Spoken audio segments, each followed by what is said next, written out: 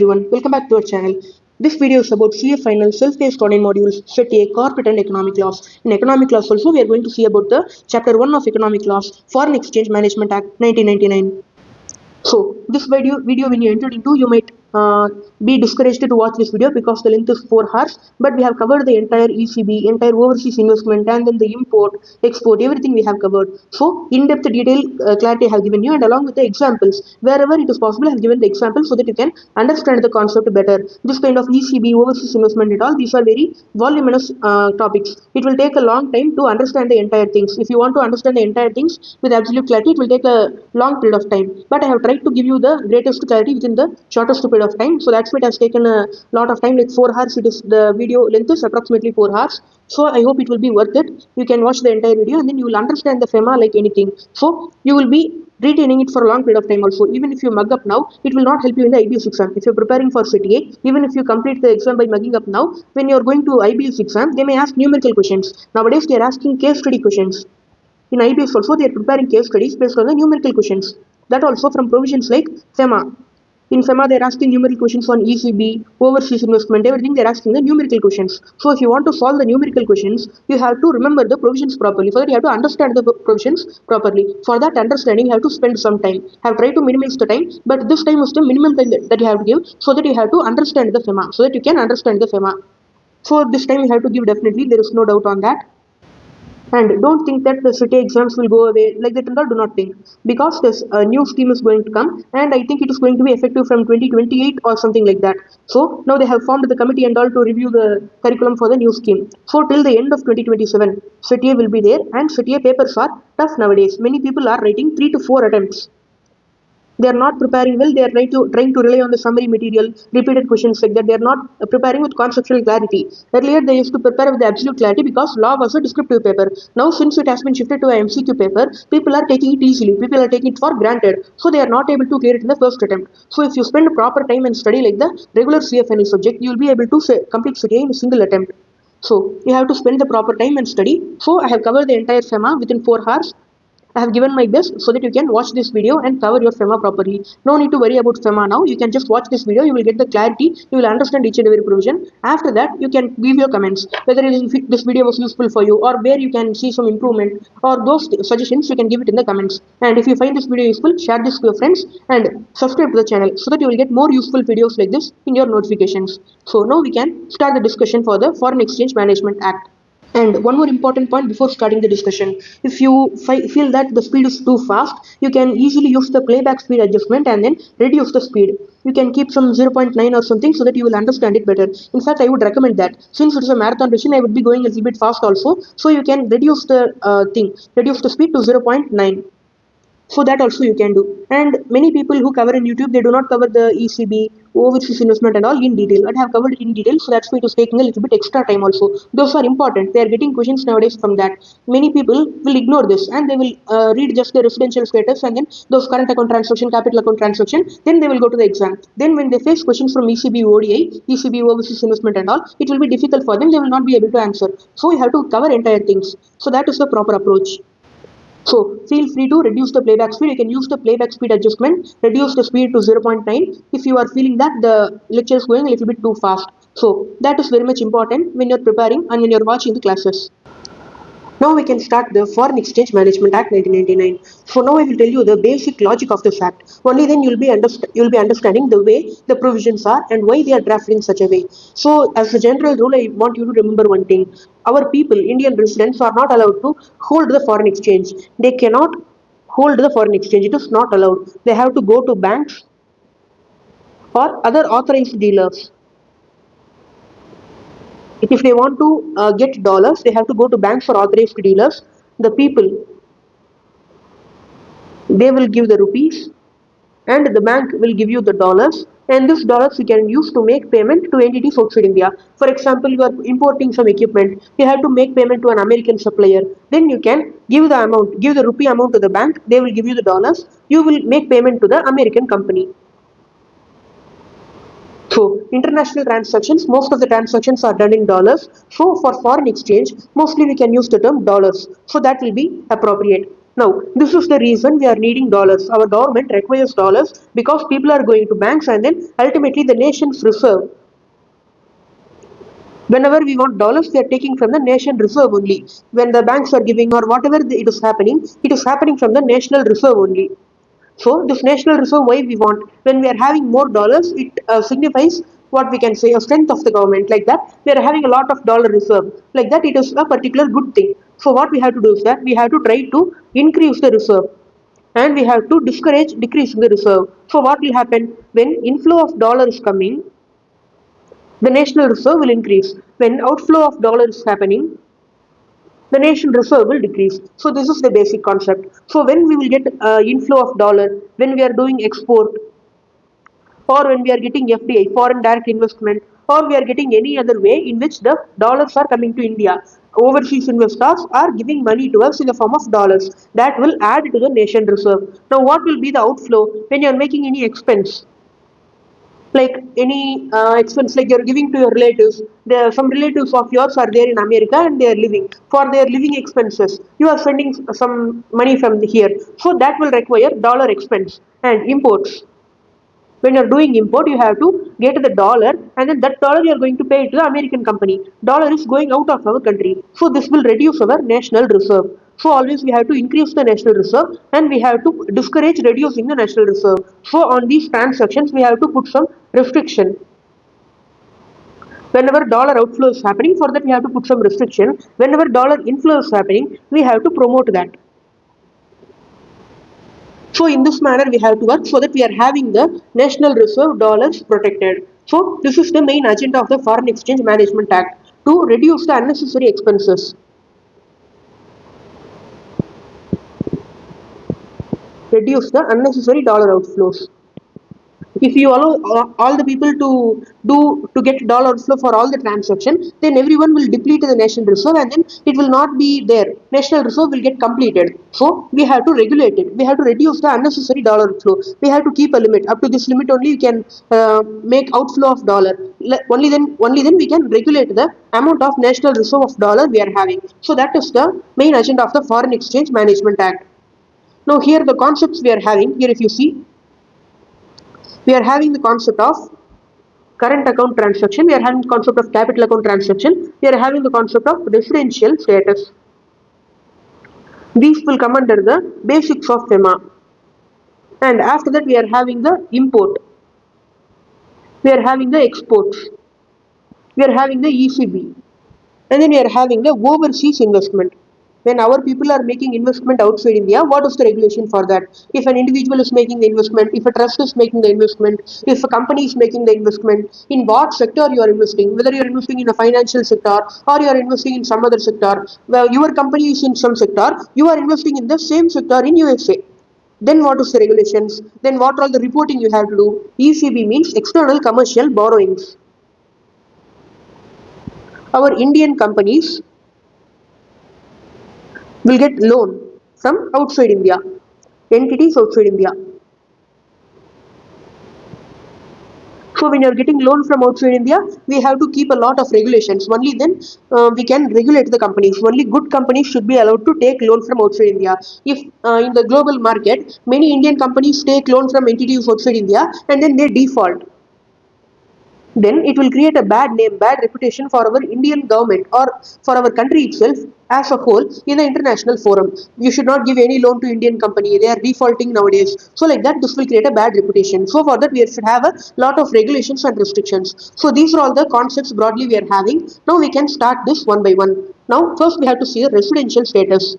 So here we are having a lot of definitions. No need to see each and every one. I will tell you what all the definitions are needed, and that alone we can come and read. Here first one we can see the definition of person. Here person includes an individual, a HUF, a company, a firm, AOP, BOI, whether incorporated or not, artificial juridical person, AJB, and agency, office, branch. So here when you see agency, office, branch, that is also considered as a separate person. Now these are all the items, these are all the entities that are coming under the definition of person. Now here residential status, when you see, we are having two things: person resident in India, person resident outside India.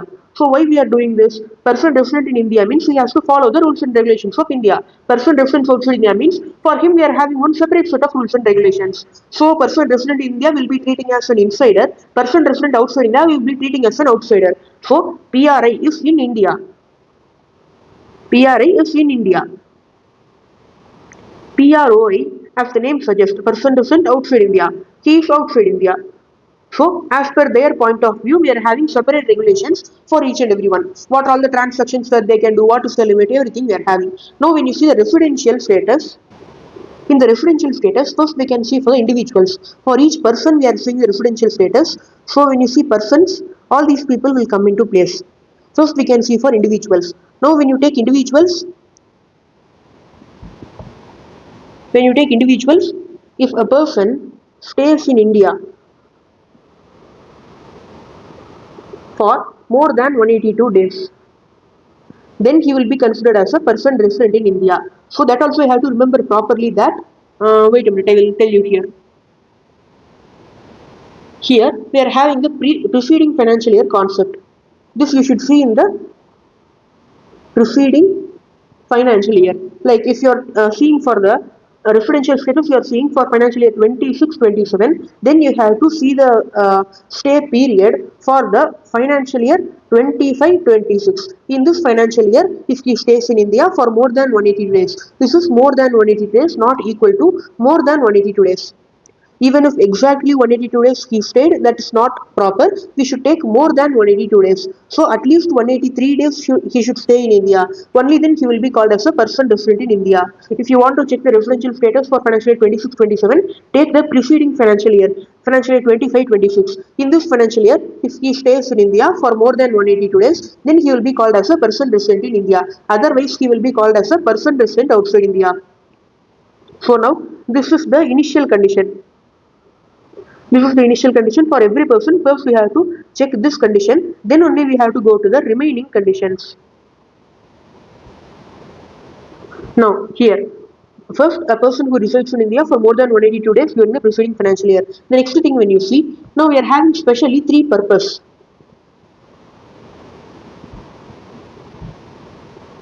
We are having three purposes.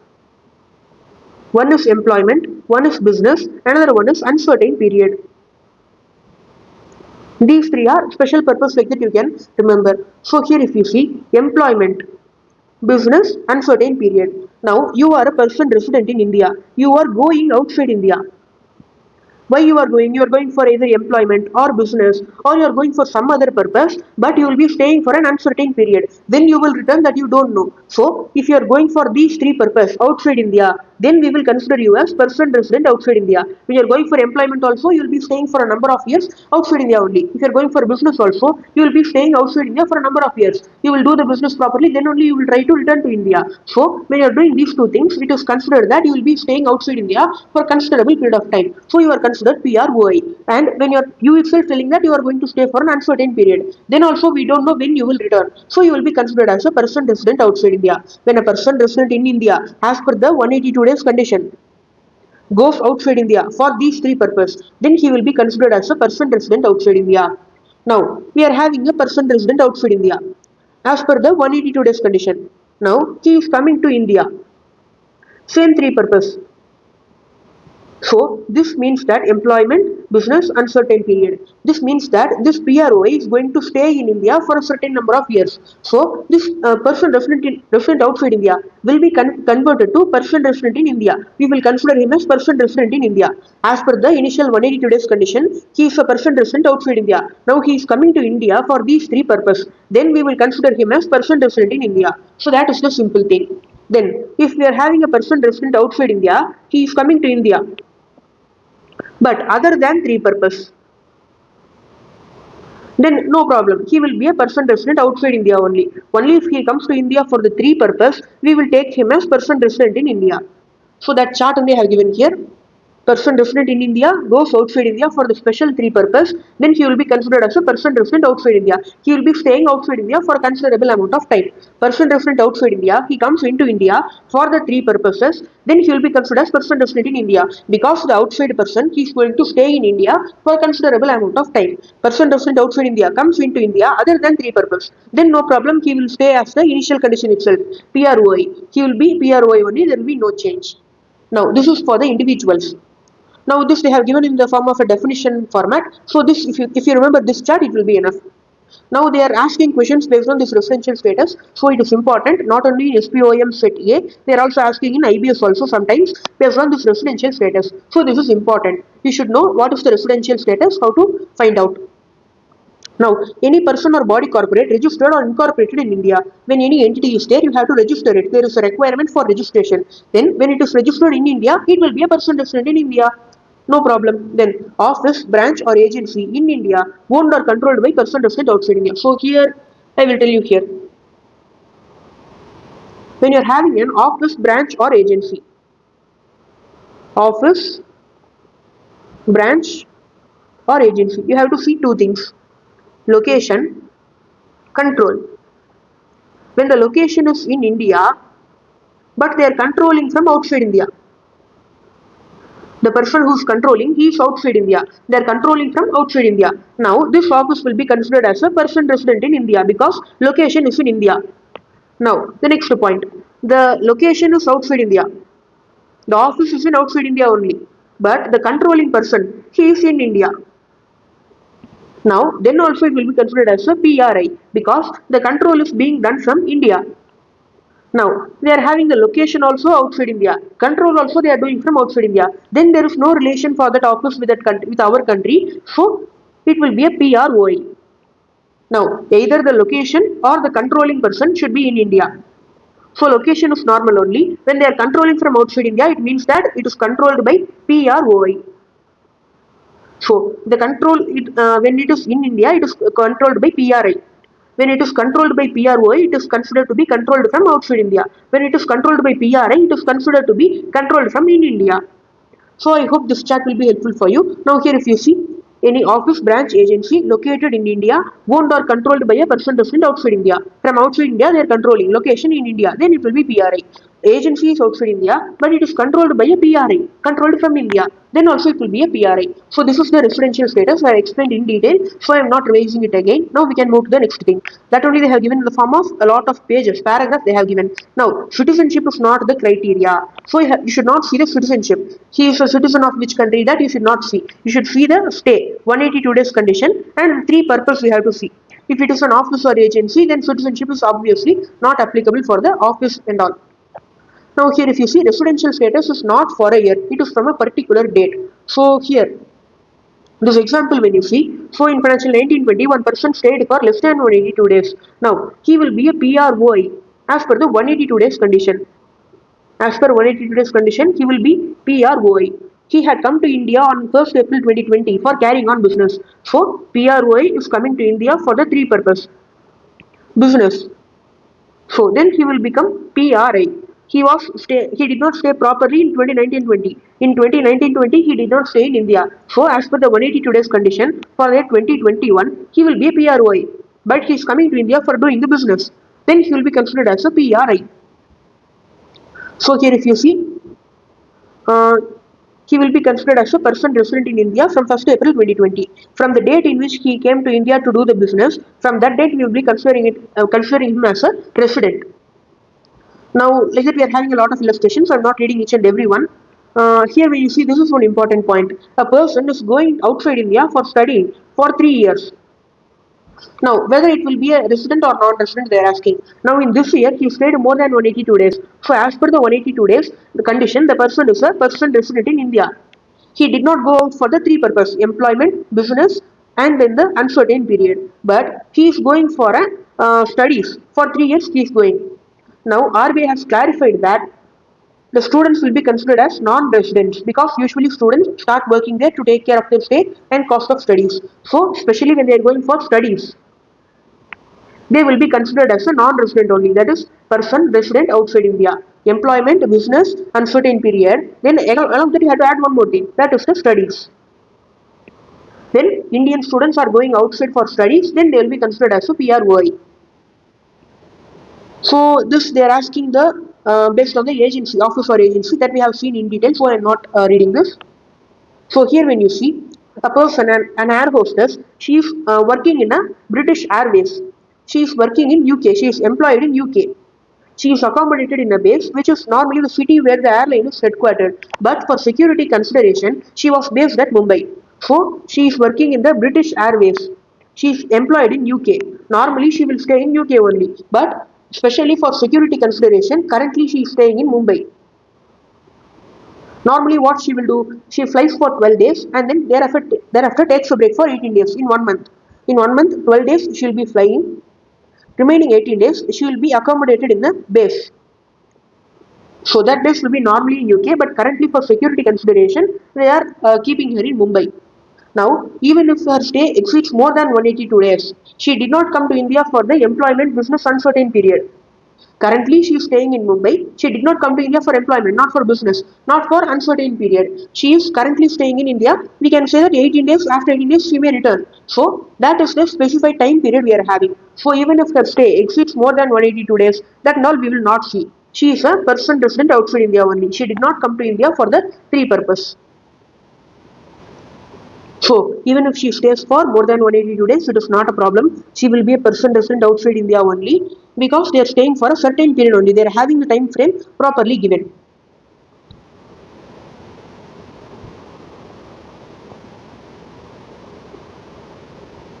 Now, that's all. Here we are having one case law. A person should come to India and if he is staying for an uncertain period, the NRI returns to India, he is staying for an uncertain period, then he will become a person resident in India. And when the person is coming to India, if he is having some permanent stay, only then we can consider him as person resident India. Person resident outside India, he is coming to India for a permanent stay, then we can consider him as PRI. But the person resident outside India, he is coming to India, but he always has the timeline fixed. He will stay in India for 40 days and then he will return. Like that, he is having some fixed timeline. After that, he will definitely return. Then we cannot take him as PRI. So that is one more case law we are having. The stay should have some permanency nature. Now we have completed the entire concept of the residential status. So I hope you would have understood it. So we can move to the next point here. The next point is regulation and management of foreign exchange. Now we are entering into the world of the transaction. For what and all transaction, you have to get the permission. Everything about transaction, you are going to see now. Regulation and management of foreign exchange. RBI and the central government, they are regulating the foreign exchange reserve. They are regulating the foreign exchange transactions through the Foreign Exchange Management Act. No person shall deal in foreign exchange, not being an authorized person. These authorized person, they will have the permission from the government and then the RBI to deal in foreign exchange. They will be banks or they will be money changers. Like that, they will have some permission from the government. Now, only they can deal in the foreign exchange. Only they can, what we can say, do transaction in dollar. You should not deal in dollar normally. When you are a normal person, you should not deal in dollar and all. You should not do transaction in dollar and all. You should go to bank, exchange the rupees to dollar. After that, you can make any payment that you want. But normally, you should not keep dollar in your hand. You should not deal in transactions with dollars. Make any payment for the credit of any person resident outside India in any manner. A person is there, person resident outside India. So he has a liability. He has to make payment. You being a person resident in India, you cannot make the payment on behalf of the person resident outside India. So here that payment is outside India. So obviously it should be done in dollars only. So you cannot make the payment in respect of any liability of a person resident outside India. It is the liability of the PROI. You cannot make the payment for that on behalf of the PROI. So that is what they are saying. You being a PRI, you cannot make payment on behalf of PROI because it results in an outflow of dollar and it is not even your liability. So that only they have given here. Next point, receive otherwise than through an authorized person on behalf of any person resident outside India in any manner. So, when you are getting money, when you are getting dollars from outside India, you are a PRI. You are getting dollars, you should get it only through the authorized person. You should get it only through banks or any authorized channels. You should not get it for any other through any other channel. That too, when you are getting it on behalf of a person resident outside India. So when you are receiving money on behalf of person resident outside India, that also you should do through authorized person. Only then it is allowed. Otherwise, it is not allowed. Only through banks you should get the money when you are getting by order or by on behalf of the person resident outside India. Next point, when you see enter into any financial transaction in India as consideration for an asset outside India by any person. So this is the Hawala transaction. This is not allowed in India. It is illegal. So that also you should keep in mind. So in many movies you would have seen a person in India, he will give rupees to a person in India. That person will be the Hawala agent. Now this Indian will get from a US person. He will get dollars outside India. Now these two people, Hawala agent and then the outside India person, they will settle their transaction later. So first Indian will give rupees to the Indian Hawala agent. He will get the dollars from outside India. So instead of directly sending it outside India, he is sending it through the Hawala agent. That is not allowed. You should do it only through the proper banking channel and then the authorized persons. Now, the above transaction generally you should not do. These transactions are generally not allowed. But if you are having the permission of the Reserve Bank, then you can do it. Generally not allowed. If you are having the permission of the Reserve Bank, then you can do it. Or as otherwise provided in the Act. Otherwise in the Act they are providing somewhere that like you can do this transaction using this regulation, you have to follow this. If they have given that kind of a provision in the Act somewhere else, then based on that provision you can do that. Generally these are not allowed. Now the next thing when you see, this way they are doing to regulate the inflow and outflow through authorized dealers. Whatever the foreign currency that is coming inside our country and that is going outside our country, it should happen only through the authorized person. Only then our country Reserve Bank can keep a track of what is happening in our country regarding the foreign exchange. Now they have given the examples. Like a person resident outside India is coming to you and selling $1,000 to you. Now whether you should buy it? No, you should not buy it. You should not deal in any transaction which relates to some dollars or foreign exchange. Uh, a person resident outside India, he has to make the payment of the insurance premium. This is a liability of the person resident outside India. You being a PRI, you cannot make the payment for that liability. So that example also they have given. Now here Hawala transaction also they have given. Then this also. Here a foreign tourist comes to India and he tries to make payment in dollars, in cash to the restaurant. The restaurant cannot accept the dollars because they are not having the money changer license or they are not a bank. They are not an authorized person. So the restaurant cannot directly accept the $20 cash. Now, holding of foreign exchange. Any person resident in India should not hold the foreign exchange. So that is the provision they have given in section number 4. So now the next thing is current account transaction. So these are some of the basic rules. Based on this also you are getting some question. Based on this particular example, this insurance policy premium payment, we got one question in IBS. This is particularly important in CTA also. From this kind of examples, they are making questions in IBS and then asking. So that's why I am covering the examples wherever possible. Now we can continue. So now we have to see the current account transaction and then the capital account transaction. So here we are having the current account transaction beginning. So I will give you a short example. I will tell you what is the brief meaning of the current account transaction and then the capital account transaction. So when you see the current account transaction, we are having two types of transaction. One is current account transaction, another one is capital account transaction. So when you see the current account transaction, it will be in the nature of a revenue expenditure. It will be like for dividend or some kind of an expense or something like that. It will be in the form of a revenue expenditure. Capital account transaction, it will be like balance sheet, something related to the balance sheet item. It will be bringing an asset or it will be bringing a new liability or it will be reducing an asset or it will be reducing a liability. Like when you are acquiring a new asset, it will come under the capital account transaction. When you are paying a liability, that will also come under the capital account transaction. When you are borrowing money, that will also come under the capital account transaction. When you are selling the asset, that will also come under the capital account transaction. It is altering the assets or liabilities in short. So all the revenue expenditure will come under the current account transaction. All the capital expenditure will come under the capital account transaction which affect the asset or the liability. So current account transaction is generally other than a capital account transaction. For capital account transaction, we are having a detailed definition that we can see later.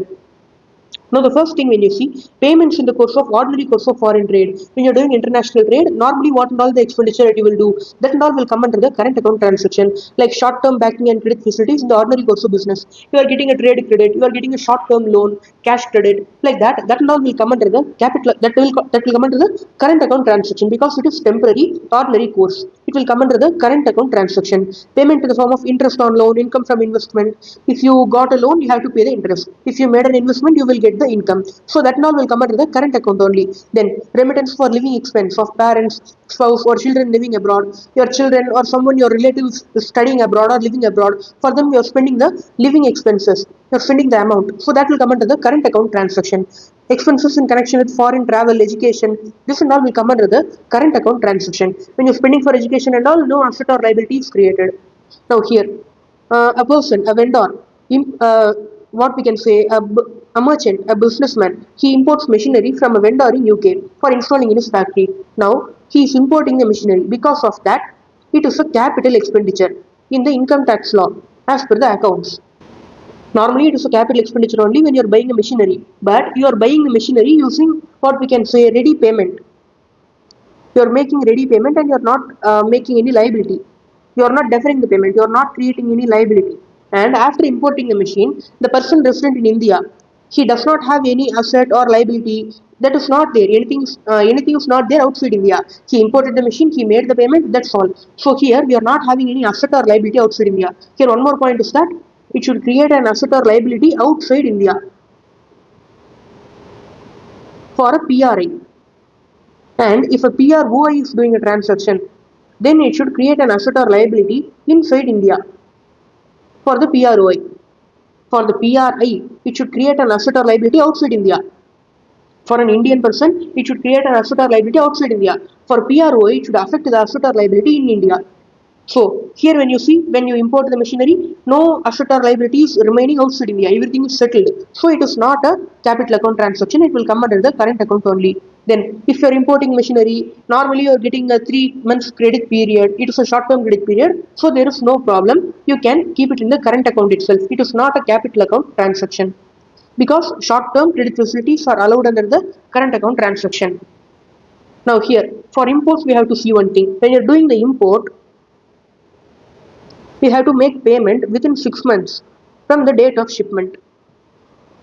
So that is the rule for the imports. When you are making the payment for imports, it should be done within 6 months from the date of shipment. So as long as you are doing that properly and you are following the regulations, especially given for imports, and then you are getting the short-term credit facility, there is no problem.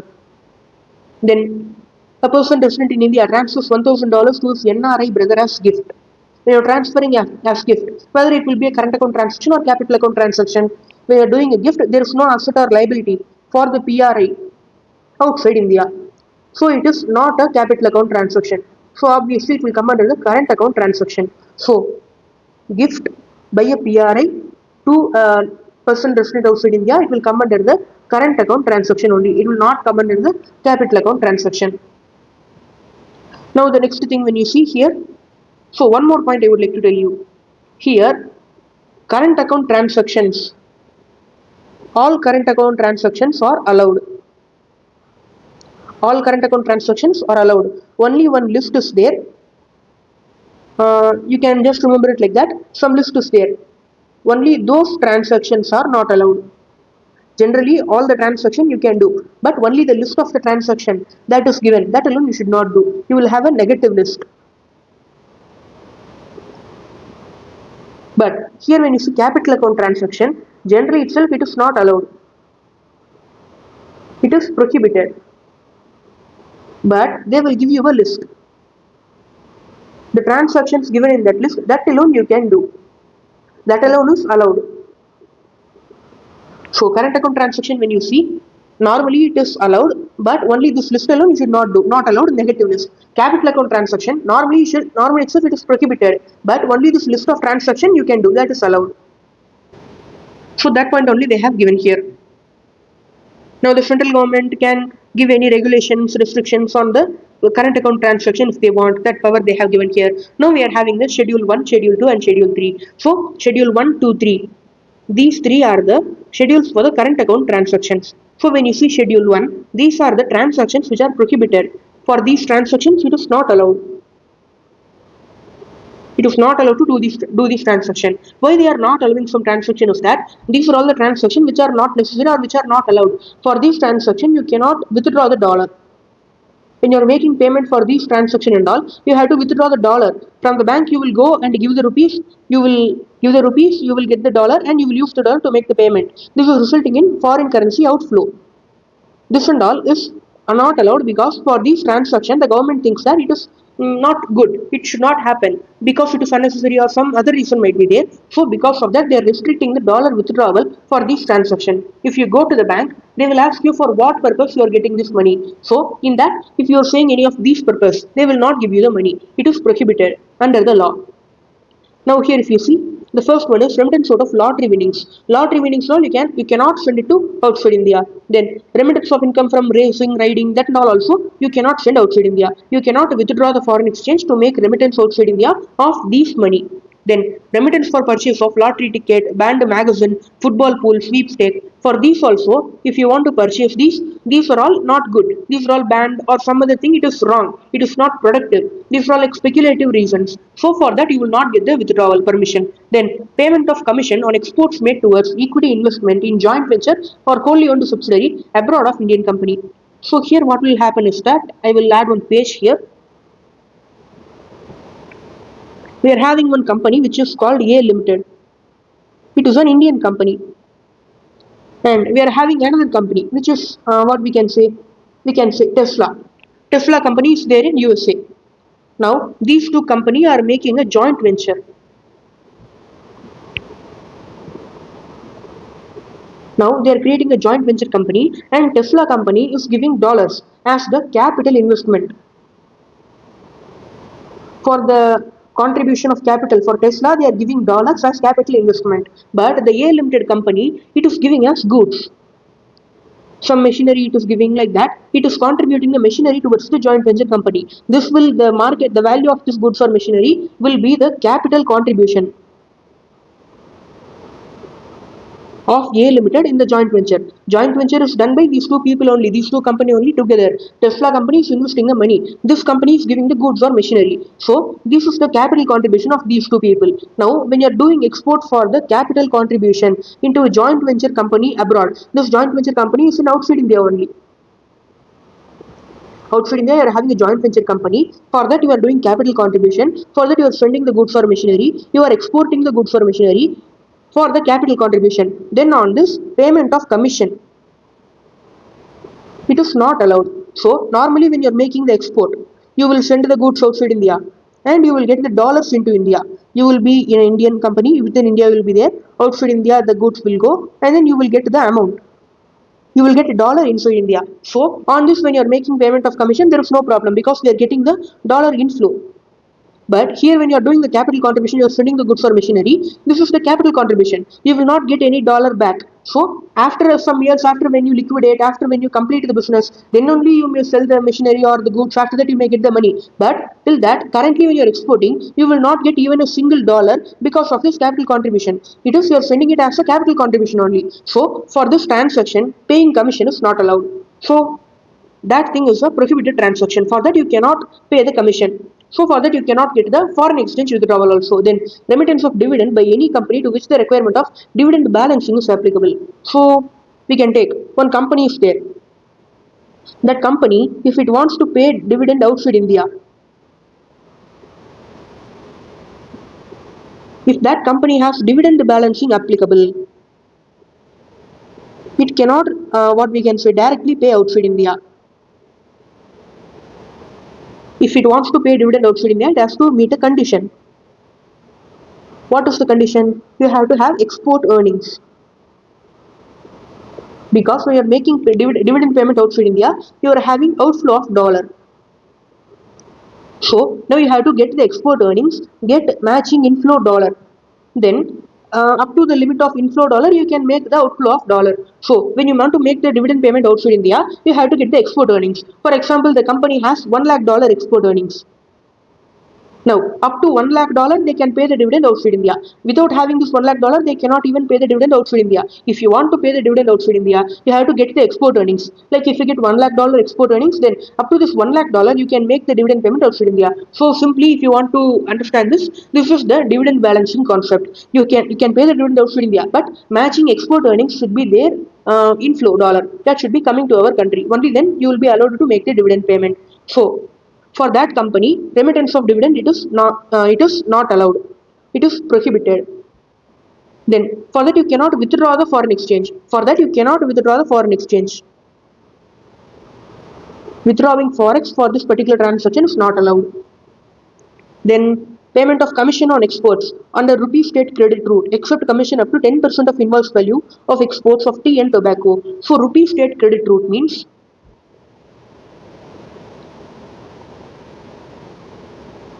credit route means it is a agreement between countries where all the transactions will be settled in rupees only. Whether you have to make payment or you have to receive the payment, everything will be done in rupees. So that is the meaning of rupee state credit route. So in that particular transaction, you cannot make the payment by doing dollar. For making payment of commission, under rupee state credit route, you are exporting some goods. And for that exportation of goods, you are going to pay the commission on export. For that commission, you cannot get the dollar. Withdrawal of foreign exchange for that commission is not allowed, because all the things should be settled in rupees only. For that, we will not allow you to withdraw the dollar. But when you are having tea or tobacco, in that up to 10% of the invoice value.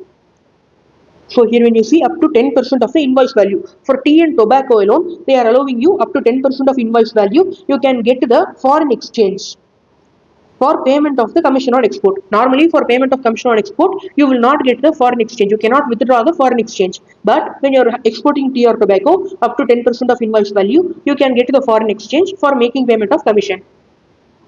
Then callback services, that and all no need to explain. This is a very old thing. That and all is not happening now. Now the next thing is remittance of interest income on funds held in non-resident special rupee scheme account.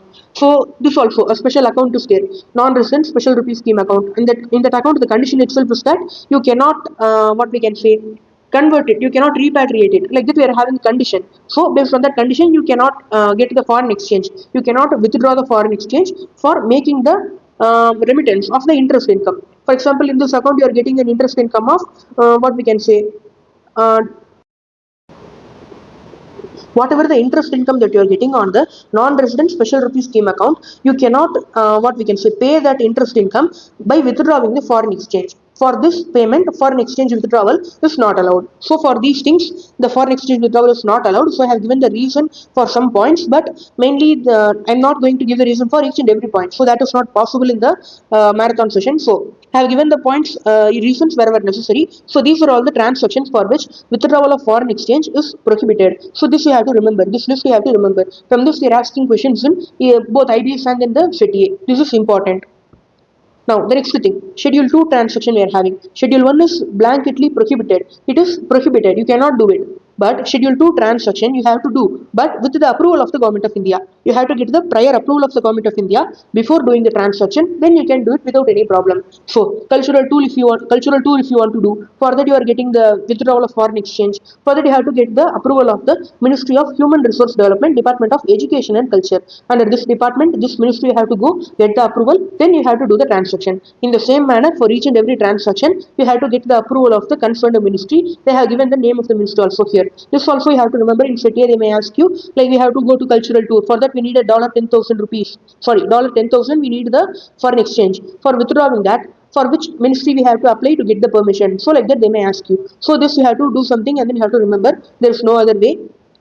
So this you have to remember. When you are preparing for IBS, you can just know that like this some list is there, so that you can open the book and then go to the particular page, easily find out the point and then do this. So how to do this, how to find out the answer properly, and how they are asking the questions, particularly from set A. From all the subjects, what are all the questions they're asking, and for all the subjects we have seen a various type of questions, from what are all the points they're asking and how the questions are framed. And sometimes the question may be wrong, sometimes the options are wrong, sometimes the correct option is not even there, sometimes two option may be correct. All the situations may happen in the IBS exam. So those and all we have seen how to tackle those things in the IBS practice batch. I would have told you in the IBS practice batch how to do that. That batch will be launched in next month, July. What questions we have to attend, in what order we have to attempt, which question we have to keep at last, which question we have to attempt first, in what order if you attempt you will get the maximum marks, you can complete in the quickest time, what to do, everything in the holistic manner, covering everything we have done in the IBS practice batch. So the details will be announced soon. The IBS practice batch contains all the discussion relating to this. We have followed the actual exam papers along with timer, how to do the things within the what we can say the minimum time, how we can complete the question, so how to refer to the books, how to use the index, everything we have discussed in the IBS practice batch. So now schedule 2 transaction, you need to get the prior approval of the government of India for this transaction. Now, schedule 3 transaction, facilities for individuals. Here we are having facilities for individuals in the first part, and then second part we are also having facility for person other than individual, for companies or other persons we are having the facilities. So first we are seeing the facility for individual. They can get the foreign exchange up to US dollar 2,50,000. The maximum limit is 2,50,000. You can get the foreign exchange up to 2,50,000 for this purpose. So they will not ask anything else. Just if the purpose is within this list, they will give you the amount up to $250,000. Now here if you see what are all the purpose, private visit to any country, you are going to any country and you are doing the private visit, then gift or donation you are doing, going abroad for employment, immigration, maintenance of close relatives abroad. Your relatives are staying abroad, you are going to give the living expense of those close relatives. So that also it will come under the facility for individual. So it will come under the liberalized remittance scheme. This 2,50,000 limit they are giving, right? That is as a part of the liberalized remittance scheme. So when you see the name itself, you can understand it. Liberalized means relaxation. You are providing some relaxation for a particular transaction or item. Remittance means payment. In this context, we are telling about the payment in dollar. You need the dollar to make payment to an entity outside India. For that payment, for that you are having a scheme. When you are going to make payment in dollar outside India, you are having a relaxation for that. That we are having in the form of a scheme. That scheme is telling that up to $250,000 you can withdraw the foreign exchange happily. There is no problem. The only condition is that the reason, the purpose should be coming under this list. Now the next thing when you see here, maintenance of close relatives abroad, then travel for a business or attending a conference or specialized training or medical expense, checkup abroad, or one attendant to a patient going abroad for medical treatment or checkup. You are going as an attendant. Then expenses in connection with medical treatment abroad, studies abroad. You are going to study outside India. Then any other current account transaction. So for these transactions, you can get the limit of $250,000. This is for individuals. That also this liberalized remittance scheme is for resident individuals. Resident individuals is nothing but PRI. Now, any additional remittance, if you want to do more than the limit, you have to get the prior approval of the Reserve Bank of India. Now, this is very important. For Schedule 2 transaction, you have to get the prior approval of the Government of India. But Schedule 3 transaction, if you want to do more than the limit, then you have to get the RBI approval, prior approval of the Reserve Bank of India. Then, for this 4, 7 and 8, for this 4, 7 and 8, that is immigration and then medical treatment studies. For these three purposes, if you want more than 2,50,000 and you are having the letter, like immigration means from the government of the foreign country, medical treatment means from the hospital in the foreign country, or studies means from the educational institution of the foreign country, from them they are giving you a letter or some document like that, so that you have to make payment more than 2,50,000, like that. That particular institution is giving you a letter or something like that. So you can show that letter to the RBI and then you can make remittance more than 2,50,000. Normally 2,50,000 is the limit. But in these three purposes, if these institutions are giving you that particular letter, then you can show that and get the remittance of more than 2,50,000. You can withdraw foreign exchange more than $2,50,000. Now, then resident but not permanently resident. A person resident in India on account of employment or deputation of a specified duration. A person is coming to India for his employment, due to his employment or deputation for a specific duration. They have appointed this person to work in India for a specified duration. We are knowing the duration, like he will be staying for 5 years or 3 years, that we will know perfectly, we will know exactly. Then such person or some other person, he is coming for a specific job or specific assignment, but that period does not exceed 3 years. So first point is, wait a minute, we can add one page itself.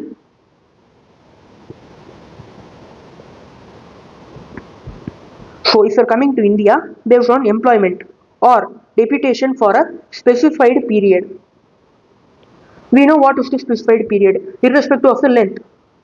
Length does not matter. For a specified period, you are coming to India. But another person is you are coming for a specific job or assignment.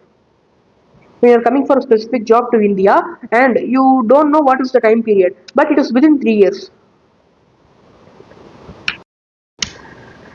Now, here if you see, if you are coming as a part of employment or deputation for a specified period, now the length of the period does not matter, whether you're coming for 5 years or 10 years, that does not matter. You are the first category person. Second category person, he is coming for a specified job. This is normally deputation. We are not coming for a specified project. But the second category person, he is coming to India for a specified job or assignment.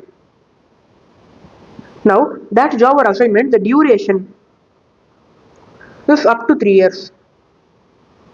Now, in these two cases, what will happen is that you will be considered as a person resident but not permanently resident. Resident but not permanently resident. You are resident only, but you are not permanently resident. After the job or after the specified period, you will return to your country. So, if you are such a person, then you can make the remittance up to your net salary. So you can make the remittance up to net salary after deduction of taxes, contribution to provident fund, other deduction. So you're coming to India for a specified period or for a specific job, then you can make the remittance up to net salary. But one condition is that you should not be a citizen of Pakistan. If you are a citizen of Pakistan, then you will not get this relaxation. You can make the remittance of the net salary. It is a relaxation that you will not be getting it if you are a citizen of Pakistan. Then, if you are a citizen of India who is on deputation to the office or branch of a foreign company in India of such foreign company, you are Indian citizen only. You are working in a foreign company. In that foreign company, they are having a branch in India, and that branch in India they are sending you to work there. You are a person, you are a citizen of India only. You are a citizen of India only. You are working in a foreign company. They are sending you to a branch in India. The foreign company's branch in India. Now, for you also, this will be applicable. So this net salary remittance that you can make up to net salary, that is not available for Pakistan citizens. Then if you are a citizen of India, you are on deputation to a foreign company, that foreign company is sending you to the branch in India, then for you this will be applicable. So other than Pakistan citizens, all the people can enjoy this relaxation. Then the other people, the second category citizen of India people, they can also enjoy this particular relaxation. Now this is the thing here. A person other than individual can also avail the foreign exchange facility within the limit prescribed under the liberalized remittance scheme for the purpose mentioned herein above. Now we can see the facilities for persons other than individual. Till now we saw for individuals. Now when you see the first one, donations exceeding limit. So here we are in each of the point we are having one limit. If you are doing the transaction more than the limit, then you have to get the prior approval of the Reserve Bank of India. So in Schedule 3, all the parts we are having the RB's prior approval as the condition. So if you are doing up to the limit if you are doing, there is no problem. If you are doing the transaction exceeding the limit, then you have to get the prior approval of the RBI. So here, donation you are doing exceeding the limit. What is the limit? Limit is 1% of foreign exchange earnings during the previous 3 financial year. During the previous 3 financial year, the financial year in which you are making the transaction, previous 3 financial year will be there, right? In those 3 financial year, what is the foreign exchange earnings that you brought? Out of that, take 1%. That is the amount in point number A. Then point number B will be US dollar 50 lakh, whichever is less. So here you can make that thing.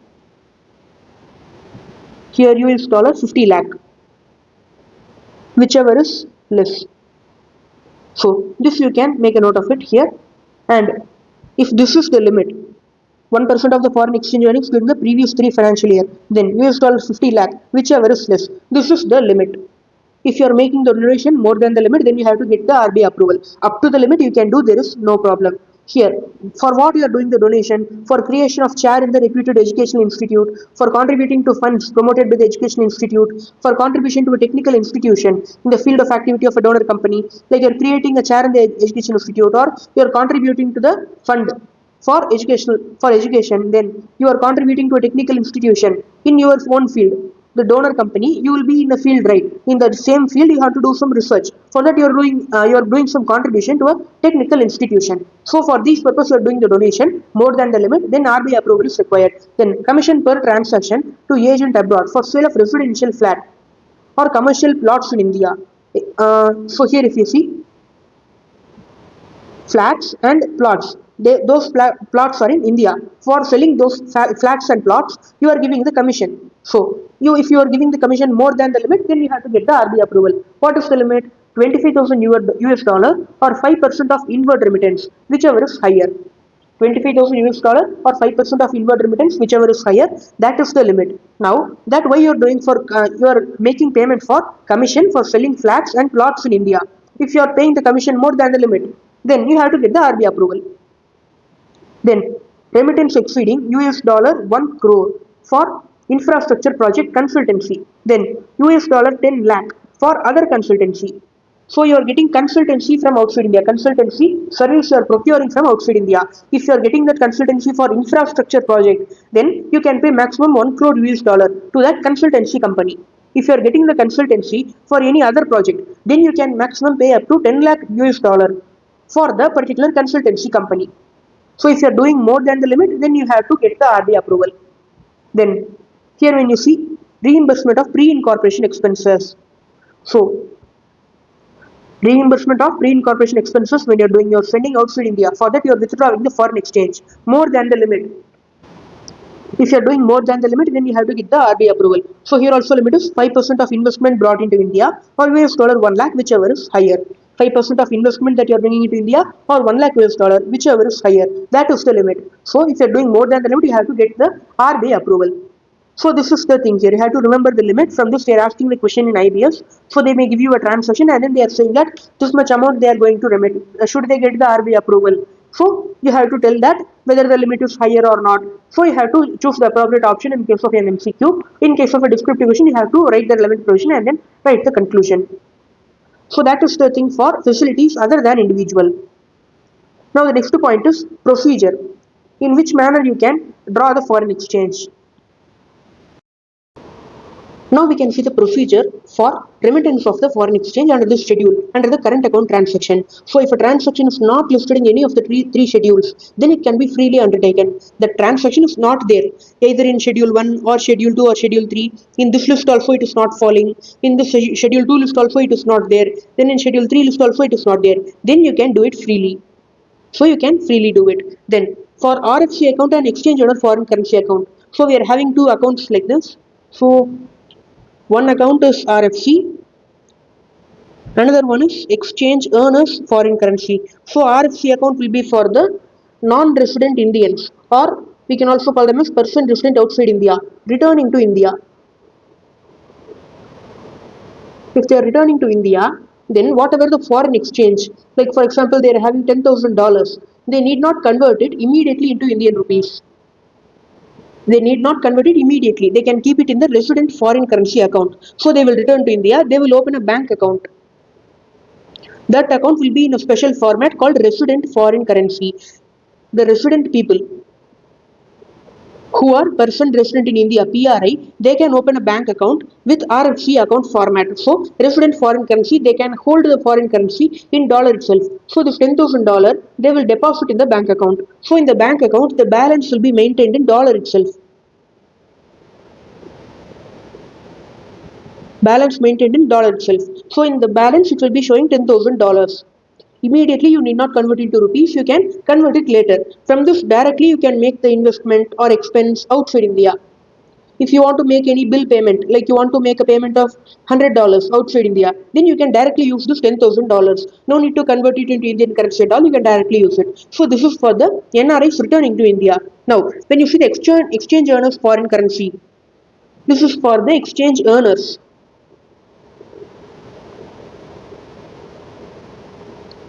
Exchange earners foreign currency account. Whether you are a service provider or you are a manufacturing firm, you are a sole proprietor or partnership firm or company or just an individual, you are providing freelance services, you are doing some business, you are exporting the product. You are doing exports. Either you are doing the export of goods or you are exporting services. For that, you will get payment in foreign exchange. You will get payment in dollars. This dollar you can directly deposit it in the exchange earner's foreign currency account. Here also the balance will be maintained in dollars. You can directly do the expenditure from the dollar balance in the particular bank account. Now, if you want to make payment for raw material or you want to make payment for some services you utilize from outside India, for those things you can directly use this balance without converting it into Indian rupees again. So balance will be in dollars in both these accounts. You can directly use this for expenses. So that only they have given here. When you are using the amount from RFC account, there is no approval is needed. You can directly do it. If you are doing the remittance from exchange earner foreign currency account, then you no need to get any approval in that case also. But some transaction we are having the restriction. For these transaction, you have to get the approval even if you are using the EEFC account. For RFC account, there is no problem. No approval is required. For RFC account, any transaction in the above schedule, no approval is needed. So here if you see any remittance from the EEFC account, no approval is needed for the transaction listed in Schedule 2 and Schedule 3. So here also for the Schedule 1 transaction, this you cannot do. These are prohibited. But Schedule 2 and Schedule 3 transaction, if you are doing from the RFC account, that also Schedule 2 and Schedule 3 only. You can do it, no approval is needed. When you are seeing exchange under foreign currency account, there also no approval is needed. But for specified transaction like remittance for membership of P&I club, commission per transaction for sale of residential flat or commercial plot in India, so that thing. This commission point you saw, right? That commission point, and then the other point, reimbursement of pre-incorporation expenses. This fourth point, and then the second point. If you want to do these transactions, then you have to get the approval. If you are going to get the do the payment for membership of P&I club, then also you have to get the approval of RBI. So now this is the thing here for these two accounts, RFC account, EEFC account, we are having the relaxation. So that we have covered. Now the next thing is liberalized remittance scheme. And one more point, when you are making any payment by international credit card, when you are on a visit abroad, you are visiting another foreign country, there you are making payment using international credit card, then no limit. He can incur the expenditure stated in Schedule 3 if he incurs it through the international credit card for the Schedule 3 expenditure.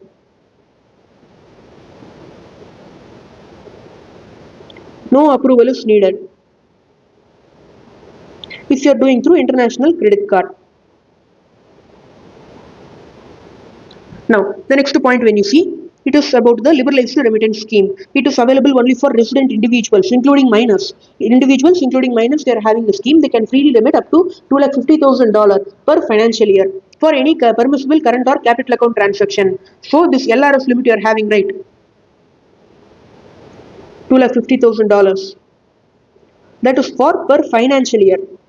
And this is available even for minors, and this is for total current account transaction plus capital account transaction. For both, this limit will be applicable. You can do either current account transaction or capital account transaction using the $250,000 limit liberalized remittance scheme. It is available for only for resident individuals. So that is also one more point. Now here if you see, we are having the clubbing provision here. So we can add one page here. We are having the clubbing provision. What is the meaning of clubbing provision? For example, you are having 4 family members. Totally, how much limit you are having? 4 multiplied by 250,000 when you do, you will get $10 lakh. Now this $10 lakh totally for the family you are having. Now you want to do the expenditure. Individually, every person has only $250,000, but totally you want to do some expenditure for some $7 lakh. Now, only one person they cannot do it. But as a family, when you club all the limit, you will get $10,000. You can do the $7 lakh transaction without any problem. So, for capital account transaction, you can do this clubbing. So, in respect of family members, you can consolidate the limit subject to the individual family members complying the terms and conditions. So this remittance consolidation, that limit consolidation is permissible for both current account transaction and then the capital account transaction. This is one more point. Then the next thing when you see, the clubbing is not permitted when the family members are not the co-owners. So, for example, you are having 3 family members. You are having a mother, father, and then you. So now you three, total you are having total $7,50,000 as the limit you are having. Now, if you want to buy a property, then it will become a capital account transaction. Now in this property, all the three people should be the co-owners. Mother, father and you. All the three people should be the co-owners. Only then you can club the limit. For capital account transaction, co-ownership requirement is there when you're clubbing the limit. Now, when you're getting the remittance, when you're making the payment by a minor, when a minor is making the payment, then the LRF declaration, the declaration that you have to sign for the liberalized remittance scheme, it will be signed by the guardian. So that's all about the current account transaction. We have completed it. Now we can move to the capital account transaction. So now we can start the capital account transaction. It is given under section number 6. Now we can see the detailed meaning of what is the capital account transaction. So here we are having total person resident in India. That is one category. And then second category, person resident outside India. For these two people, we have to see the capital account transaction. What is the meaning of capital account transaction? We already saw that it is altering some kind of an asset or liability of PRI outside India, of PROI in India. If you are a resident, your outside India asset liability is altered. If you are PROI, your inside India asset liability is altered. So for PRI, outside India, assets, liabilities, contingent liabilities. These three are altered. Altering the asset, altering the liability, along with that contingent liability. One more point. For a person resident in India, for a resident, for an Indian resident, this contingent liability will be there. But when you see PROI, when you alter the assets or liabilities in India, then only it will be a capital account transaction. Here contingent liability point is not there. That you have to note it. When you are a resident, even if you alter your contingent liability, it will become a capital account transaction. But for person resident outside India, contingent liability we will not see. So, altering the asset liability, contingent liability of a person resident in India, which is located outside India, then that will be a capital account transaction. A transaction which alters the assets liabilities located in India of owned by the person resident outside India, then it will be called as a capital account transaction. So, this is the meaning of capital account transaction. Now we can move to the things. Now here if you see capital account transaction, we already saw that it is generally not allowed.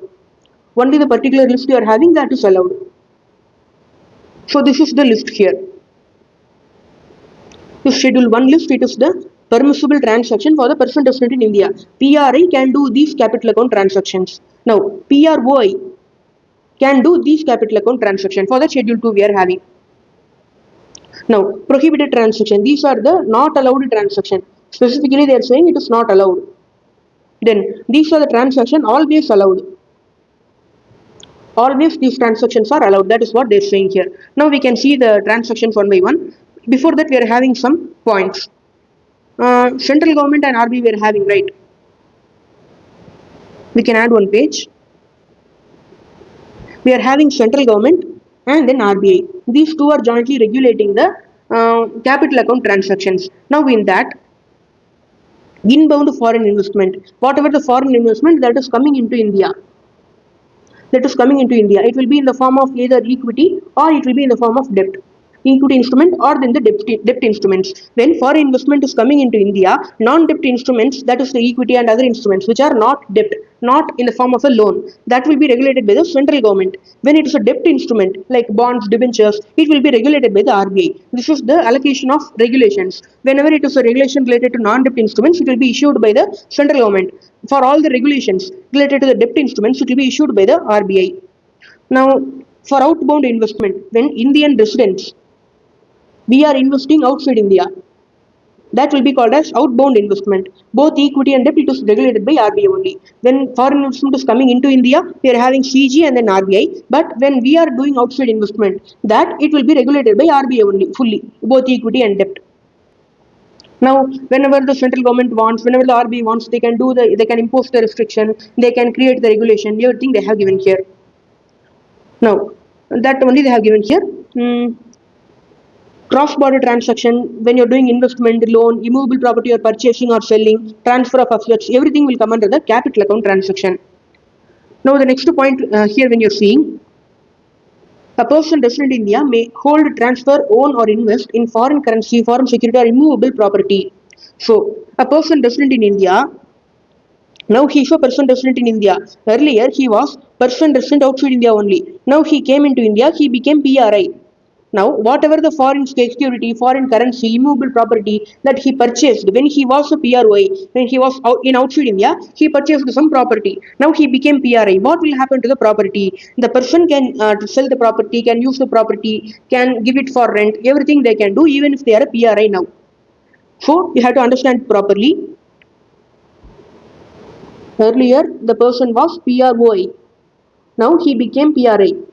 Whatever the property, security, currency, everything that he had when he was PROI, that he can continue to hold, invest, transfer, that he can do properly. There is no problem, no need to get any approval, that and all.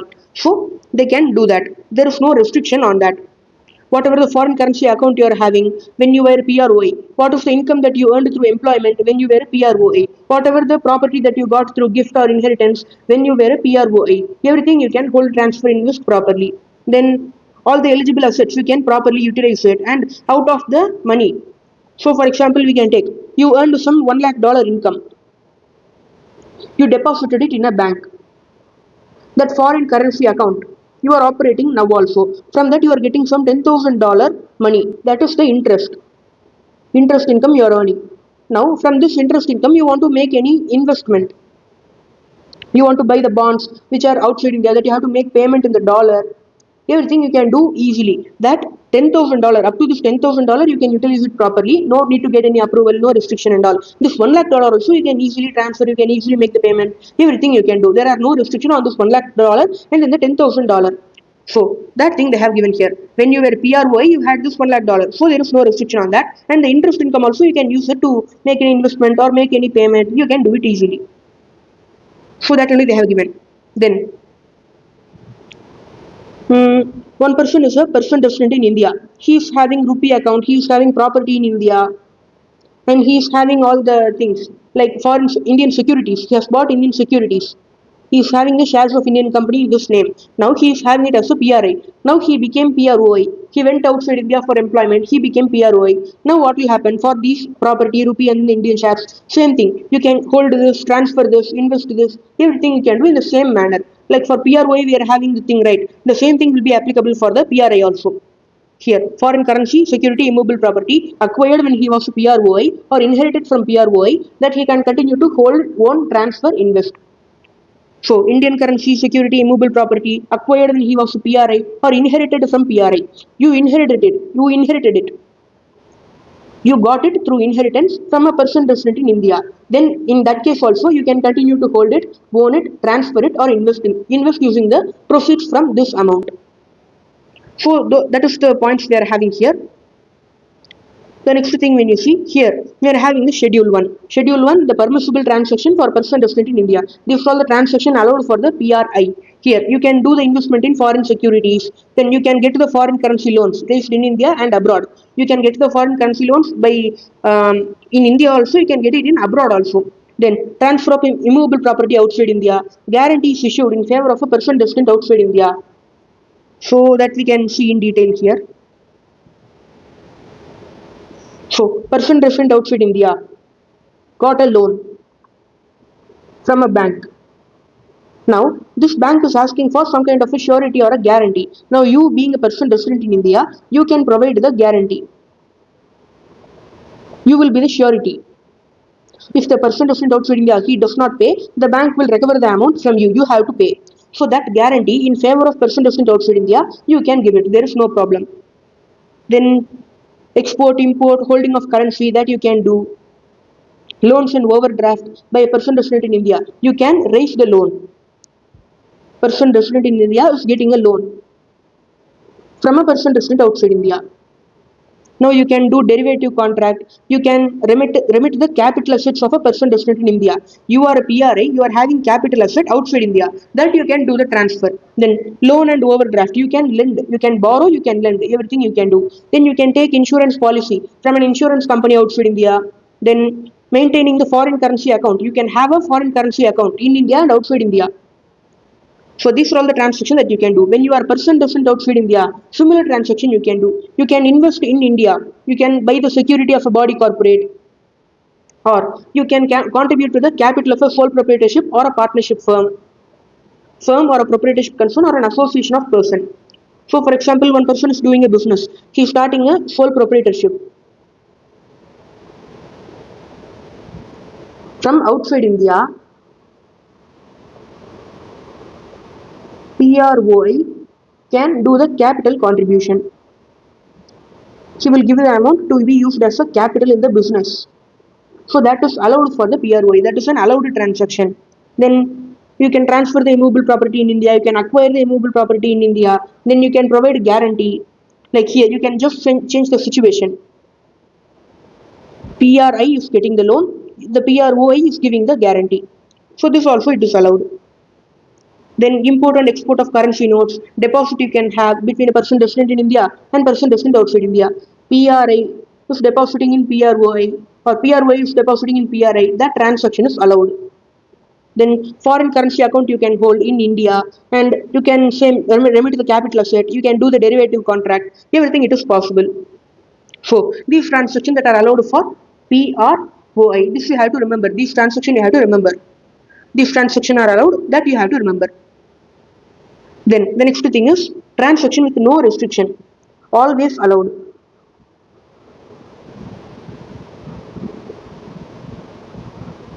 For amortization of loan, when a person resident in India is getting a loan from outside India, it may be any bank or any individual, like that he is getting a loan. Now for repayment, he needs the dollars. There is no restriction on getting the dollar for repayment of loan. That is what they are saying here. Then depreciation of direct investment in the ordinary course of business.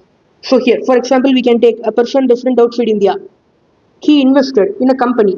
The company value was what we can say, some amount was the company value. Now he invested total $1 lakh. Now the company did some fraud. And what happened is that the company value went down. For $1 lakh, they have purchased the shares only. Now the shares, the value, it reduced to $75,000. Now the person resident outside India wants to withdraw the amount. How he will do? He will sell the shares. He will get the rupee amount. He will convert it into dollar. He will take it to his bank account. That bank account will be outside India.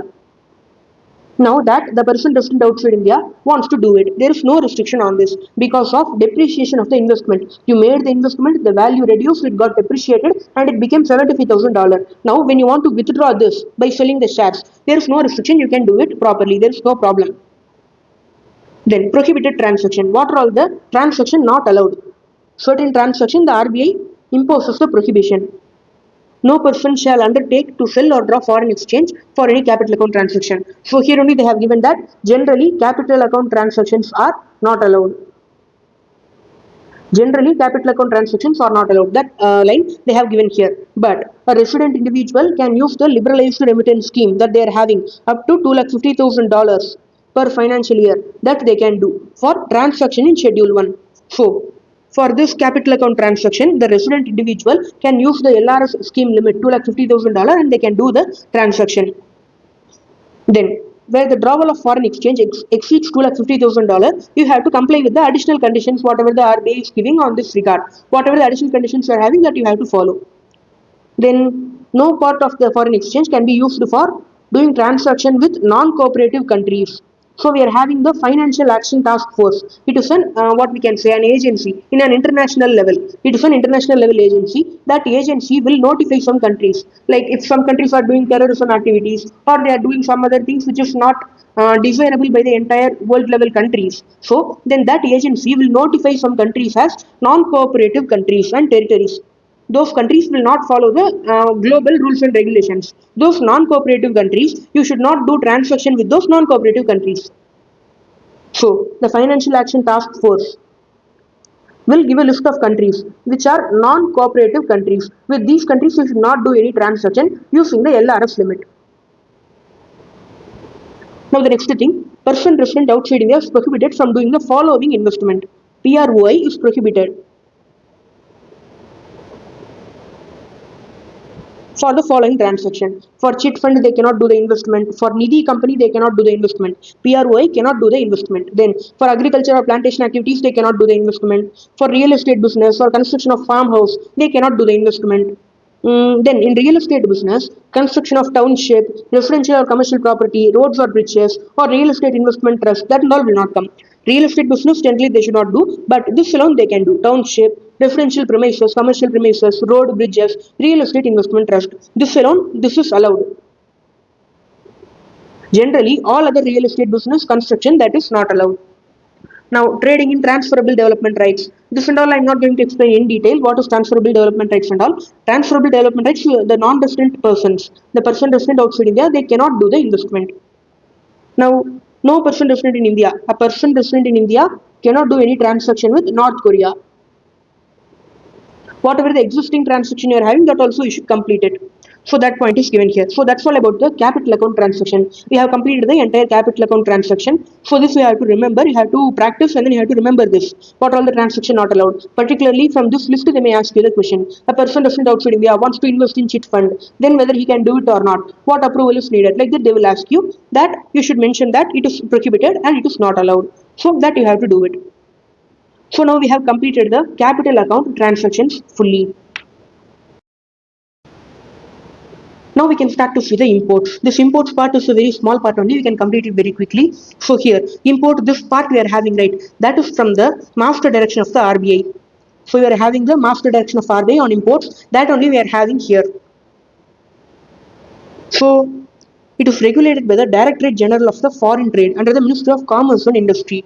Now, whatever the imports that is happening, it should be in conformity with the rules and regulations. It should be properly following the rules and regulations. It should not be violating the rules and regulations. That will be ensured by the Category 1 banks, AD Category 1 banks. The bank should ensure that the rules and regulations are followed properly. Now, here remittance for import payment. When you want to make payment for import, you have to withdraw the foreign exchange. You have to get the dollar from the bank. After that only you can make the payment. Now the person importer will go to the bank. They have to give the rupees and they will get the dollars. Like simply they are buying the dollars. Now this dollar they will make payment to outside India. Now for that they will go to the bank. Then only they will get the dollars. Now the banks, before giving the dollar, they have to get the proper details. What is the item imported? What are the rules and regulations? Whether they followed that or not? Whether it is a bona fide trade transaction? Whether it is a genuine transaction? Everything they have to check. Only then they have to give the payment. Give the dollar. Now, whatever the foreign exchange you acquired, that should be for the purpose mentioned in the declaration. When you are getting the dollar, you have to give a declaration. In the declaration, they will be asking the purpose. For what purpose you are getting the thing. You have to mention that, like that we are having a Limited. This is a supplier who is there in USA. I am going to make payment. For example, $10,000 I am getting for making payment to the supplier. Like that you have to give in the declaration. That declaration purpose only you have to use the $10,000. The $10,000 you are getting from the bank, that you have to use it for that particular purpose only. Otherwise you can use it for any other purpose also, but that other purpose should be permitted. For that other purpose also there should be permission. General or special permission should be there. If it is not permitted, if you are using it for not allowed transaction, that is not good. There will be certain not allowed transaction, right? For those transactions you should not use this money. Then evidence of import. You have to provide the evidence of import through the IDPMS. It is the import data processing and in the monitoring system. All the data relating to the imports will be there in that particular database.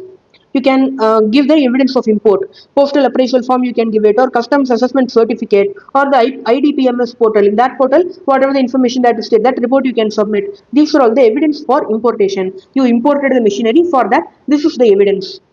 Now the AD category 1 bank should think and verify that the goods are imported properly. After that only they have to give the payment. Evidence of import they have to collect it from the importer. Then you can make the payment through international credit card or any other mode which is prescribed by the Reserve Bank. It should be as per the foreign trade policy. Whatever the foreign trade policy declared by the government, that should be you should do the transaction as per the foreign trade policy only. Then you have to make the payment through banking channels. That is what they are telling. You have to make the payment through banking channels only. Through any bank or any money exchange, through that only you have to make the payment. You should not do it in any other illegal mode. Then other mode, you can do it in rupees for meeting expense on account of boarding, lodging, service related thereto for a person resident outside India on a visit to India. A person resident outside India, he is visiting to India. Now, whatever the expense he is having, boarding, lodging, service related thereto, all those things you can meet in rupees. You can make those expenses in rupees. You can make payment through rupees. Now, you can make payment for crossed check through a crossed check or a demand draft. You can make payment for purchase of gold or silver in any imported form. When you are importing the gold or silver, you can make payment through crossed check or draft. Then a company which or a resident in India may make payment in rupees to its non-whole-time director. So a company or a resident in India, they can make payment in rupees. For what? We are having a non-whole-time director. A director which is not a whole-time director. He is a part-time director. He is a person resident outside India. Now he is visiting India for the company work. Now we are giving the sitting fees, commission, remuneration, everything you are giving to the non-whole-time director. You are giving it to him. As per the memorandum of association, articles of association, you are giving it to him. For those amount, you can make payment in rupees. Nothing but a company is having a non-whole-time director. He is a person resident outside India. He is on a visit to India. He is coming to India for the company's work. Now you have to pay him sitting fees, commission, remuneration, travel expense, everything you have to give it to him. Now that you can make payment in rupees. So that is what they are saying here. For these transactions only you can make payment in rupees. For gold you have to do through cross check or a draft. Time limit for settlement of import payment. This is the most important part. So this is asked in CITI and IBS. Many a times they are asking this. For import you have to make payment within 6 months from the date of shipment. From the date of shipment, 6 months you have to make the payment and complete the payment for the import transaction. Then if you did not make payment within 6 months, like we can add one page here.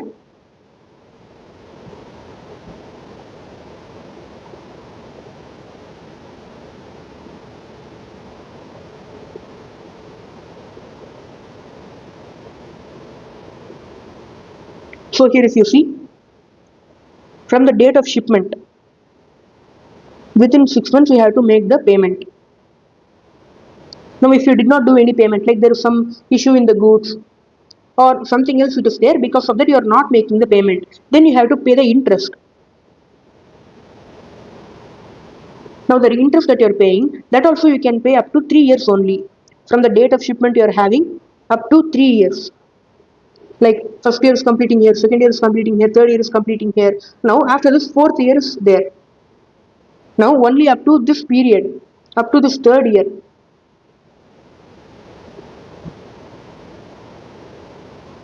Up to this third year you can make the payments for the interest. Now there may be some problem and the supplier may be asking. After 4 years the problem got over, and after 4 years the problem got solved in the favor of supplier.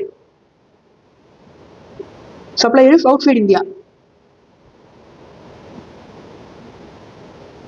Now the supplier is asking for payment of original amount, and then he is asking the interest for the 4 years. Now whether you can make the payment for 4-year interest, that is not possible. You can make payment up to 3 years of interest from the date of shipment. Only for this time period you can pay the interest. You cannot pay interest for more than 3 years, and for that you cannot get the foreign exchange. You cannot get the dollars for making payment of interest more than 3 years. Only up to 3 years is allowed. Now that is what they have given here. Interest you can pay up to 3 years from the date of shipment. The interest rate also they will be mentioning, prescribing it. Only that rate you have to use it. More than that you cannot pay. Now if you are having some deferred payment, you are purchasing the machinery, you are getting a time period, trade credit you are getting. Like that is called as the deferred payment. You are postponing the payment. You are going to make payment in a later point of time. You are not making payment immediately. That is called as the deferred payment. When it is a capital goods, you will get 3 years time. You can get the trade credit up to 3 years for capital goods. When it is a non-capital goods, you can take 1 year or operating cycle, whichever is less. When it is a capital goods, you can take 3 years. When it is a non-capital goods, you can take 1 year or the operating cycle, whichever is less. That will be the time period, maximum time period. For that you can make the deferred payment. Capital goods up to 3 years. For non-capital goods, 1 year or the operating cycle, whichever is less. That is given in the master direction. Now the next thing, if you want to get extension of time, you are unable to make payment, you are getting the extension of time. You want to make payment after 6 months or after 3 years, like that you are going to make the payment after that. Now, the next point we are going to see is about the extension of time. When you are making an import, you have to make the payment within 6 months. Now, if you want extension of this time, you want to extend the time limit, you can go and get the extension from the AD, Authorized Dealer Bank. The extension will be provided by the bank only. At a time, they will provide 6 months extension. At a time, they will provide only 6 months extension, and totally they can provide up to 3 years. The extension they can provide up to 3 years. So that information they have given here. Then when this extension will be applicable, when you're having some dispute or you're having the financial difficulty and you have filed a case, then in that case, this extension of time can be granted.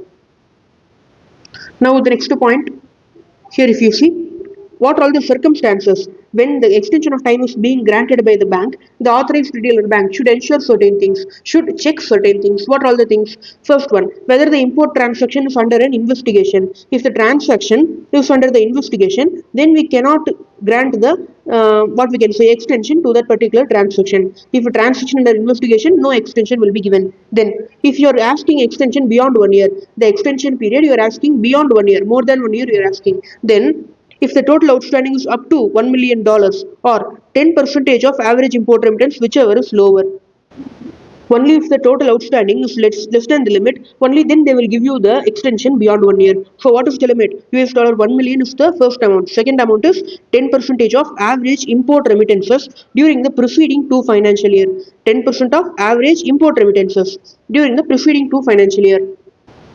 During the preceding 2 financial year, you would have made some import. For that import, whatever the payment you made, make the total, divide it by 2. Then you will get the average import remittance during the preceding 2 financial year. And that amount take 10%. So that will be your second amount. First amount, second amount, whichever is lower you have to take. And that lower will be the limit. If the total outstanding is up to that limit, then you will get the extension beyond 1 year. So beyond this, you should not have the total outstanding. Total outstanding means all the import transaction. Till now, whatever the import you have done, what is the amount outstanding? Till now, not paid. Outstanding means nothing but amount not paid till now. Now the next thing is third point, where extension of time has been granted, the date up to which the extension has been granted must be indicated in the remarks column. So you have to tell up to which date we have given the extension. So up to, for example, 21st July 2027, we have given the extension. Within this date, they have to make the payment. So this date should be mentioned. Now the next thing is, if we want to give extension more than this, it is not covered in these cases, then you have to go to the regional office of the Reserve Bank of India to get the extension. The bank will refer your case to the regional office. Then the whatever the extension you are giving, you have to report it in the database. Import data processing and management system. Import data processing and management system. In that you have to report the data. Then foreign exchange or Indian rupees. When you are importing the currency note, foreign currency or Indian currency, for that what are the provisions they have given here? So normally you should not import the checks, foreign currency. Any import of foreign currency is not allowed without the general or special permission. You have to get the permission of the Reserve Bank. After that only you can import the foreign currency, including checks. So Reserve Bank will give you the permission. You have to make the application, you have to get the permission. After that only you can import the foreign currency, including check. Then import of foreign exchange into India. So you are sending into India foreign exchange. How you can send it? You can send it to India without any limit, other than currency note, bank note, traveler check. So other than currency note, bank note, traveler check. These three are specified things. Out of these three, you cannot make anything. Now the next point is import of foreign exchange into India. So you can send into India without any limit foreign exchange, but the format should be other than currency notes, bank notes or traveler check. Other than these three, in whatever form you want to send the foreign exchange, you can send into India. The inflow, there is no limit for that. You can send into India without any limit. Now you can bring into India from any place outside India. You can bring the foreign exchange, but you have to give the currency declaration form. You can bring into India, but you have to file the currency declaration form with the custom authorities at the airport. Now, the next point, when you see, declaration will not be required when the currency note, bank note, or traveler check that you are bringing, it is up to US dollar 10,000 rupees. Now, the next point is no need to make a declaration where the currency note, bank note, or traveler check that you are bringing into India, the value is up to 10,000 US dollars. Or the foreign currency note alone you are bringing, right? The value of that does not exceed $5,000. That it is up to $5,000. When you are bringing currency note, bank note, traveler check, the combined value should be up to $10,000. And when you are bringing only the cash, then the value should be up to $5,000. So this is the criteria. If you're coming under this criteria, if you're bringing the value up to $10,000 or $5,000, then no need to provide the declaration. So currency note, bank note, travel check, when you're bringing, the total should not exceed $10,000. When you're bringing the foreign currency note alone, cash portion, if it does not exceed $5,000, then also no need to give any declaration. The next point is import of Indian currency notes. When you are bringing Indian currency notes into India, so the limit is 25,000 rupees. So you are going to for a temporary visit out of India. Now you are bringing currency note, Indian currency note back to India. So you can bring maximum 25,000 rupees. Then when you are from Nepal or Bhutan, you can bring any amount, but the currency note should be 100 rupees currency note. So this is the import of Indian currency note. The next point is issue of guarantee by authorized dealer. Authorized dealer is the AD bank. When they are providing the guarantee, what they have to check, to whom they can provide the guarantee. That is the provision given here. When a guarantee the bank is giving to a person resident outside India, in favor of a person resident outside India, you have to get the approval from the Reserve Bank.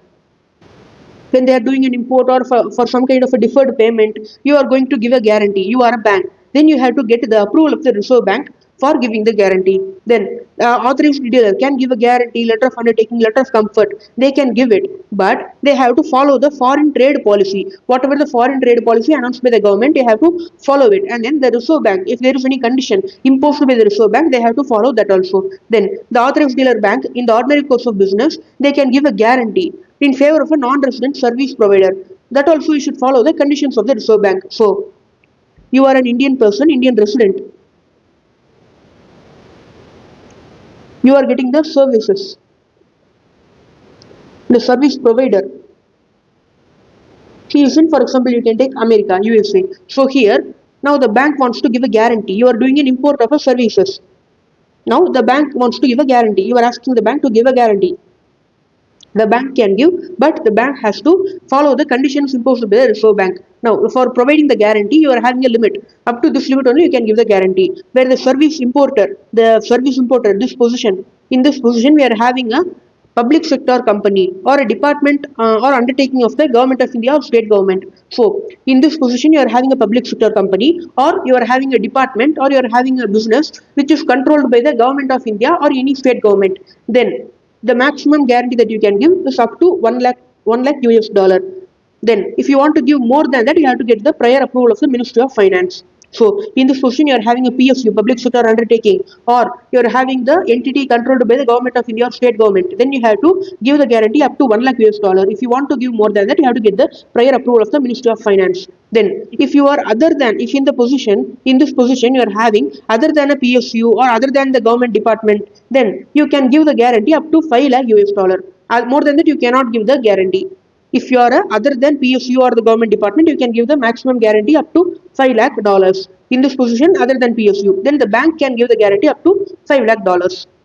Now, the next thing, the bank can permit a person resident in India to issue a corporate guarantee in favor of an overseas lessor. So, here we are having the lessor who's providing some kind of machinery, building something on lease. Now, here, someone is taking the thing on lease. Now, who can give the guarantee here? Any person resident in India can give the guarantee that the authorized dealer bank, the bank has to ensure that the conditions are properly followed, everything should be checked by the authorized dealer bank. So, it should be in conformity with the foreign trade policy. That all should be checked by the authorized dealer only, subject to the direction issued by the Reserve Bank. So, this and all they have given the points. So, here this point is important, and then this 6 months point is important, and this also it is important, like in for what things you can give the payment in rupees. So this point they may test it. So these are all the transactions, these are all the points in the import. So I have given the examples wherever required, and then I have given the briefest explanation possible for the marathon class. So that's all about the import regulations. We have completed the total topic of imports. Now we can start the external commercial borrowings topic. Till now we have completed the residential status topic, capital account transaction, current account transactions, and imports. So now we can start the external commercial borrowings. Now I'm going to do this very quickly. We have to complete this topic within some 20 to 25 minutes. So I will tell you what are all the most important points. I'm not going to explain each and every point in detail. So here, what is the meaning of ECB? So here, there will be some eligible borrowers. When you are going to raise loan from outside India, you have to be eligible. We cannot let each and every person to raise the loan from outside India. You have to have some kind of a criteria. Only eligible borrowers can raise the loan from outside India. The lenders will be outside India. From lenders also, you cannot raise the amount from each and every person outside India. You have to have some criteria. Only persons falling under that criteria, they can give the loan to entities in India. Now, they will give you the loan, you have to pay the interest. That interest is called as all-in cost in the ECB framework. This will include all the fees, everything in the interest itself. You will take the total interest and add the entire fees, everything. That will be coming under the all-in cost definition. Now, approval and reporting. When you are getting a loan from outside, they have to do the approval and reporting. When you are getting the loan, first you have to get the approval. Then, after getting the loan, whatever the loan amount you are utilizing or what you are withdrawing or whatever the repayment that you are doing, everything you have to report it to the Government of India and RBI. For that, you have to file the proper returns. Now, this is the transaction of external commercial borrowing. Now, when you see other aspect, when you are getting a loan from outside India, what are all the things that you have to keep in mind? So here if you see the interest cost, interest along with the other fees, it will be called as the all-in cost. Maximum this much only you can pay the percentage interest. All-in cost maximum percentage, that will be restricted. They will be giving the rules and regulation for the all-in cost. Only that much interest can be given on the loan by the Indian borrower. Now, allowed borrowers and lenders. Only some people we will allow. If they fulfill the criteria only, we will allow them to get the loan from outside India. Then, duration of the loan. For what period you are getting the loan? That also is very important. For what period you are going to keep the loan? After what you will be repaying it? What is the time period of the loan? That is very important. For that also we are having the rules and regulations. Then, purpose. For what purpose you are using the loan? Whether you are using for capital expenditure or you are using it for repayment. Like you're already having a rupee loan that you got in India. For repaying that rupee loan, you are going to get the ECB. You will get the loan in foreign currency and you will convert it into rupees and you will use that rupees to repay this already existing loan in India. So that is called as repayment of rupee loan. Whether you are going to use it for that, like that we are having various categories. So what is the purpose for which you can use the loan? Then hedging. Hedging is one more important thing when you are dealing with exchange rates and foreign currencies. Then exchange rate. When you are getting the dollars, on which date, on which exchange rate, you will convert it into rupees. So that is one more thing. Then change of currency. For example, you are getting the loan in dollars. Now you want to convert it to European euro. Then how can you do it? What is the procedure? How to do that? Everything will be given in the ECB framework. For all these items, we will have the rules and regulations in the ECB framework. Now here if you see, it is based on the master direction and then all the regulations are there in the FEMA for external commercial borrowing. So here we are having two routes. When you are going to get the ECB, we are having two types of method to get the ECB. One is the automatic route, another one is the approval route. When you satisfy all the conditions, you can get under the automatic route. If you are not satisfying any condition, you are not eligible, but still you want to get the loan, then you can go under the approval route. You can make an application to the Reserve Bank, then you will get the approval. After that, you can get the ECB amount. You can raise the loan from outside India, even if you are not fulfilling the condition. After getting the approval, you can do that. So like the two route we are having, then in ECB framework, these are all the points we have to see. Here we are having two types of ECB. One is the foreign currency denominated ECB, one is the INR denominated ECB. So I will explain you here. We can add one page first. So here when you see, an Indian entity is there. And we are having a overseas lender. When the lender is providing the loan, in which currency he will give it? He can give it in either dollar or rupees. So when it is in dollar, it is called as the foreign currency. FCY means foreign currency denominated ECB. Here what will happen? The overseas lender will take the dollar. He will directly give it to the Indian entity. The Indian entity will convert the dollar to rupees. Now the exchange loss that is happening, if any, that will be absorbed by the Indian entity. The Indian entity will pay for the exchange loss, if any, that is happening. Then the next thing is INR denominated ECB. What is the meaning of INR denominated ECB? The overseas lender, he will take the dollar, he will convert it to rupees, then he will give the rupees to the Indian entity. Now the Indian entity will directly get rupees in his hands. Now there is no scope for exchange loss in the hands of Indian entity because Indian entity is directly getting the rupees. There is no problem. Now the overseas lender is the one converting the dollar to rupees. So the exchange loss will be absorbed by the overseas lender. He will, what we can say, he will bear the loss for the exchange. When he is converting the currency, whatever the loss that is arising, it will be borne by the overseas lender. Now, this is the two types of currency, two types of ECB, foreign currency denominated and Indian rupee denominated. So that is the two things given here. So the foreign currency denominator will be in any freely convertible foreign currency. The INR denominated ECB, it will be in the Indian rupees. Now, in what forms you can get the loan? You can get bank loan, you can issue the bond, debenture, everything you can do. Trade credit you can do. Credit beyond 3 years. So here we are having everywhere 3 years word we are having. Why this 3 years is that? The minimum maturity period we are having, right? The term or duration of the loan, that it should be minimum 3 years. That is the normal rule. In some cases it should be more than 3 years, but the minimum maturity period should be 3 years. So that's why we are having the trade credit beyond 3 years. Trade credit beyond 3 years will be there. Then whatever the things that are here, the same thing will be applicable here also. You can get loans, notes, bonds, preference share. Then financial lease. Financial lease also will come under the ECB only. Then plain vanilla rupee denominated bonds issued overseas. So you are issuing bond to outside India. That bond is in rupees. So the overseas lender, they will convert their dollar to rupees, and that rupees will be received by the Indian entity. So that is the meaning of plain vanilla rupee denominated bonds issued overseas. Then eligible borrowers. For foreign direct investment, we are having some criteria. Foreign direct investment means from outside India we are getting the investment inside the Indian entities.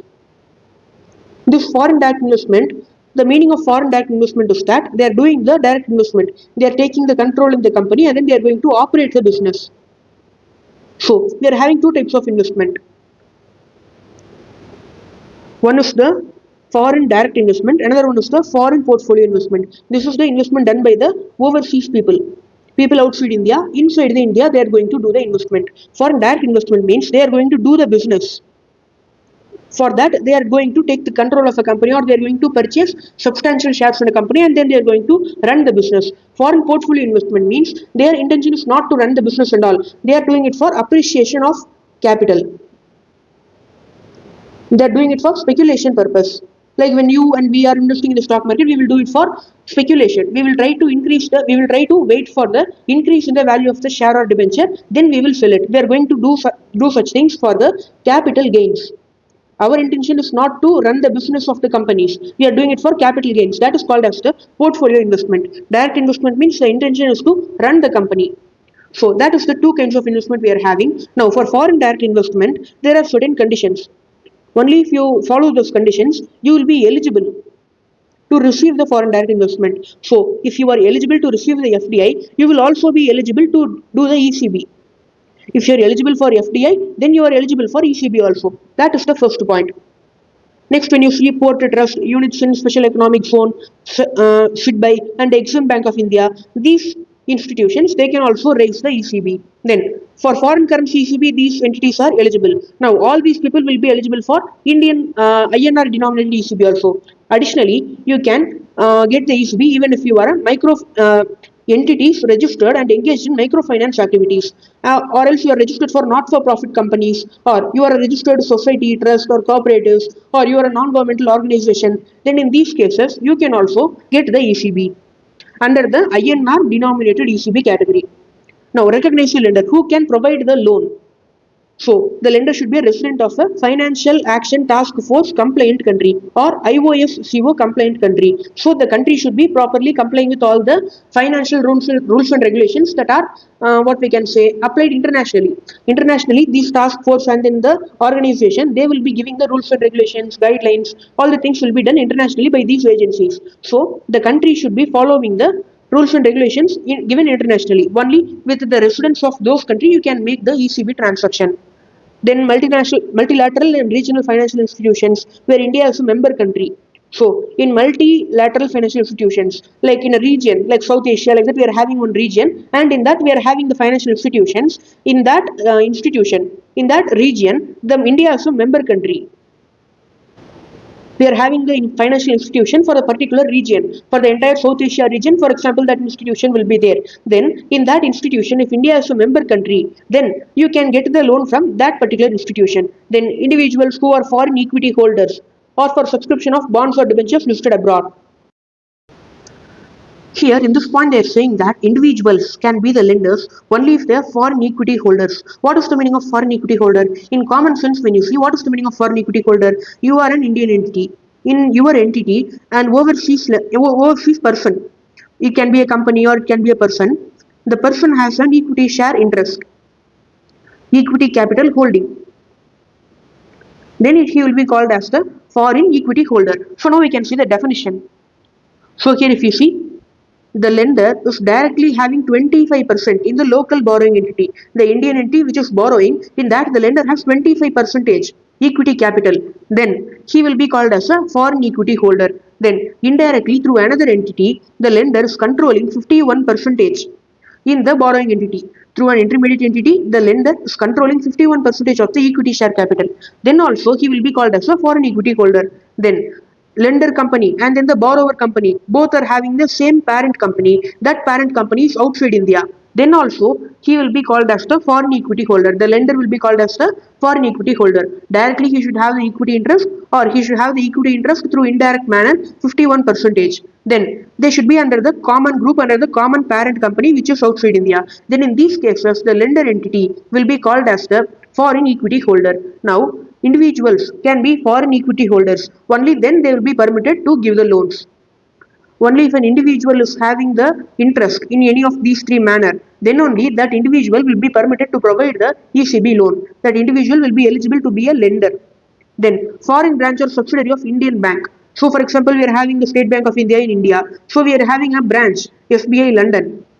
In UK we are having, whether this bank can give the loan. That is the thing here. This branch can give the loan to the Indian entity in the form of an ECB. That is the question here. They are permitted to give the loans, are permitted as the recognized lender. Then they can also work as the underwriters, traders, etc. for the rupee denominated bond, but they should follow the conditions also. Now the next thing is the minimum average maturity period. So what is the minimum average maturity period? So here I will add one page. So it is the duration of the loan. Duration of the loan. Now, how it will be calculated, sir? I will just give you a short example. This will not be asked in the exam and all. What is the thing, sir? They will take the balance outstanding and they will take the period for which it was outstanding. They will divide it by the balance outstanding total.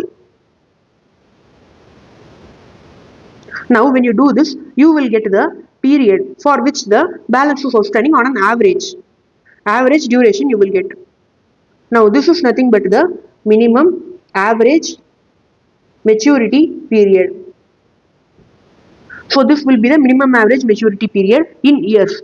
Now, when you want this in years, you have to do into 1 by 360 or 365. You have to do this. You will get in the months or some days, whatever the period you are entering into. That period, whatever you are entering here, that will be the output. You have to divide it by 360, 365 or 1 by 12. You have to do it. Only then you will get the thing in years. Now that is the minimum average maturity period. What is the meaning of this? Duration of loan. So for how much duration you are giving the loan? Now on an average, for how much period you are giving the loan? That is the minimum average maturity period. It should be minimum 3 years. So here we are having various categories. For what we are having this maturity period is that it is the lock-in period.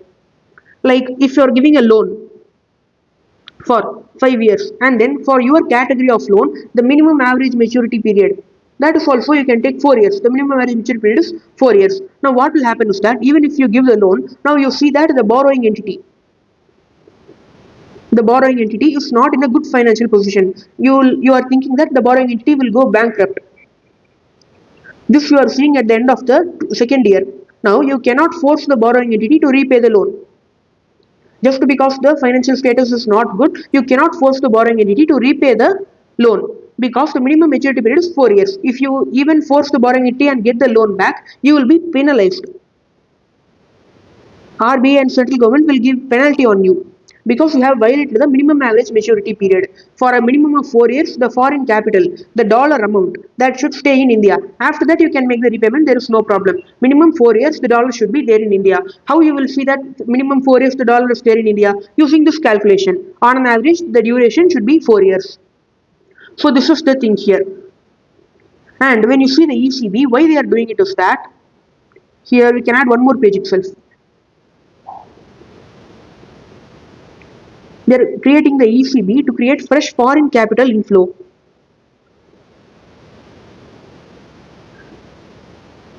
Foreign capital inflow should be coming inside India. So for this purpose only, they are using the ECB framework. They are giving the ECB allowance. They are allowing the people to give loans through ECB so that we can get the foreign capital inflow. Now, this foreign capital, it should be for the productive capital expenditure. So, this should be for the productive capital expenditure. You are setting up a power plant, or you are setting up a manufacturing industry, or you are doing some other purpose which will give the country economic output. You will get proper economic output from the project. Only then that is called as a proper capital expenditure. Or you are doing some machinery like that, it should be helpful for the economy of the India. Only then it is a good ECB. For this purpose, if you are giving ECB, you will get a low minimum average maturity period. If you are doing it for this purpose, you will get a low minimum average maturity period. So that is the logic. If you are giving it for the proper economic output purpose, then you will get a low minimum average maturity period. This means that you can withdraw the loan proceeds. Withdraw the loan amount quickly. Even if the financial position of the borrowing entity becomes bad, you can withdraw the amount after the low minimum average maturity period. So, lock-in period of 2 years is better than a lock-in period of 5 years. That is the logic. If you are having a lock-in period of 5 years, there is a lot of uncertainty. But if you are able to take the amount back after 2 years, you can withdraw the amount. Then that is better when compared to the 5 years option. So that is the thing here. Low minimum average maturity period will give you that flexibility to withdraw the amount quickly. Now, if you are doing it for other than the capital expenditure purpose, like you are doing it for working capital purpose, or you are doing it for the repayment of rupee loan, then in that case you will have a high minimum average maturity period. This activity, it is not providing the economic output for the India. It is for the short-term working capital purpose or for repayment of rupee loans. This rupee loans, you would have got the rupee loan from Indian banks or Indian financial institutions. For repaying that, you are getting a dollar loan. That is not a productive purpose. It is not a productive purpose when comparing to this capital expenditure. So for this, you will be having a high minimum average maturity period. You will have a high lock-in period. So that is the logic of minimum average maturity period. So here if you see, for manufacturing companies, up to $50 million, manufacturing companies for productive purpose, they are raising it. So the minimum average maturity period will be 1 year. It is a low minimum average maturity period. Then ECB raised for working capital purpose, general corporate purpose, or for repayment of rupee loan that you are raising from the foreign equity holder. Then the minimum average maturity period is 5 years. Minimum this much period should be there. Then ECB raised by other than foreign equity holder for working capital purpose or other corporate purpose. Then the minimum average period is 10 years. For working capital purpose, when you are raising that itself, it is not a productive purpose. So that's why only we are having more than 3 years. But here mandatorily we are having 5 years. Minimum generally it is 3 years only. But for this working capital purpose, they have given 5 years from the foreign equity holder. But you are getting the working capital purpose, other general corporate purpose, that also other than foreign equity holder. Then it will be 10 years.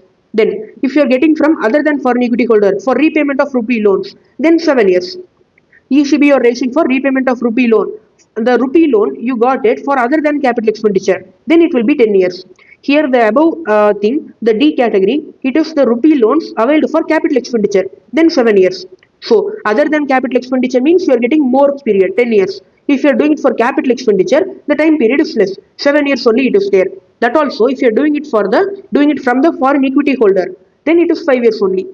So if you are doing it from foreign equity holder, then it is good. Otherwise also, if you are doing it for the repayment of rupee loan for capital expenditure, then that is a lower grade than good, but that is also one thing. Then if you are getting it for the repayment of rupee loan, that rupee loan also other than capital expenditure, then it is a very bad thing. So you will have the highest minimum average maturity period. So for foreign equity holder, we are giving the lower minimum average maturity period. Why we are giving the lower period for foreign equity holder? Foreign equity holder, he is holding the equity share. He is owning the company. He will not leave the company due to some small financial difficulty and all. He is the owner of the company. So we will give low period for him because there is no risk of flight. Normally, when people give loans and the borrowing entity financial situation is not good or the rupee crashes, in that situation and all, the people will try to immediately take out the capital. When you take out that much dollar immediately from India, then that will worsen the economic situation in India. But when you're having a owner, the owner is having the company in India, then there is low risk of flight. Even if the financial situation is not good, he will try to wait and he will try to turn around the company. So that is the logic. I have tried to provide the logic, but that much logic is enough. So this is the minimum average maturity period. This you have to remember. For this category, this is the period that you have to remember. Now, the end use negative list. Now, the negative list is real estate activities, investment in capital market, equity investment, working capital purpose, general corporate purpose, repayment of rupee loan, on lending to NBFC for the same purpose. This and all you cannot do. This entire list, it is negative list, meaning that you should not use the funds for this purpose. But for this category, here they have given the thing right. For CDE, here we are having the working capital purpose, general corporate purpose, repayment of rupee loan. Here we are having. So for this purpose you can do from foreign equity holder, or for this purpose you can do. But generally you should not do it here. Whatever the amount you are getting, that you should not get it, that you should not use it for this purpose. But if you are coming under this category, you are following with the minimum average maturity period and you are doing it as per this category, then you can use it. Then all-in cost, the interest cost and the other fees, everything together, it will be called as the all-in cost. The maximum amount is benchmark rate plus 500 basis point. Benchmark rate plus 450 basis point. This is for the foreign currency denominated. This is for the INR denominated. So this is the maximum interest percentage that should be there. Interest plus other fees. The maximum percentage should be this much only. So then other cost, prepayment charge, penalty interest, everything should not be more than 2% over and above the contracted rate of interest outside the all-in cost ceiling. So all-in cost you are having 2% extra you are having for the penalty interest. For that you can keep the 2%. More than 2% it should not be there. The penalty interest and the prepayment charge, that percentage should not come more than 2% more than the all-in cost. Then exchange rate. The foreign currency ECB you are getting rate. If you are converting it into INR ECB, you are changing the currency. The loan currency itself you are changing. When you are repaying, you will repay INR now. Earlier you got the foreign currency ECB, but after converting, now you will repay the INR. So you can change the currency using the exchange rate on the date of the agreement. On the date of the agreement for such conversion of the loan. On that date, whatever the exchange rate is there, that you can use it for conversion. Then for rupee, the exchange rate will be on the prevailing on the date of settlement. Now the next point is hedging provision. So I will tell you what is the meaning of hedging. So here you are getting a loan. You are getting $10,000 loan, and when you are getting the loan, the rupee was 85 rupees equals $1. This was the exchange rate. Now the loan term is 3 years. After 3 years, when you see $1 became 90 rupees. Now when you see here also you have to pay the entire $10,000. Now when you got the loan, it was 85 into 10,000. It was 8,50,000 rupees. But now when you're repaying, it will be 90 into 10,000. That is, it will be 9 lakh rupees. Now this 50,000 you're getting exchange loss, right? For that, you have to make some arrangement like forward contract or money market hedge. You have to use some instrument so that you can avoid this 50,000 loss. So this is called as the hedging. So it will be studied in detail in the AFM subject. So I am not going in detail into that. So that is the meaning of hedging. What they have given here is that you have to hedge the 70% of the exposure. Principal amount plus interest, you have to take the amount and you have to hedge 70% of that. Whatever the exchange loss that you are getting on the 70%, you should be safeguarded against. You should be safe against the exchange loss on this 70% amount of the principal plus interest. Then you have to do this if the maturity is less than 5 years.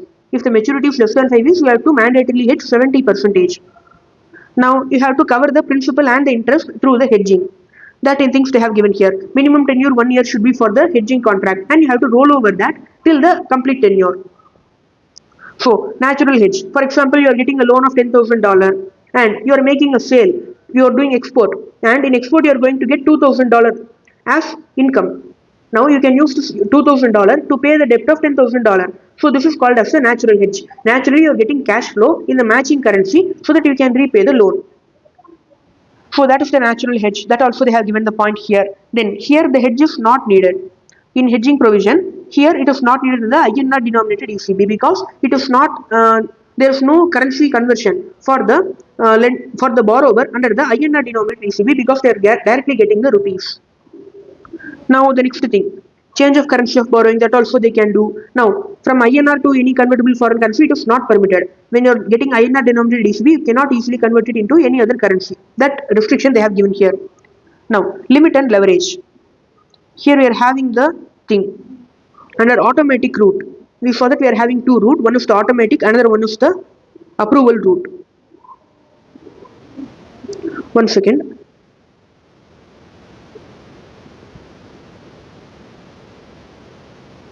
Here under the automatic route, maximum up to $750 million per financial year you can raise. Without going for the approval of Reserve Bank, you can raise through automatic route itself up to $750 million per financial year.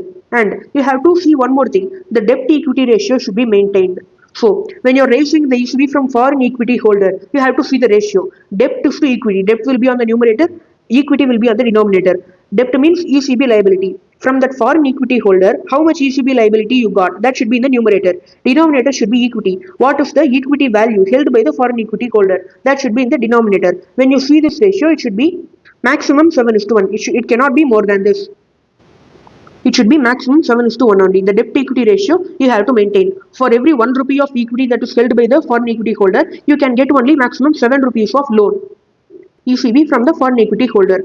More than 7 rupees you cannot get the loan. That you have to maintain that debt equity ratio when you are getting the ECB. Now, what is the meaning of automatic route? When you are following all the conditions, you will give the application to the AD category 1 bank. The bank itself will check the condition and it will approve the application. So the process will be ending here itself. You can get the thing. Then when you are going to approval route, you will give the application to the bank. The bank will forward the application to the RBI. Then RBI will take the decision. Then they will decide whether we have to allow you to get ECB or not. Now that is the limit and leverage. So here when you see up to 750 million US dollar per financial year, you can raise under automatic route. The debt equity ratio 7:1 you have to maintain. Then this debt equity ratio is not applicable when the US dollar, when the ECB total outstanding amount is up to US dollar 5 million. The total ECB that you are raising is up to US dollar 5 million. Then this debt equity ratio, it is not applicable for you. Now the next thing, Indian bank cannot give guarantee for ECB. Indian bank outside India branch, like foreign branch of the Indian bank, they cannot give the guarantee for ECB and all. Now here you are also having the concept of foreign currency convertible bond and foreign currency exchangeable bond. That also we will see later. That also will be coming under the ECB. Now the next thing, parking of ECB proceeds. You are getting the loan. When you are utilizing the loan, you will not utilize the entire loan in one stretch. You will be utilizing in installments or phases only. Or currently or temporarily keeping it somewhere, you are going to utilize it later. So in that case, where you can invest the money, where you can keep the money, for that they have given the things. You should keep it only in the safe investment. For that only they have given that only the products which are given rating, credit rating by the credit rating agencies. This should be the minimum rating for the instruments in which you are investing the ECB amount. So it should be in safe investment. So minimum credit rating for the instrument should be this much. Then treasury bill and other monetary instrument with 1 year maturity and with minimum rating, you can invest in there. Then if you are getting the INR denominated ECB, or you are going to park the proceeds domestically, you are going to use it inside India, you are going to do rupee expenditure inside India, then you can keep it in the rupee account with AD category 1 bank. With the bank itself, you can keep it in the rupee account. Then procedure for raising the ECB. Automatic route means the bank itself will process it. If you are going for approval route, you have to file the form, you have to file the application. It will go to RBI. RBI also is having certain limit. If the ECB is more than the limit, then the RBI will send the application to the empowered committee. They are having a committee called empowered committee. That empowered committee will give the recommendation whether the ECB is allowable or not. Then based on that recommendation, RBI will make a decision and it will notify you. Now reporting requirement. After getting the ECB, when you are withdrawing the ECB, before withdrawing the ECB, you have to obtain the loan registration number. Loan registration number you have to obtain from the RBI. So for that you have to file the form. The file will go to the bank and then bank will go to RBI and give the form. Then After that, RBI will issue the loan registration number. After that only you can withdraw the loan proceeds. Then they have given the provision for terms and condition. If they are changing the terms and condition of ECB, then also you have to file the form ECB. So here, form ECB and form ECB2 return, like that we are having two forms. Form ECB you are going to file two times. First one, when you are obtaining the loan registration number, you have to file form ECB when you are getting the loan registration number before the drawdown, before the withdrawal. Then second category, when you are changing the terms and condition, when you are changing the terms and condition of ECB, you have to file the form ECB. Then form ECB2 return is the monthly return. Every month you have to file it for reporting the actual transaction. So that two return we are having here, when to file it, on what condition you have to file it, everything they have given here. Then if you are not filing it properly, you can give late submission fees and file it. The next point is the standard operating procedure for the untraceable entities. So what is an untraceable entity? We saw that we have to do the following returns, and then we have to file the monthly return, and then the event based return also we have to file. That also we should file properly. Then for a period of not less than 2 quarters. For 2 quarters, the RBI or the authorized dealer bank, nobody is able to communicate with your entity. Then you will be called as an untraceable entity. So for 2 quarters, you are not able to be contacted. They try to contact you, but you are not reachable for 2 quarters. Then they sent you 6 reminder. That also you did not give any reply. For the past 8 quarters, you did not file any return. Then you will be called as an untraceable entity. Then they will check in the office address. If you are not operating in the office address, then you have not submitted the statutory auditor certificate for the last 2 years. Then after checking all this, they will say that you are an untraceable entity. They will designate you as an untraceable entity. From now, you will be called as untraceable entity, and then the authorized dealer bank will file the form ECB to the RBI with the untraceable entity written on top. They will inform it to the RBI. Then they will not process any fresh ECB application from the untraceable entity. They will inform the Directorate of Enforcement. They will inform the ED for telling that this person is an untraceable entity. Then no inward remittance. No inward remittance. Like within the account, no inward remittance will be allowed under the automatic route. After that, you have to go for the approval only. So this is the procedure for the untraceable entity. Then you can change the bank. From one bank, you can change it to another bank.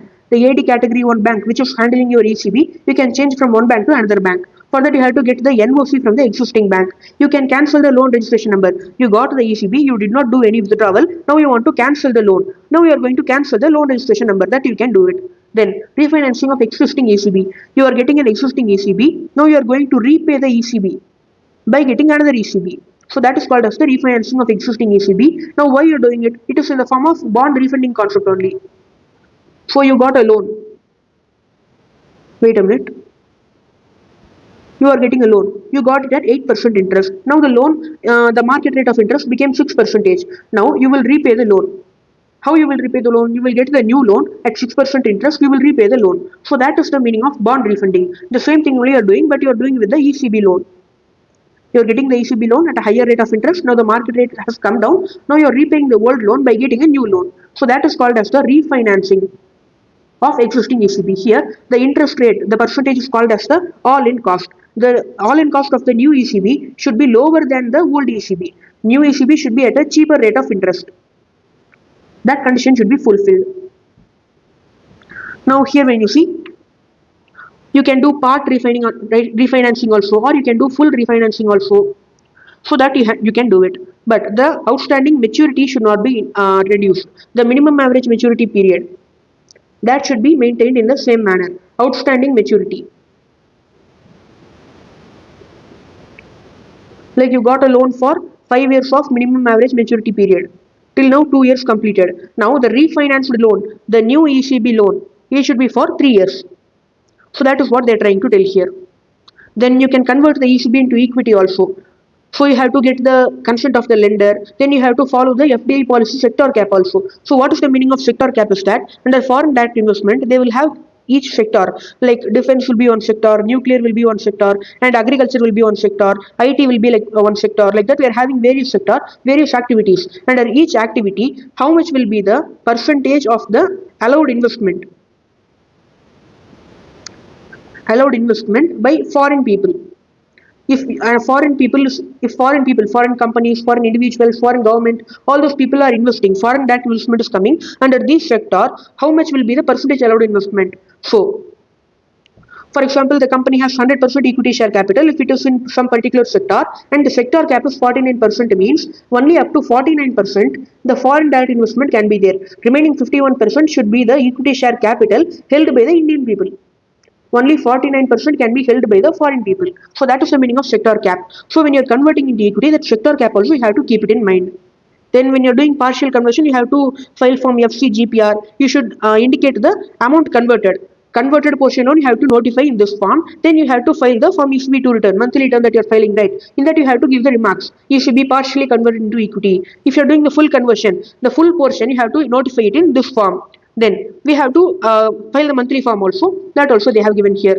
Then you have to get the consent of other lenders also. If the person is getting ECB from a number of lenders, you have to get the consent of the other lenders also. At least you have to notify the lenders. All the other lenders, you have to give the notification that I'm going to convert this loan into equity. That you have to give the notification. Then the security you can give, movable asset you can give, immovable asset you can give. So everything you can give. They have given the important things like it should not be constructed, it should not be understood as a permission to acquire the immovable property. This is just for creating a charge on the immovable asset. You should not understand it like the foreign person has now got a permission to purchase the immovable property. That is not happening. Just you are creating a charge. You can create a security. Now, movable asset you can create, then financial security, shares, bonds, debentures, receivables, everything you can pledge as security. Then everything should be as per the sector cap and in the pricing applicable. Whatever the sector cap, that should be followed when you're pledging the shares. Even if the shares go to the foreign entity, the percentage in the sectoral cap, that should be followed. Even if you convert that, for example, if the applicable percentage is 49, even if you convert all the shares, the percentage should be within 49 only. Then when corporate or personal guarantee is given, the board resolution for the corporate guarantee should be given, the personal guarantee request should be given, everything should be collected when you are getting the corporate or personal guarantee for the ECB loan. Then the banks has to follow the prudential guidelines. When they are providing the guarantee, they have to follow the prudential guidelines, like provisioning, that and all they have to follow properly. Then whatever the changes that they are doing, terms and conditions in the ECB, everything, that should be reflected in the monthly returns.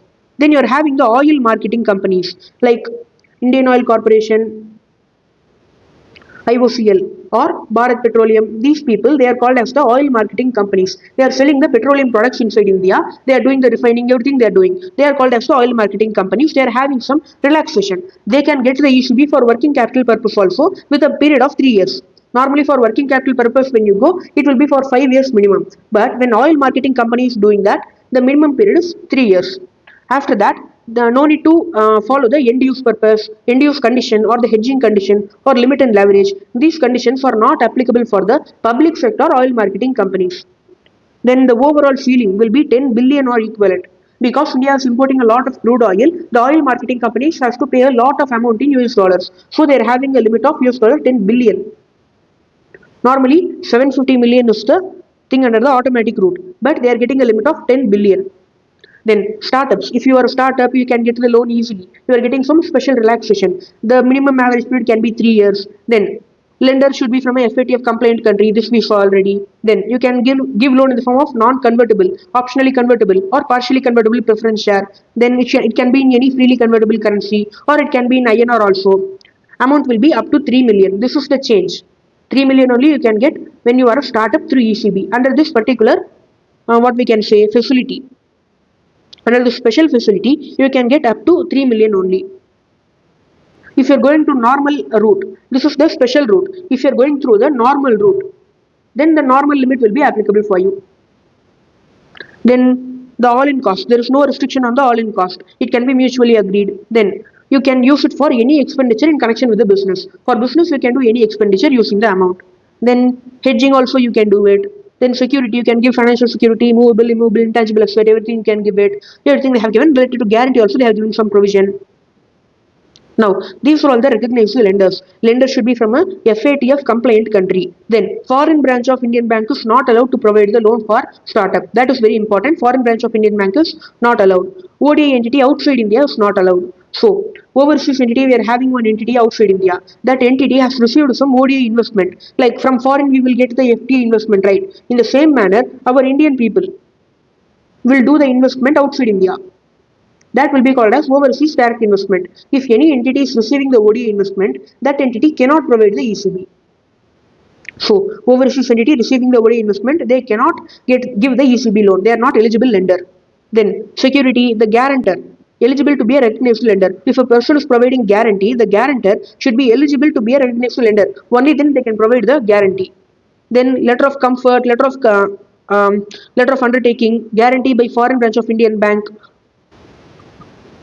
letter of comfort, letter of undertaking and all. Indian Bank, foreign branch. The foreign branch of Indian Bank, they cannot provide the guarantee and all for the ECB loan. Now the next thing when you see, it will be as per the market rate. The exchange rate of conversion, it will be as per the market rate. Then other provisions, the parking, that and all will be applicable in the same manner as the general framework. Now, when you are an entity under investigation, you are an entity, a company, on your company and ED is doing an investigation like that, you are having some investigation pending on your company, then also you can get the ECB. You have to inform this fact.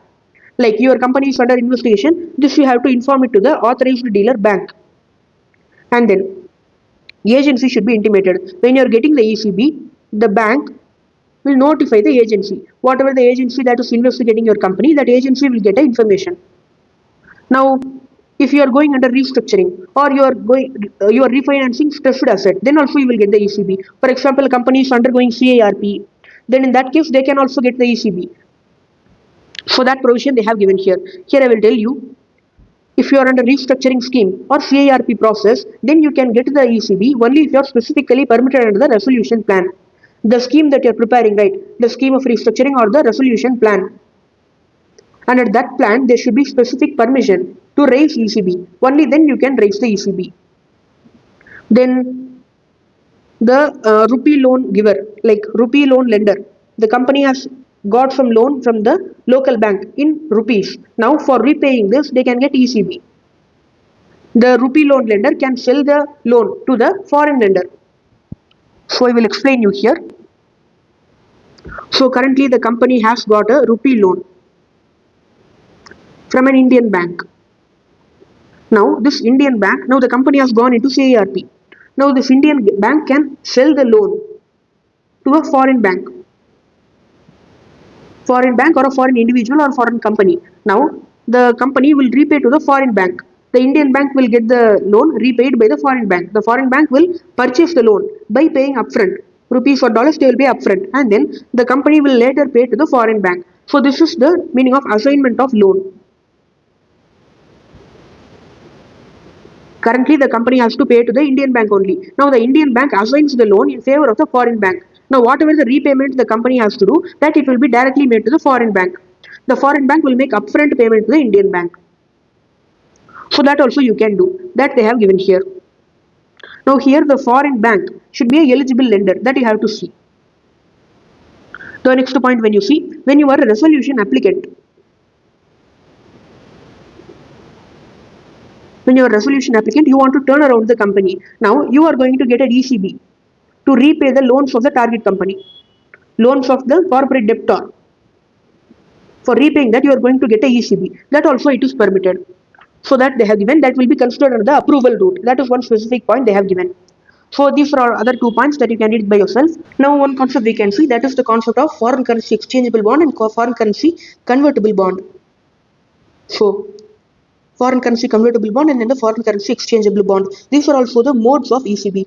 Through these also you can get the ECB loan from outside India. So this is also a permitted, what we can say, a financial product or a financial instrument through which you can get the loan. Now what is the foreign currency convertible bond? So the company, Indian company, will issue the bond, and when the time for redemption comes, when the time for repayment comes, the bonds will be converted into the equity shares of the issuer company. Tata Motors issued it, now the bond will be converted into the shares of Tata Motors. So that is called as the foreign currency convertible bond.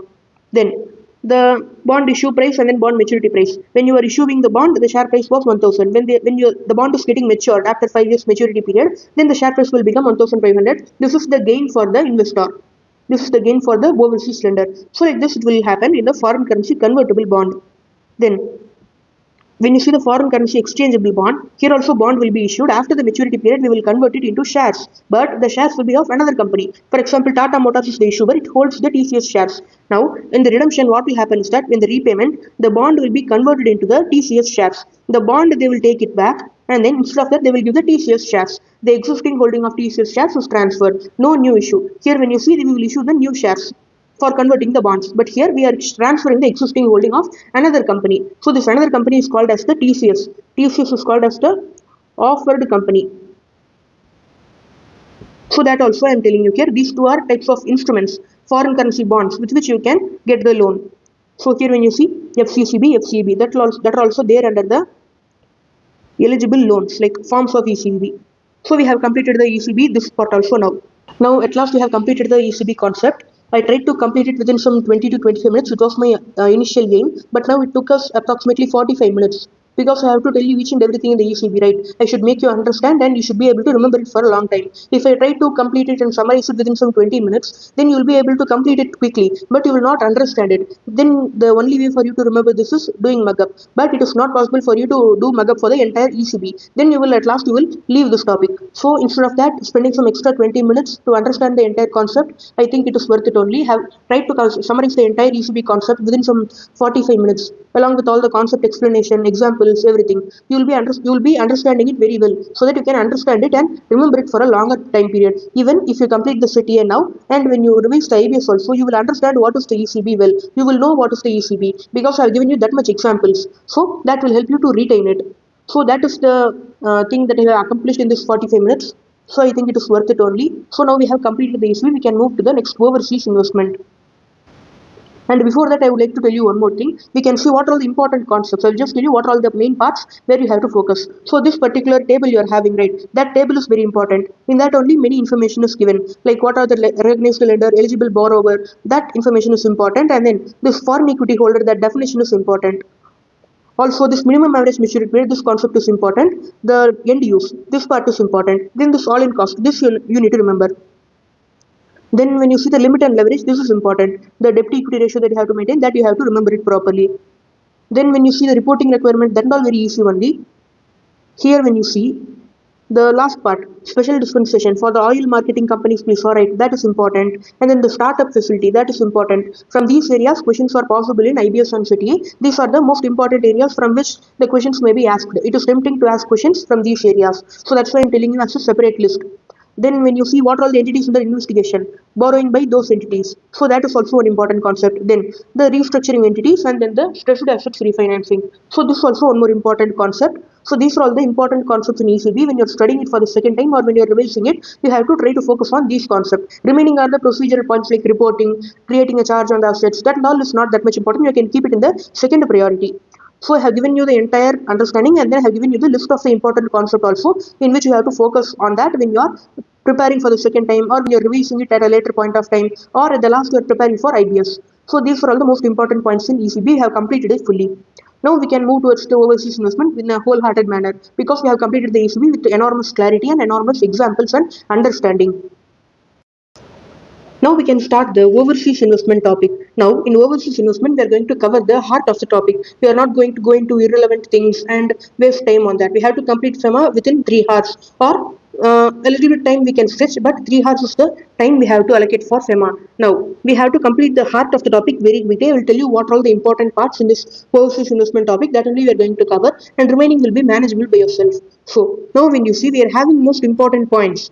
What is the meaning of this overseas investment? In that, we are having the overseas direct investment, we are having the overseas portfolio investment, and we are also having the financial commitment. Like that, we are having various terms. All these terms are given under the framework for overseas investment. So, for overseas investment, what is the regulatory framework? Like, what is the law framework we are having? So, we are having the overseas investment rules, and then we are having the overseas investment regulations. Now, these schedules are a part of the rules itself. Within the rules only, we will have the schedules and regulations we will have it separately. Now, these two when you take, it will help us in the permission and rules. Who can make the investment? What is the instrument in which you can make the investment? Like whether you can buy the equity share or you can buy the debentures or you can give any loan or you can give any guarantee. That permission and then those things will be covered in the rules and then schedules. This schedule will be for different categories of persons. Like if you are an Indian entity, what you have to do. If you are a person resident in India, what you have to follow. If you are an other than these two, if you are a trust, or if you are a clearing corporation, or if you are a stock exchange, like that, whatever the category of person you are, how to make the overseas investment. For that, you will be having the regulatory framework here. Then the overseas investment regulations, it will contain the operational framework, like what is the actual thing that you have to do, what is the step-by-step procedure, those things which will help in the execution to do the actual items. So it will be helping you in the regulations part. Now, this overseas investment rules and then the schedules in that, it will be issued by the central government. It will be administered by the RBI, but it will be framed by the central government only. Now, this is the overview of the overseas investment. Now, we can start with the overseas investment rules. Now, in overseas investment rules, we are having general rules and then the schedules. So here we are having the definitions. In that, some 4 or 5 definitions are important. That I will tell you that we can discuss. Remaining definitions are not required. Now we are not going to go into the each and every definition that I am telling you upfront itself.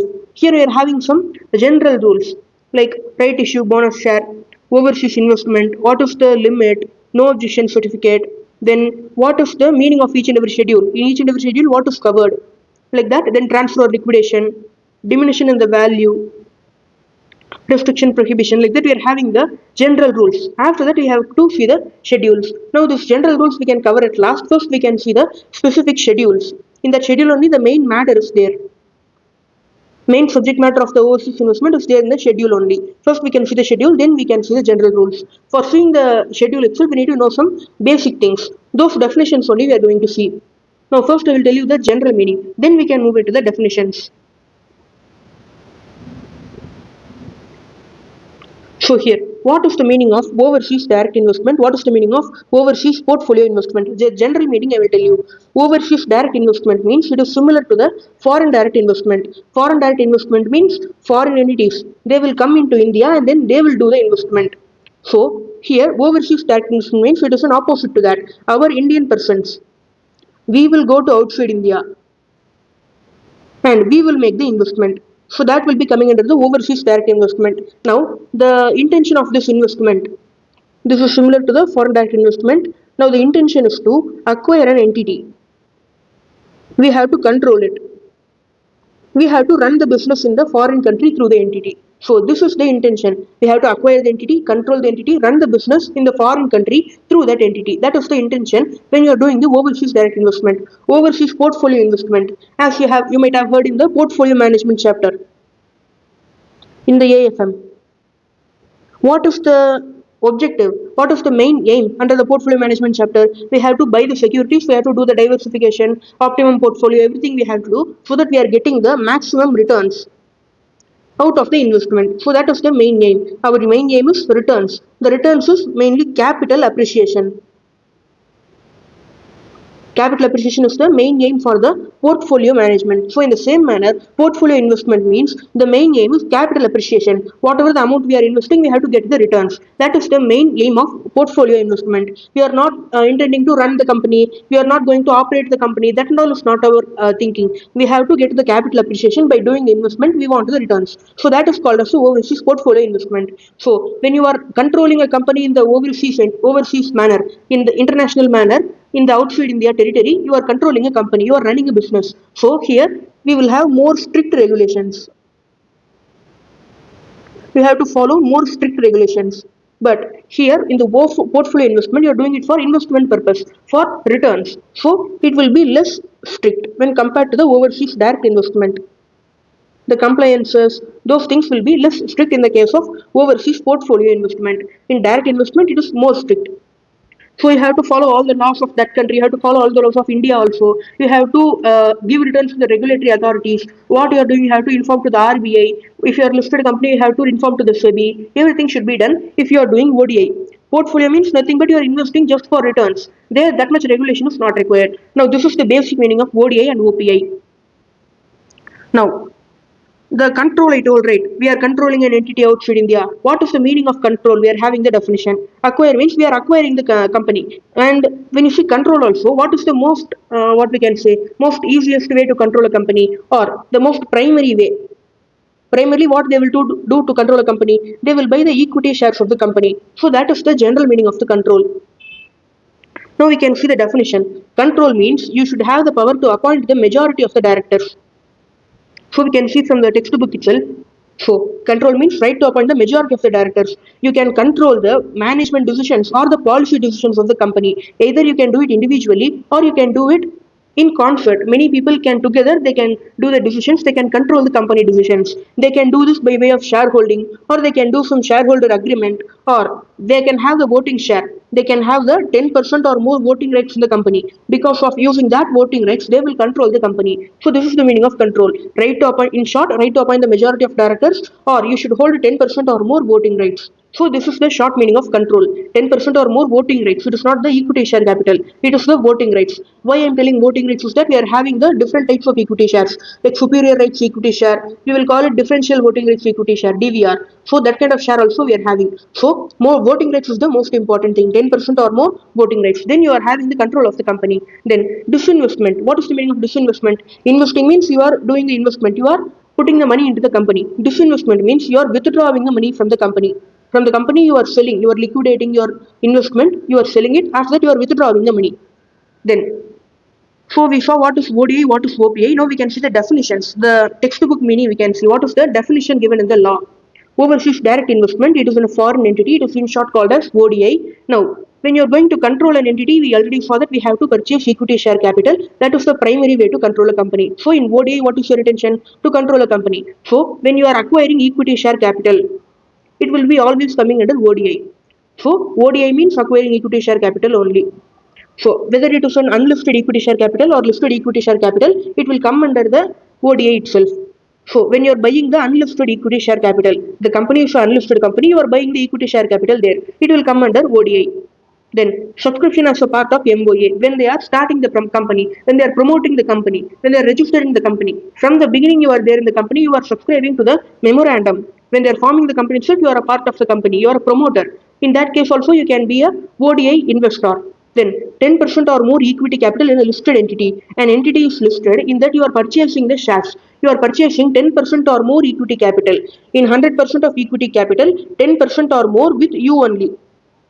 Now you will be called as a ODI investor. You are an investor who's doing overseas direct investment. This is called as the ODI. When you do this, it is called as you are doing ODI. Then, if you are having less than 10% equity capital, listed entity, if you are having 10% or more, then it will be coming under ODI. If you are having less than 10%, what will happen? We have to see whether you are having the control. If you are having the control, then also it will be called as ODI. First 10% or more ODI. If it is less than 10%, you have to see the control, whether you are controlling the company. If you are controlling the company, then it is ODI. So 10% or more in listed entity. That is a paid up equity share capital. This equity capital is nothing but the paid up equity share capital. That is the most important point.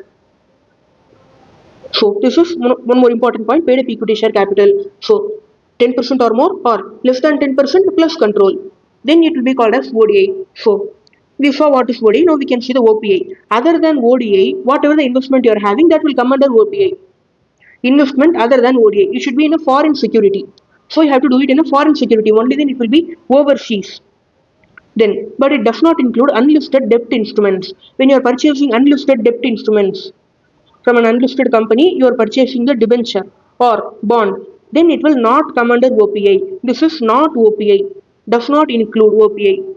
Then, security issued by a PRI from a non-IFSC region. When a person resident in India is issuing a security, how it will be a foreign security? It will not be foreign security. So that will not come under the OPI. But if the same person from IFSC area, that is the Gujarat International Financial Tech City, GIFT City, that is the only international financial services center currently in India. Now, in that gift city, that person resident in India is there. Now, from there he is issuing the security. Then it will be called as OPI.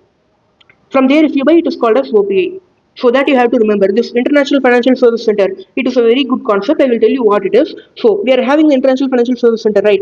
Inside that, it will be considered as a territory outside India only.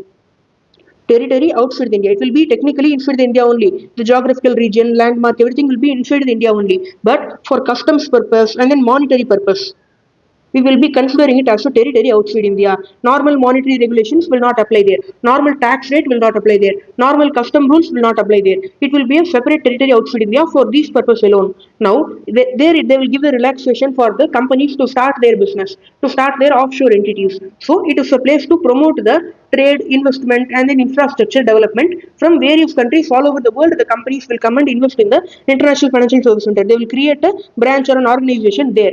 So they will get the tax benefits, everything. So that is IFSC, it is a territory outside India technically, as per the customs and monetary rules. So from there, a person resident in India is issuing a security, then when you buy it, it will be called as overseas portfolio investment. Overseas means outside India. It will be considered as an outside India portfolio investment only, even if the territory is in India. So I hope you would have understood that now. We saw overseas direct investment and then we saw overseas portfolio investment. Other than ODI, foreign security, but does not include unlisted debt instruments, and then security issued by a PRI from a non-IFSC region, from a normal region in India. If he is giving a security, then that is not a foreign security, so it will not come under the overseas portfolio investment. Now the next point, when you see overseas investment, so before that we have to see the financial commitment definition. What is the financial commitment? Financial commitment means the total financial commitment you are having. You have invested, you have given the guarantee, you have given the loan, everything will be coming under the financial commitment. So ODI will be coming under financial commitment because you are investing. Then you are giving guarantee. That is also a financial commitment only. Financial means monetary. Commitment means you are going to get the money or you are going to give the money. Something like that, it is there. So guarantee is a financial commitment. Pledge is a financial commitment. So these three are clear. ODI, guarantee, pledge. Now, here in ODI, only equity share capital, that only will come. When you are buying any debt, that will not come under ODI, that is very clear. In OPI also, unlisted debt instrument will not come. Here when you buy the listed debt instrument, it will come. There is no problem. But unlisted debt instrument will not be covered under the OPI. So where will this be covered? That will be covered in the financial commitment definition. Debt other than OPI. Under OPI, they will cover the listed debt and all. Listed debenture, listed bond, they will cover under OPI. But the unlisted debt instrument, it will come under the financial commitment bucket.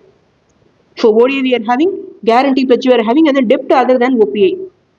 Similar to the unlisted debt instruments, those things will be coming under the financial commitment. So this is the financial commitment meaning. ODI, debt other than OPI, guarantee, pledge. These are called as the non-fund based facilities. Meaning of non-fund based facilities is that here in banking and all, you will be knowing that we are having two types of things. One is the fund based facility, another one is non-fund based facility. Fund based facility means you will immediately sanction the amount, you will immediately transfer the rupees. In non-fund based facility, it is like a letter of credit, letter of comfort, or letter of undertaking, or it is like a guarantee, or it is like a pledge. Immediately there will be no outflow. But at the end, if the borrower defaults, or if something else happens, then we have to do the outflow. Here in fund-based facilities, immediately there will be outflow. But in non-fund-based facilities, there is a probability that if something happens like that, borrower defaulting, if something happens like that, we have to make the outflow. Now that is the meaning of non-fund-based facilities. I hope you know that. Now the next thing is overseas investment. Now we saw financial commitment definition which had ODI, debt other than OPI, guarantee, pledge. So these four were there in the financial commitment. Now when you add OPI to it, this will give you the total overseas investment. Outside India, the total investment that you are having, everything will be covered. OPI will cover the foreign security investment other than ODI. ODI will cover the investment in equity share capital. This debt will cover the unlisted debentures, those things will be covered under this debt.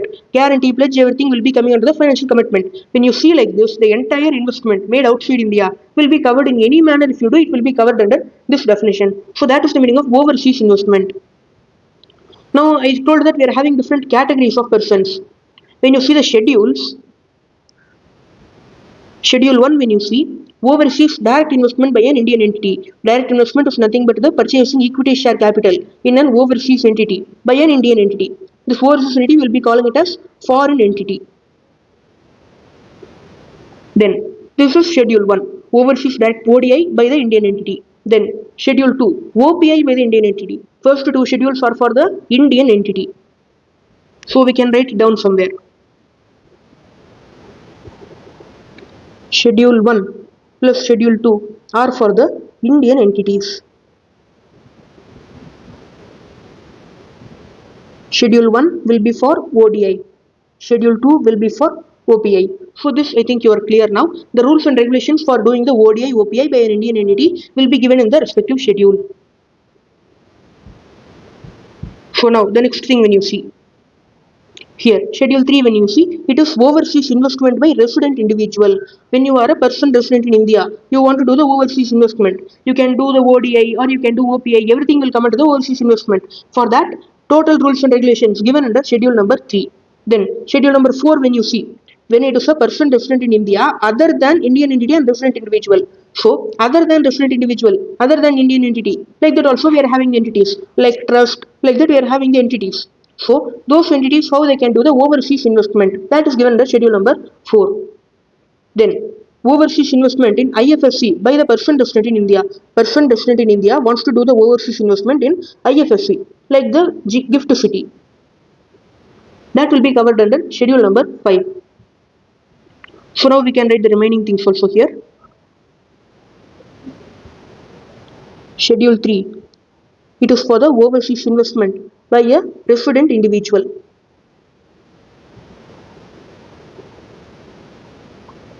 Then when you see schedule number 4, it is for overseas investment by entity other than above.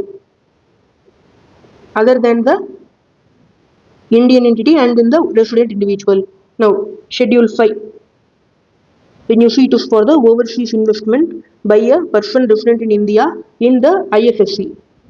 So this is the entire schedules that we are having. Now we can see it one by one. So schedule 1 we can start. Now schedule 1, when you see schedule 1, Indian entity doing ODI, the manner. How you can do the ODI? You can do subscription to the memorandum of association. You can subscribe to the memorandum of association. When they're starting the company, you can subscribe to it. Or you can purchase the equity share capital, whether listed or unlisted. Both will be covered under the particular overseas direct investment. So in ODI, both listed and unlisted will be covered. So then acquisition through bidding or tender you can do. Acquisition of equity capital by rights issue or bonus share. Right issue, bonus share, that also will come under ODI only. Capitalization of debt. Capitalization of debt means you have got a loan from a foreign company. Now that loan you are the foreign company got a loan from you. You are investing, right? So you are giving the loan to the foreign company. The foreign company is unable to repay it. Now the foreign company is giving the equity share instead of the loan. You are converting the loan into equity share. You are converting a debt security into equity security. That is called as the debt capitalization or capitalization of loan. Then swap of securities, you are exchanging the securities. Then merger, demerger, amalgamation in any manner. You can do the ODI investment if you are an Indian entity. So in short, when you see subscription to MOA, bidding or tender, right or bonus issue, debt capitalization, swap of securities, merger amalgamation, demerger. So these are all the methods. Now the most important point before that is the bona fide business activity. So it should be for a genuine business activity, not for some illegal or unlawful things. You should not do the ODI. You should do for bona fide business activity, genuine business activity. Now this is the first point. Second point, when you see ODI in financial services activity. So the entity, the foreign entity in which you are going to do the investment, it is engaged in the financial services activity. Now you will get it out. What is the financial services activity? For example, in India there is an activity like banking. It is regulated by RBI, and stockbroker, that activity is regulated by SEBI. So like that we are having one activity that is regulated by a financial sector regulator.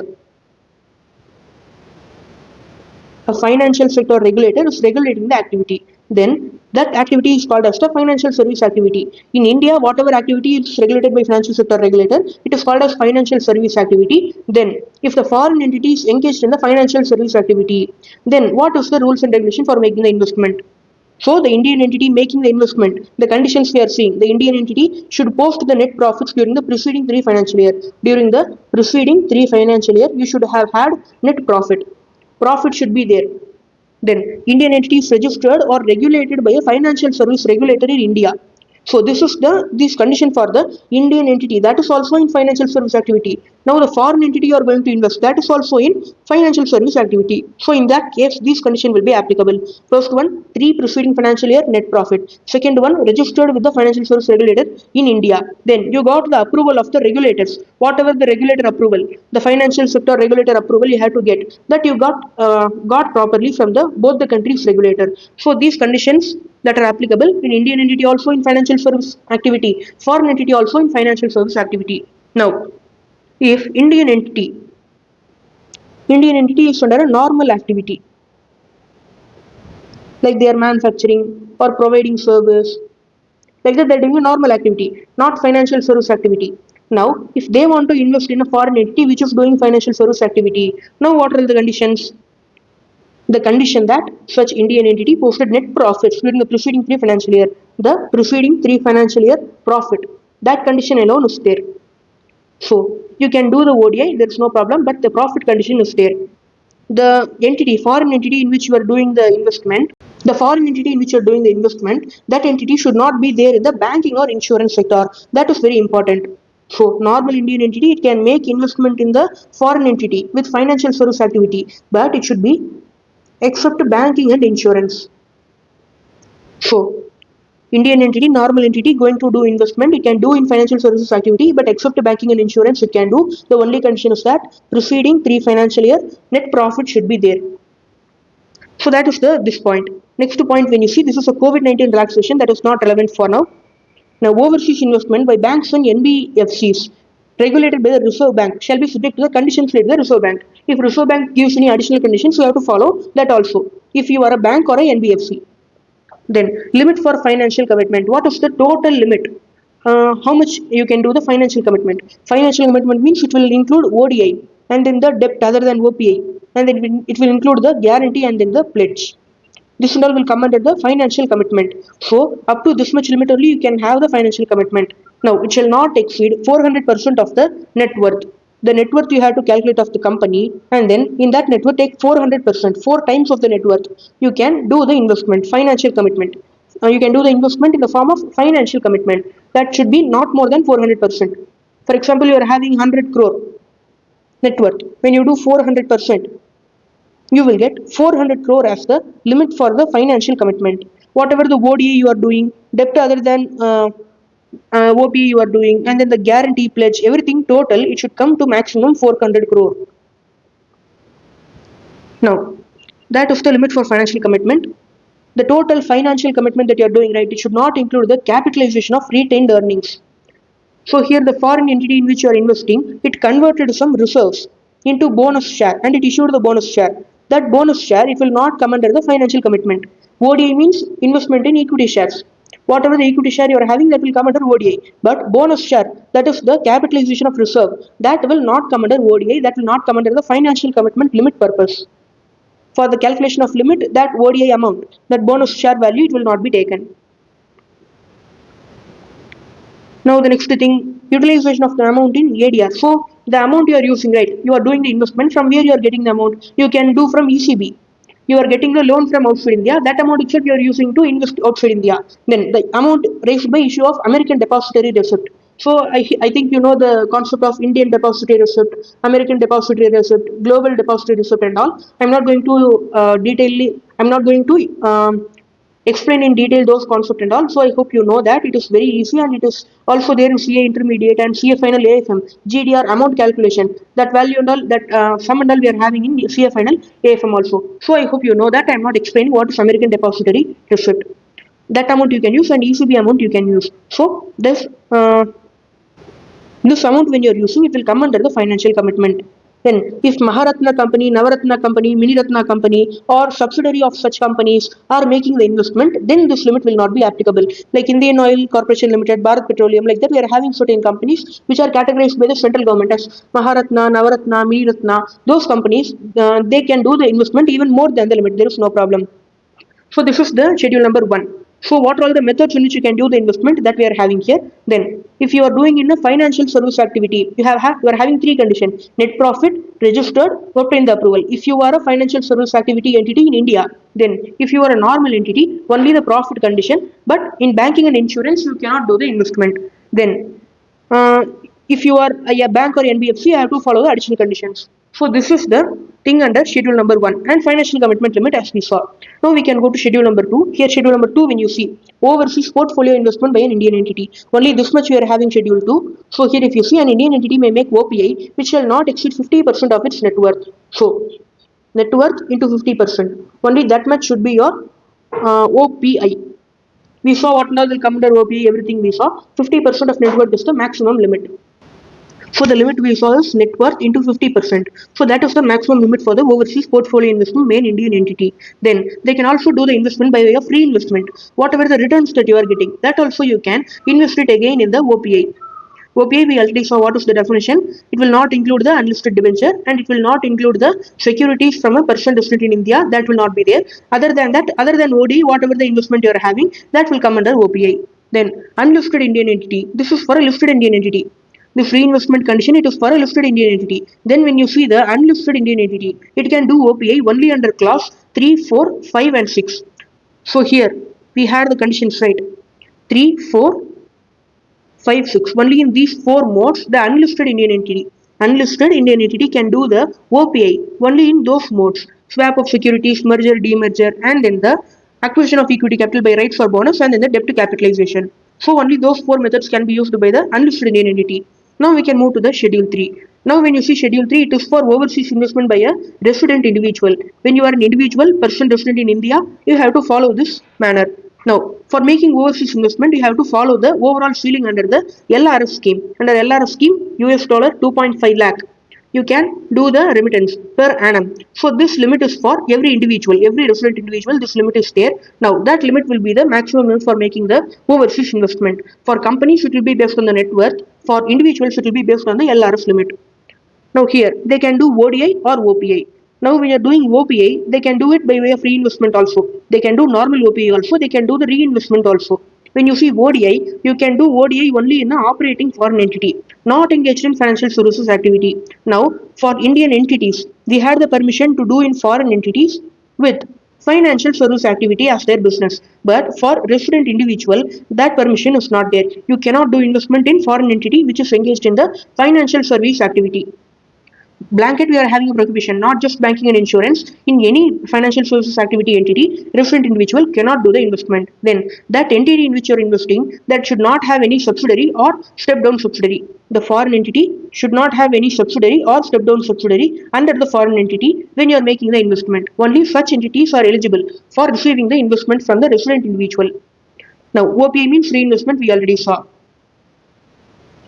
Now the next thing, when you see ODI or OPA, they can do in the following method. Debt capitalization we saw, then swap of securities in the same manner, merger, demerger, same, rights issue, bonus issue, already we saw, gift, inheritance, sweat equity share, minimum qualification share, employee stock ownership plan.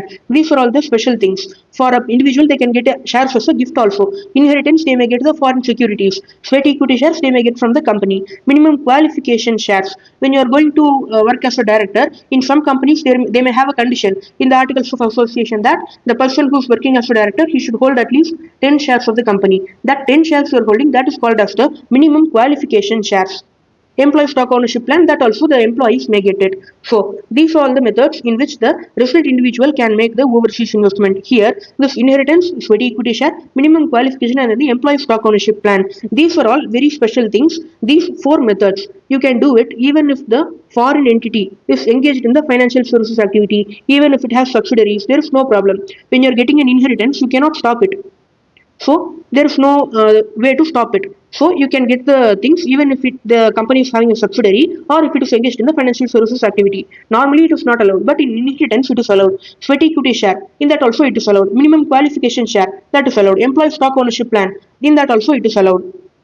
Now, less than 10% equity capital you are having without any control, then it will be considered as an OPI. So for ODI, what we saw, in a listed entity, if you're having less than 10% with control, it will be called as ODI. Or you're having more than 10% or more, then also it will be considered as ODI. Then OPI, when you see other than ODI, what are all the investment that you're having, it will come under OPI. But when you see the Schedule 3, overseas investment by resident individual, they have given that less than 10% without control, either listed or unlisted, it will be called as OPI. That means that resident individual is making an investment. It may be either listed entity or unlisted entity. In that, less than 10% equity share capital is owned by the resident individual, and then he does not have the control. He does not have the control. Now, in that case, it should be considered as OPI only. So that they have given. This they have given for the thing that if under ESOP, employee stock option plan, here the company is providing the shares to the employee. If it is considered as ODI, he should follow all the regulations that are applicable for ODI. That is not possible for a resident individual and all. So that's why they have given the regulation, that is, they have given the relaxation that it can be considered as OPI when it is less than 10% and then control should not be there. No control. So these two are very important conditions, you have to remember it. They may ask questions from these 2 points specifically. Now, acquisition by way of gift or inheritance. When you are getting gift or inheritance, there is no limit. From a person resident in India who is holding in accordance with the provisions. What you have to check is that the person giving the gift, whether he is holding the securities as per the law, whether he is following the law, because by using that law, by using the provisions under the law, he is doing it only as per the provisions under the law. If he is doing that as per the provisions under the law, and he is giving those foreign securities as gift, then there is no problem. Without any limit, the resident individual can get the foreign securities. Then, from a person resident outside India, foreign securities are being given to a resident individual. Then you have to follow the provisions of FCRA Act. That we have already seen in a separate video. So that FCR Act provisions you have to follow when you are getting it from a person resident outside India, that to foreign security. Then, when you are getting the shares under employee stock option plan or employee benefit scheme, then without any limit you can get that. Sweat equity share you can get it, but the shares should be on a uniform basis. For all the employees, it should be on the same basis. There should not be any special treatment for you alone. Then in that case, without any limit, you can get the shares as you are an employee. When you are a resident individual employee, without limit, you can get the sweat equity shares or ESOP or employee benefit scheme. There is no problem, but it should be on a uniform basis. Now the next thing when you see, a resident individual may acquire ESOP plans under any scheme of the central government. Even if you are not following any condition, nothing is followed. That will not apply to the ESOP plan by the central government. When central government is giving the ESOP plan, no need to check any condition. So that's all about the schedule number 3. Now we saw what are all the manner in which they can do, what are all the method in which they can do. The relaxation given to the resident individual without having control less than 10%, that we are having the relaxation. Then for gift or inheritance also we are having the relaxation. Then ESOP plan we are having one relaxation. That's all about the schedule number 3. Now when you see the schedule number 4, it is for a overseas investment by a person resident in India other than Indian entity and resident individual. In under person definition, other than Indian entity and resident individual also, many other entities will come like trust. So for those entities, what will be the rules and regulation? Now when you see a trust or society, a cooperative society or a trust, when they want to do the overseas direct investment, what can they do? So that is the rules and regulation given. The trust must be registered and it should be in the educational sector or hospital sector. Trust or the society, it must be registered. It should be in the educational sector or hospital sector. The trust or the society should be registered. It should be in the educational sector or the hospital sector. It should get the prior approval of the Reserve Bank. It should get the prior approval of the Reserve Bank. These three are the basic conditions. Then, what are all the other conditions? The other conditions, first one is that the foreign entity in which you are going to do the investment, overseas direct investment, the foreign entity should be in the same sector as the trust or the society. It should be either in the educational or the hospital sector, in the same sector like the trust or society. Then, second one, the trust should be in existence for at least 3 financial years. It should be in existence for 3 financial years. Then, trust deed in case of a trust and memorandum or bylaws in case of a society should permit the ODI. Under the document, what is the constitutional document? The trust deed for trust and then the memorandum and the bylaws for society. That should allow the ODI. There should be permission for doing the ODI under the document, main document of the institution, main document of the entity. It should have the approval of the trustees. The trustee should give the approval, and in case of a society, the governing body, the in charge council, those people should give the approval. Then, if the trust has a special license from the Ministry of Home Affairs, central government, or from the local authority, or you are having a special license from these people, then you have to submit it to the authorized dealer bank. The bank with which you are operating the investment, that is called as the authorized dealer bank, you have to submit the special license to the AD bank. So these are all the conditions you have to follow. First one, same sector. Second one, 3 financial year existence. Third one, permission in the constitutional document, trust deed or in the memorandum. Then approval of the trustees. Last one, special license means submitted to the bank. Now these are the conditions for the registered trust or society. Now this is very important. They are asking questions from this, even from set A and even in the IBS. In IBS, paper 6 IBS and CFN, we are getting the combination of questions from all the subjects, all the 7 subjects. Set A, Set B, FRA, from audit, DT, IDT, from all the 7 subjects, we are getting the questions. So in that, these questions are asked frequently, or at least they are asking questions from this topic in this particular chapter. So this is important. So that I have to tell you here. Now one more point. Till now we saw, right, in that also some points are important. I would like to tell that also here. The thing we saw in schedule 1, right, the limit for the financial commitment. Yes, this limit for financial commitment. This they have asked in one particular case study. There they have given the numerical question for finding out whether the proposed ODI, the company is telling a plan like that we will do the ODI like this, like that they are giving you a plan, whether that plan is possible under the law or not, whether it is coming under the limit for financial commitment. Even after doing the investment, the limit should be followed. So that you have to check. For that, you have to do the total of what all the financial commitment investment that you are doing, and then you have to see the 400% of net worth. So that is the most important thing. They are asking numerical questions from this point. Then from this also they have asked one question. So if a person wants to do a financial services, if a person like a person means an Indian entity wants to do an investment in a foreign entity which is engaged in financial services activity, then what are all the provisions under the FEMA that they have to follow? That they have asked, and these points we have to write it.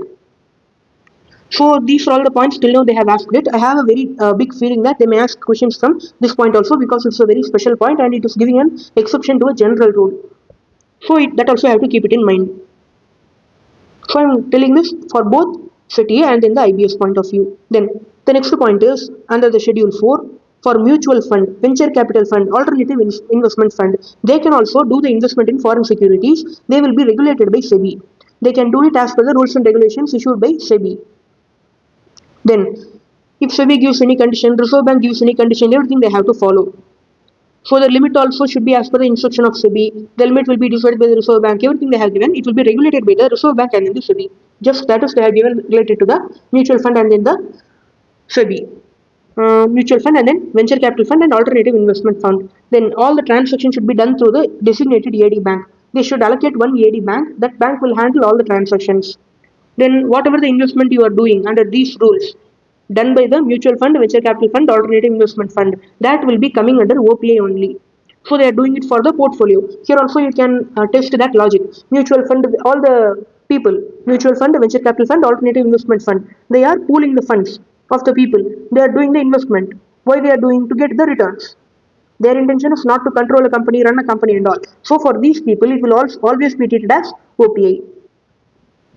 So these points you can keep in mind so that you can remember it easily. If you just see that this will become ODI, this will become ODI, it will be difficult for you to remember at the end. So when you connect this logic, it will be easy for you to remember various points. For these lengthy chapters, you have to understand it. Do not try to mug up it. You will try to understand it. Only then you will remember it for a long time and you will not mix it up in the exam hall. Then opening of demat accounts by clearing corporation and stock exchange and clearing members.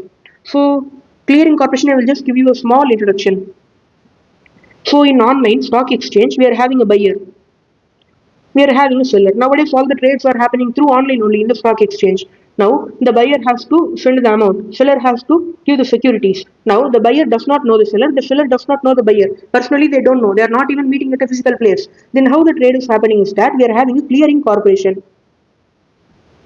We are having a clearing corporation. The clearing corporation will connect these two, and then that will do the accounting and all. Back end, it will make sure that the securities are transferred, the money is transferred, everything will be done by the clearing corporation. So that is the role of the clearing corporation. Even if the buyers and sellers do not know each and everyone personally, they can do the trade through online with the help of the clearing corporation. It will do the clearing work. So that's all the explanation possible for now for the clearing corporation meaning. Now you can search about it in the Google also, you will get more information. Just the clearing corporation must be registered with SEBI, it will be approved by the SEBI. Now they can acquire, hold and transfer the foreign securities. How they will get a hold on the foreign securities? Why do they want to have a thing on the foreign securities? Clearing corporation is there, right? When you are from a foreign, when you are from USA, we can take a very big bank from USA. They want to do trade in the Indian stock market.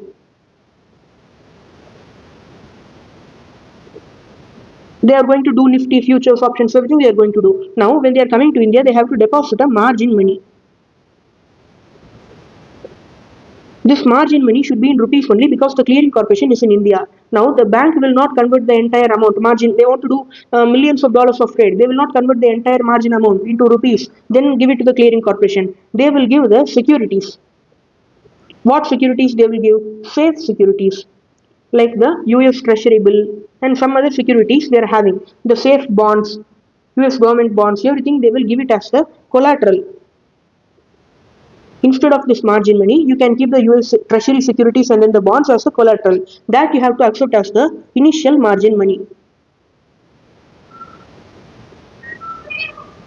Now those securities will be handled by the clearing corporation. If that rule is not there, then the clearing corporation will not be eligible to get the securities. So that's why we have that rule that the clearing corporation can handle the securities, can acquire, hold, transfer the foreign securities which are given as collateral by some foreign entity. So that point they are having here. They can open a demat account with foreign depository. They can remit the proceeds. They can liquidate the foreign securities and repatriate the proceeds to India. This what will happen to the initial margin is that if the thing gets lost, the bank has made the investment and it has become a loss. Now from where they will recover the loss? They will liquidate the margin money they got. Margin money or the margin collateral. That they will liquidate, they will sell it and then they will get the amount. This is how they will recover the loss. Now when you see domestic depository, so here we are having the Indian depository receipt concept also. Indian depository receipt, I hope you know that. I will just tell you in a short manner, like we are having a foreign company that wants to issue the shares to Indians. Now it cannot come to India and issue the shares and all. It will deposit the shares to a custodian, which is located in overseas. Now the custodian bank will tell to a domestic depository. Both will be banks. This will also be a bank only. This will also be a bank only. Now the domestic depository will issue the Indian depository receipts to the Indian resident. It will be denominated in rupees and then the Indian investor can invest it without doing any currency conversion and all. No problems currency conversion for the Indian investor. Now this is the short meaning of Indian depository receipt. Here the domestic depository, they can also handle the foreign securities like that they have given the point. The domestic depository can hold the foreign securities, everything they can do. Now the AD bank, the authorized dealer bank, they can also handle the foreign securities in the normal course of the business. So that's all about schedule number 4. Now this is for other than the entities, like other than resident individual and other than the Indian entity, all the other entities we are having the rules and regulations. Trust or society, other mutual fund, alternative investment fund, and then the venture capital fund. Also clearing corporation, domestic depository, AD bank. So that's all about schedule number 4. Now we can start schedule number 5. So here the first point when you see the main schedule is about the investment in IFSC by a person resident in India. Person resident in India doing investment in IFSC, which is the gift city in India. Now here the first one is approval. If you are getting the approval within 45 days, you have to make the application. Within 45 days you should get the approval. If you do not get any reply, then it will be deemed approval. Then your application will be deemed to be approved. It means that if no reply is received, you can undertake the transaction, there is no problem. Deemed approval. Then the next thing, entity not engaged in financial service activity. So we saw one point, right, in schedule number 1, that an Indian entity which is not engaged in financial services, that is, it is a normal entity. Now it wants to do investment in a foreign entity. That foreign entity is engaged in the financial services activity. Now the Indian entity should have 3 preceding financial year net profit. Only then the Indian entity can do the investment in the foreign entity which is doing the financial services activity. That condition we saw. Now if the foreign entity is located in the IFSC region, if it is located in the gift city, then this net profit condition is not required. No need to check this net profit condition. So what is the simple thing? An Indian entity which is a normal entity, it wants to invest in the foreign entity which is a financial services activity entity. Now this entity is located in the IFSC region. Then no need to check the profit condition. No need to check the net profit condition. So this is the thing. They have given the relaxation here. So here, that except banking and insurance, that thing we are having. Indian entity not engaged in financial services. It is going to make ODI in the foreign entity which is engaged in the financial services, which does not meet the net profit condition, may make ODI in the IFSC. So they are allowed to make even if they do not meet the net profit condition. Then a person resident in India, PRI, can make contribution to the investment fund, etc. in the IFSC area. Then for this point I would like to give you some extra detailed explanation for one more point which we saw earlier. So in schedule 3, here when we saw these 2 points I would like to explain in much more detail so that you will be understand that point in schedule 5 better. So when you see this point, a resident individual can make ODI by way of equity capital or OPI. subject to the overall ceiling of the LRF scheme. So here I would have told in short that the LRF scheme is the main limit under the overseas investment under schedule number 3. But here one more point is also there. Now I am going to explain it to you here. The resident individual can make the investment. They are having only two permission. First permission, ODI. In ODI you have to do equity. Normally ODI itself has only equity. In ODI only equity is there. That also they have specified that in ODI you have to do the equity investment. Second one, you can do OPI. That is also, it will be given in the manner given in the schedule. So only two permission is there for the resident individual. ODI you can do the equity investment. OPI you can do as per the schedule. So in ODI there is no problem. ODI fully equity. Now when you see OPI here, they have given that the definition is other than ODI. It should be a foreign security. It will not include. It will not include the unlisted debenture. It will not include the security from a person resident in India in a non-IFSC region. Now, this we know. So, unlisted debenture will not come under OPI. So, when you see what will come under OPI, listed debenture. So, unlisted debenture only is specifically not allowed under OPI, but listed debenture is allowed. So, listed debenture it will not come in ODI because ODI is fully equity share capital only ODI. So, ODI will not include the listed debenture. Here in OPI, only unlisted debenture is prohibited. So, listed debenture will come under the OPI. This unlisted debenture it will go to the financial commitment. Now, here in the resident individual framework, in the framework for resident individual, we are having the permission. Resident individual has the permission to do ODI, equity, and then we are having the permission to do OPI. OPI means we are having a listed debenture here. So, listed debenture can be purchased by the resident individual under OPI. Other than this, no other investment can be done in debt by the resident individual. If it comes under OPI, you can do. Otherwise, you cannot do it. When you are giving any loan, it will not come under OPI because OPI is for the foreign security. If you are giving any loan to a foreign entity, then that is not covered under OPI, so it is not allowed. Unlisted debenture, it is not covered under OPI, so it is not allowed. So whatever it is covered under OPI, it is allowed. So listed debenture, it is covered under OPI, so listed debenture is allowed. So other than this, any other debt which is not allowed under OPI, it is not allowed. So here, now what you need to understand is that in ODI, equity you can do the investment. In OPI, whatever the debt allowed, and whatever the equity allowed under the OPI definition that you can do. In OPI, debt only listed debenture are allowed. Unlisted debenture are not allowed. Now that we saw. The next point when you see ODI, I told that the resident individual, if they want to do the ODI, the foreign entity should not have any subsidiary. Subsidiary should not be there for the foreign entity. But that subsidiary, it is, I told you in short. Now we can see in detail here. Now here, the foreign entity, there are two situations. The foreign entity has subsidiary. The foreign entity does not have subsidiary. If it does not have subsidiary, no problem. That situation we can leave it. Now here, the foreign entity has subsidiary means, in this also we are having two cases. Like the foreign entity has a subsidiary and the resident individual controls the subsidiary. Second situation is foreign entity. It has a subsidiary, but the resident individual does not control the subsidiary. Now, how will the resident individual control or not control the subsidiary? For that, we have to see the voting share. Voting share and then the other arrangement or agreement done by the resident individual. Voting share means, for example, in the foreign entity, the resident individual holds some 30% voting share. Now, this foreign entity, it is holding 20% voting share in the subsidiary. Foreign entity is directly holding 20% in the subsidiary. Now, this resident individual is directly holding in the foreign entity 30%. If we do it in this manner, you will understand it better. Resident individual, foreign entity, and then the subsidiary. Resident individual directly has 30% voting power. Foreign entity directly has 20% voting power. Now, when you multiply, indirectly the resident individual has how much voting share? 30% into 20%.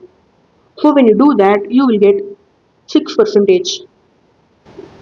So here when you do, you will get 6% ultimately. Now the resident individual has 6% voting share in the subsidiary. If you are having a control, it means that you should have minimum 10% or more voting share. Only then it will be called as a controlling the subsidiary. You are having only 6% voting share in the subsidiary, so there is no control.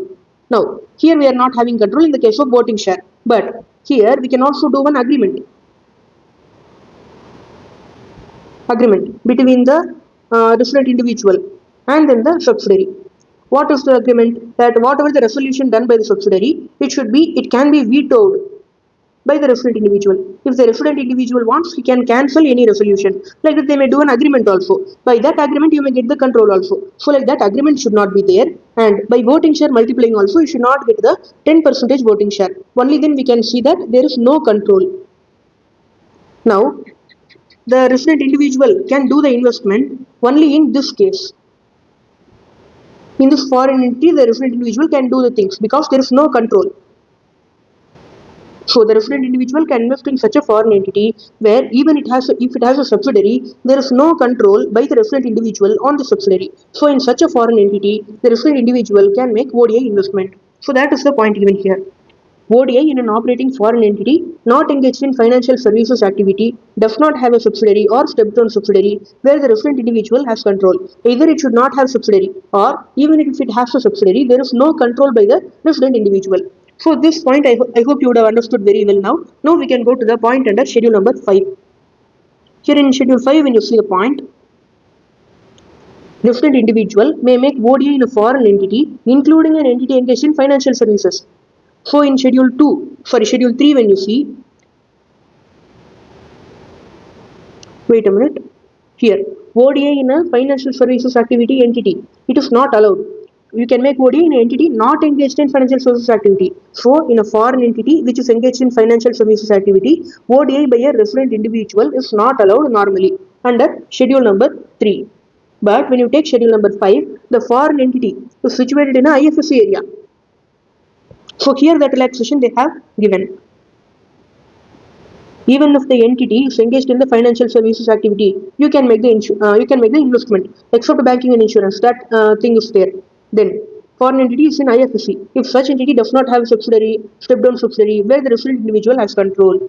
So the subsidiary point is same, but the financial services activity, that point they have given the relaxation. Even if the foreign entity is engaged in the financial services activity, we can make the investment. Now this is the point I would like to tell you here. This is the points in schedule number 5. Now in schedule when you see what are all the important things. Schedule 1 is important, schedule 2 is important, schedule 3 is important. In schedule 4 and 5 when you see, this trust point is important. And then in schedule number 5, this particular 45 days approval, that point is important. And yes, this second point and then this fourth point. Point 1, point 2 and then point 4. These three are important points in schedule number 5. In schedule number 4, the trust point is important. Schedule number 1, 2, 3 are fully important. So this is the schedule that we saw till now. Now we can see the general rules. I would have told you that first we can see the heart of the provision, that is schedules. After that we can see the general rules. Now when you see general rules, the rules we are having, right, overseas investment rules, it will not be applicable in certain cases. What are the certain cases? Investment made outside India by a financial institution in IFSC. In IFSC region, we are having a financial institution. That institution is making investment outside India. Then there is no applicability of these rules. Then you are having the amount in the resident foreign currency account, or you are having the foreign currency resources held outside India by a person who is employed in India for a specific duration or for a specific job or assignment which does not exceed 3 years. This point we would have seen in the FEMA current account transaction under schedule 3. We would have seen that a person who is resident but not permanently resident, such person, a person who is resident but not permanently resident. So that is the meaning. This person, the name of this person is person resident but not permanently resident. So they have come here for a specific job or a specific assignment or for a specific duration they are appointed. So in that case, they are having some foreign currency resources held outside India. From that they are making some investment. There is no applicability of these rules. So these are all the cases in which the rules will not be applicable. Then what are all the debt instruments? What are all the non-debt instruments? Government bonds, corporate bonds, all transaction of securitization structure which are not equity transaction, borrowings by firms to loans, depository receipts whose underlying securities are debt. So these are debt instruments. Everything other than that which are related to equity, everything will come under the non-debt instruments. If an instrument is compulsorily convertible, like if it is a compulsorily convertible preference share or compulsorily convertible debenture, then these two will be considered as equity instruments only. Now the next point when you see, if you are already having foreign equity, Already in a foreign entity you are having the equity share capital, then you can make the investment in bonus issue, right issue. Even if the company is bringing these issues, you can do the investment, there is no problem. Then you have to do the investment for bona fide business activity only. Then if you are going to do the investment in Pakistan or any other entity like that, you have to get the approval of central government. Then the limit they have given, like the limit for financial commitment, net worth, everything they have given, right? Even more than the limit you can do, but you have to get the central government permission. Then the Reserve Bank also can give permission for doing the investment. If you are not following any of the condition, you can go to Reserve Bank, make the application, you can get the permission. After that, you can do the investment. Then the ceiling and all, it can be specified by RBI. And if you are having an NPA account, if you are having an NPA account in Indian bank, you are person resident in India, or you are a willful defaulter, or you are under investigation by an investigative agency like ED, income tax, like that, you are under any investigation, or you are under investigation by a financial service regulator, like RBI is doing investigation on you, SEBI is doing investigation on you. In that case, you have to get the no objection certificate from the bank or the regulatory body, RBI, SEBI, or the investigative agency, ED, IT. From those people, you have to get the NOC. After that, only you can do the investment. Then, so they have given, you have to make the application, then only you will get the NOC. If you did not get any reply, no reply for the application, then it is deemed to be approved.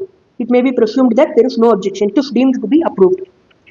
Then pricing guidelines. When you're getting the equity share capital, it should be based on the arm's length price.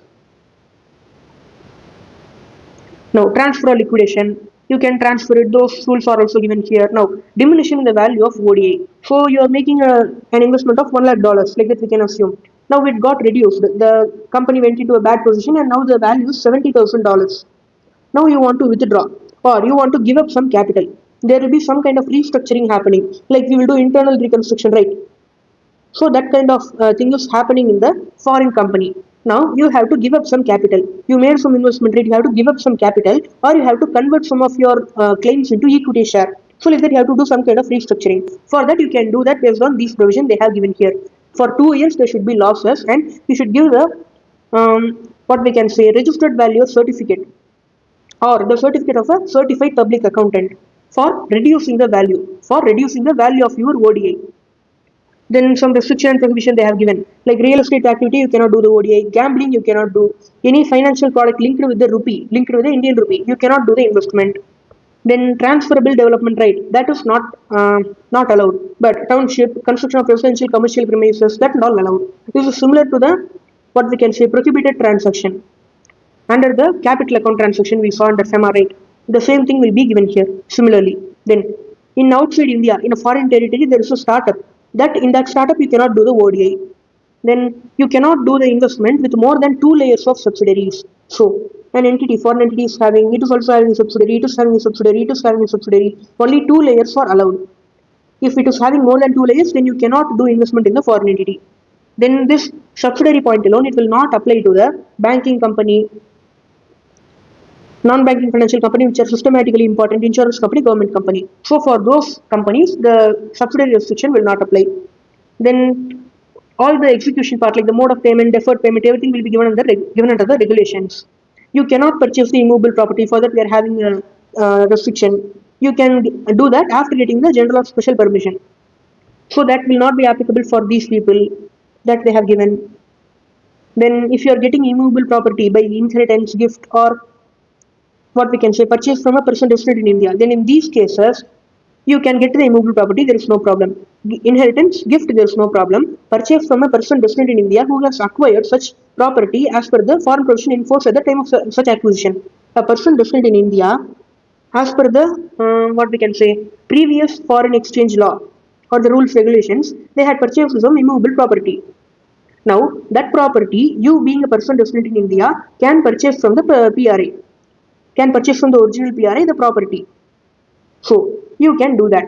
Now that is the permission they have given here. Then like that we are having some points that you can read by yourself. Now we are having the schedule 1. So we have completed all the schedules and in the general rules. Now we can see the regulations, overseas investment regulations. So here also only some points I will be covering, important points. Some procedural points we are having, that all I will not be covering. Now we can start to do the overseas investment regulations. So here when you see, you can do the financial commitment other than equity capital mode. So now I want to explain you one thing here. We already saw that for resident individual, he is generally not permitted to do the debt and all, but he can do ODI by way of equity, and he can do OPI. In OPI, if some debt is permitted, that debt alone he can do. What is the debt permitted? Listed debenture. So, like that, you can do these debt alone for the resident individual. When you see for the Indian entity, they can do the debt investment. Debt investment means like investing in bonds or debenture or granting loan or granting guarantee or giving pledge. So all those things will be coming under the debt investment. Now here when you see, this can be done by the Indian entity, but previously the entity for which you are giving the things, right? You are giving purchasing the bond, you are giving the loan, you are giving it to a foreign entity, right? That foreign entity should already be a ODI entity with control. Now, for example, we can take one company. We are having A Limited, an Indian entity. Now, it is having three companies in three foreign entities: foreign entity 1, foreign entity 2, foreign entity 3. Now, in these three companies, the A Limited has ODI plus control. A Limited has done ODI investment plus control is also there with A Limited only.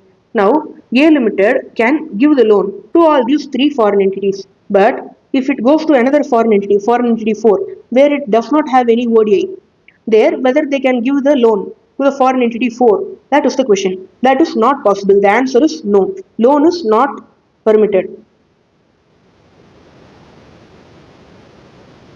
Now here what is the condition is that when an Indian entity is going to give a loan means not only loan, bond, debenture, everything. When it is going to be given to a foreign entity, what you have to check is that the foreign entity should already be a ODI, what we can say, ODI entity along with the control.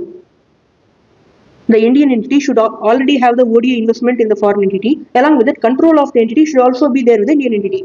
In the foreign entity, ODI plus control, both are there with the Indian entity. Then for such entity, foreign entity, you can give the loan. There is no problem. So the Indian entity can lend money or invest in the debt instrument subject to the conditions that the Indian entity is eligible. The Indian entity has made ODI. The Indian entity has acquired the control. In the foreign entity, the Indian entity should have ODI plus control. So these are all important points. That's why I'm repeating this much times and I'm emphasizing this much also.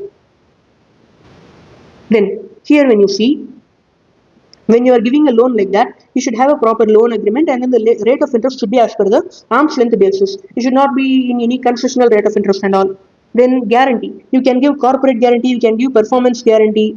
It can be given by a group company or a holding company or a subsidiary company or a promoter group company. Like that, any company can give the corporate guarantee or performance guarantee. Then personal guarantee by the resident individual promoter of such an Indian entity. Now this Indian entity is there, right? This Indian entity will have some resident individual promoter. Resident individual promoter. That promoter will give the guarantee for the foreign entity. Now that is also permitted. They're saying that. Personal guarantee by the resident individual promoter of the Indian entity. Bank guarantee which is backed by the collateral by the Indian entity. Now here a bank also can give guarantee. But for this bank guarantee, the Indian entity should give any collateral or Indian entity should also give a guarantee to the bank, counter guarantee. The bank will give guarantee to the foreign entity. The Indian entity will give counter guarantee to the bank. So like that it should be there. Then the guarantee is extended by a group company. It shall be counted towards the utilization of financial commitment limit independently. And in case of a resident individual promoter, the limit counted towards the financial commitment of the limit of the Indian entity. Now, whenever you are giving guarantee, we saw that it will also come under the financial commitment limit. It will come under the financial commitment definition and therefore it will also come under the financial commitment limit. For example, 100 crore net worth into 400% when you do. The total limit for financial commitment. It is 400 crore. Now, if a resident individual promoter, like we saw here, This person is giving the guarantee. This person is giving guarantee. Now, for this person, we are having one limit for LRS scheme. And this resident individual promoter is also not allowed to give debt except OPI. Except covered under OPI, the resident individual is not allowed to do the debt investment. So here, when the resident individual promoter is giving the guarantee, where it will be counted, whether under the LRS scheme or under the limit of the Indian entity. Now it will be counted under the limit of the Indian entity. Under this 400 crore limit of the Indian entity only, the guarantee by the resident individual promoter will be counted. Now, if a group company, like a holding company is providing, or a promoter group company, or another subsidiary company is giving, like that, if these companies are providing the guarantee, then it will be counted towards the respective limit. Respective limit for financial commitment. Each company will have the 400% net worth limit, right? Under that particular limit, this guarantee will be counted. So what will be the value of the guarantee? That also it will be specified, and then there should be no open-ended guarantee. Open-ended means like it will be open. There is no specific time limit. That such type of guarantee is not allowed. You should give a proper guarantee which is having an expiry date, amount, or the event after which the guarantee will expire. So that things should be specified properly. Then if the guarantee is invoked, now here what will happen, I will tell you using an example transaction itself so that you will be able to understand it. So if I just read this provision, it will not help you to understand it. So that's why I am giving examples and all. So now the foreign entity is getting a loan from any bank or somewhere. Now for this the bank is asking the guarantee. Now here the Indian entity is the one who is having the ODI plus control. Now here the Indian entity can do the guarantee using the resident individual promoter or the holding company or another subsidiary company or another promoter group company. They can use these companies or these people, and then they can give the guarantee to the bank. What does this mean? For example, if it is a 100 crore loan, 100 crore dollar we can take, 100 crore dollar. Now if the foreign entity defaults, if the foreign entity does not pay, then what will happen? The bank will invoke the guarantee. The bank will enforce the guarantee. It is called as invoking the guarantee. What will happen? For example, if the foreign entity did not pay the 10 crore dollar installment, now the bank will invoke the guarantee and demand 10 crore dollar from the guarantors. From the guarantors, the bank will demand 10 crore dollar. Now, if this kind of guarantee is invoked, now this 10 crore dollar will be counted as lending. Till now, this entire 100 crore dollar it has been counted as guarantee. But now it will be counted as lending. So that's what they have given. The amount of guarantee invoked, it will be counted as lending. Then, if guarantee has been provided jointly and severally by two or more Indian entities, 100% of the amount shall be reckoned towards the individual limit of each of the Indian entities. Now here, the guarantee is being provided. The bank is there, foreign entity is there, and then two or more Indian entities. Like here, the Indian entity is the one having the ODI plus control. Now we are getting a loan. Now the guarantee is being provided by a holding company, subsidiary company. These two entities are giving the guarantee. Now the guarantee they are providing jointly and severally. This means that both of us will pay the guarantee, and even if one of us does not pay, the other person will pay the entire guarantee. So like that, jointly and severally, they are liable. Now here, if it is 100 crore dollar loan, here the holding company, the first guarantor, subsidiary company, second guarantor. Now the holding company has a limit of 400 crore dollar we can take. Now the subsidiary company has a limit of 200 crore dollar we can take. The limit for financial commitment, that is 400% of net worth. Now the 100 crore dollar loan guarantee we have given, that will be counted two times. For this holding company one time 100 crore dollar, and then for the subsidiary company one time 100 crore dollar. Now what is the limit remaining? For holding company, the limit remaining is 300 crore dollar. For subsidiary company, the limit remaining is 100 crore dollar. So like this, they will do the double counting when the guarantee is provided jointly and severally. So this is the thing they have given here. Now this is the entire provision of guarantee. Now we are also having one more point, performance guarantee. So here the Indian entity, foreign entity is having ODI plus control. Now the foreign entity is getting a project. It is not getting a loan, it is getting a project. From another company we can take. Now this company is asking for a performance guarantee. What is the meaning of performance guarantee? After getting the project, the foreign entity must complete the project properly. What are all the things given under the terms and conditions of the agreement? Conditions of the project agreement. They should do it properly. If they are constructing a road, they have to construct it for the particular kilometers that they have given as condition in the agreement, and the road quality should be like that. And the date for completion, that also will be mentioned like that. All the project should be completed properly as per the conditions properly by the foreign entity. If the foreign entity does not complete the project properly, then the Indian entity will pay the penalty. The Indian entity is the one giving the performance guarantor. So the Indian entity guarantor will pay penalty to the company in case the foreign entity does not complete the project properly. So this is the meaning of performance guarantee. Now if you are giving 100 crore dollar performance guarantee, then we have to take 50% of that. Only 50%, that is 50 crore dollar will be counted towards the limit for financial commitment. This I'm telling this much. I'm telling in this much detail with example because they may ask this in a numerical question. So 50% of the amount in case of performance guarantee, 50% of the amount shall be reckoned towards the financial commitment limit. So first you need to know what is the meaning of performance guarantee, and then the 50% will be counted towards the limit for financial commitment. So that's all. And one more thing, here when they are asking numerical questions, try to remember and try to do those because I'm giving the examples and all. And no other persons have covered in this much detail the provisions of the ODI, ECB and all. So that's why I have covered in depth, and that's also in English. So it will be beneficial for all the students. So you have to use this, and if you skip the video because of the length, it is a loss for you. Only I have covered it in a very detailed manner.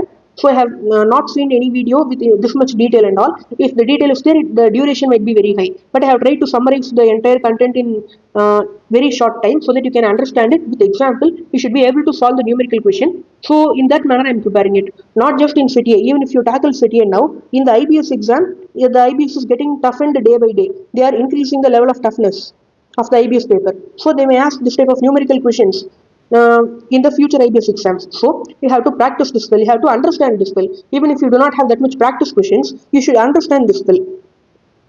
Only if you understand, you can try to do this in the exams. Now, do not skip this video because of the length of the video. It is taking a little bit long only, but I am trying to do this as short as possible along with all the important points. Now here, pledge or charge. Now the Indian entity has the equity share capital. One second. The Indian entity is having equity share capital in the foreign entity. Now this share we are having, like equity share. This shares the Indian entity can keep it as a pledge and get a loan, and they can use the loan. They are having three purposes: either for itself, or for the foreign entity, or for any other subsidiary or any other entity. So here, this loan they are getting right by pledging the equity shares. They can use it for itself, or for the foreign entity, or for any other entity, any other subsidiary or any other foreign entity. They can use it. So here when you see pledging the equity share capital of a foreign entity for availing fund-based or non-fund-based facilities, they can get even fund-based or non-fund-based. They can get liquid cash as loan, or they can get some kind of letter of credit, letter of comfort. For that also they can pledge the equity capital. They can use the loan proceeds for itself or for any foreign entity in which it has made ODI or its step-down subsidiaries outside the India, or in favor of a debenture trustee. So for this purpose, you can use the loan proceeds. Now here also, when you are using the loan proceeds in the foreign entity or any other subsidiary which is a foreign entity, in those entities you should have the ODI plus control. When you are giving it as a loan to the foreign entity or any other subsidiary, you should have ODI plus control in those foreign entities, even if you are using this loan proceeds. Then one more point, you are pledging this asset, right? You are pledging the equity shares. You can pledge it with a bank in India or with a public financial institution in India. These both are in India. Or you can also use a overseas lender. A lender outside India also you can pledge the shares. So here then the assets it has in India, the Indian entity has some assets in India, including the assets of the group company, associate company, promoter or director. All those assets also you can pledge it. You can get the loan. After that, you can use it for any foreign entity in which it has made ODI or step down subsidiary outside India. So you're having the assets in India that you are pledging. Then you are getting the loan that you are using it for the foreign entity or any other subsidiary or any other entity.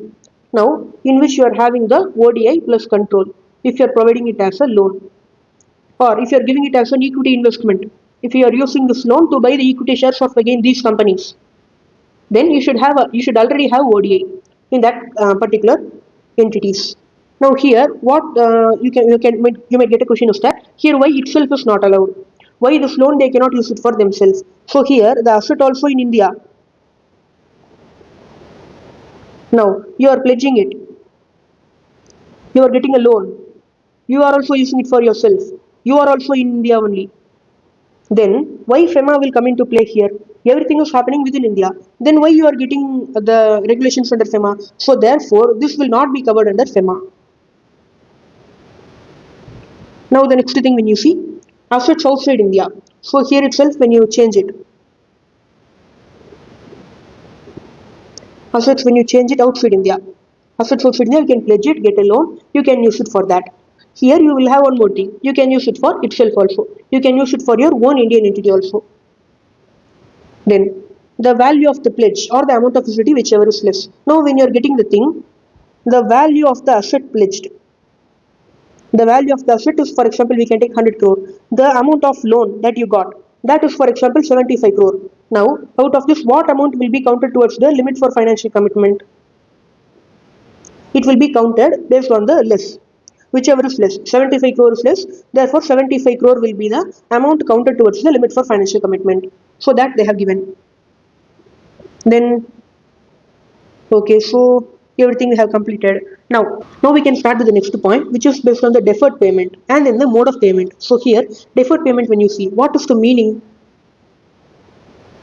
Here, first, the person resident in India is buying the securities from a person resident outside India, which are equity securities. Or the person resident outside India is buying equity securities from a person resident in India. These are the equity securities of a foreign entity. Now, in this case, we are going to do the deferred payment. The meaning of deferred payment is that we are postponing the payment. We will pay later.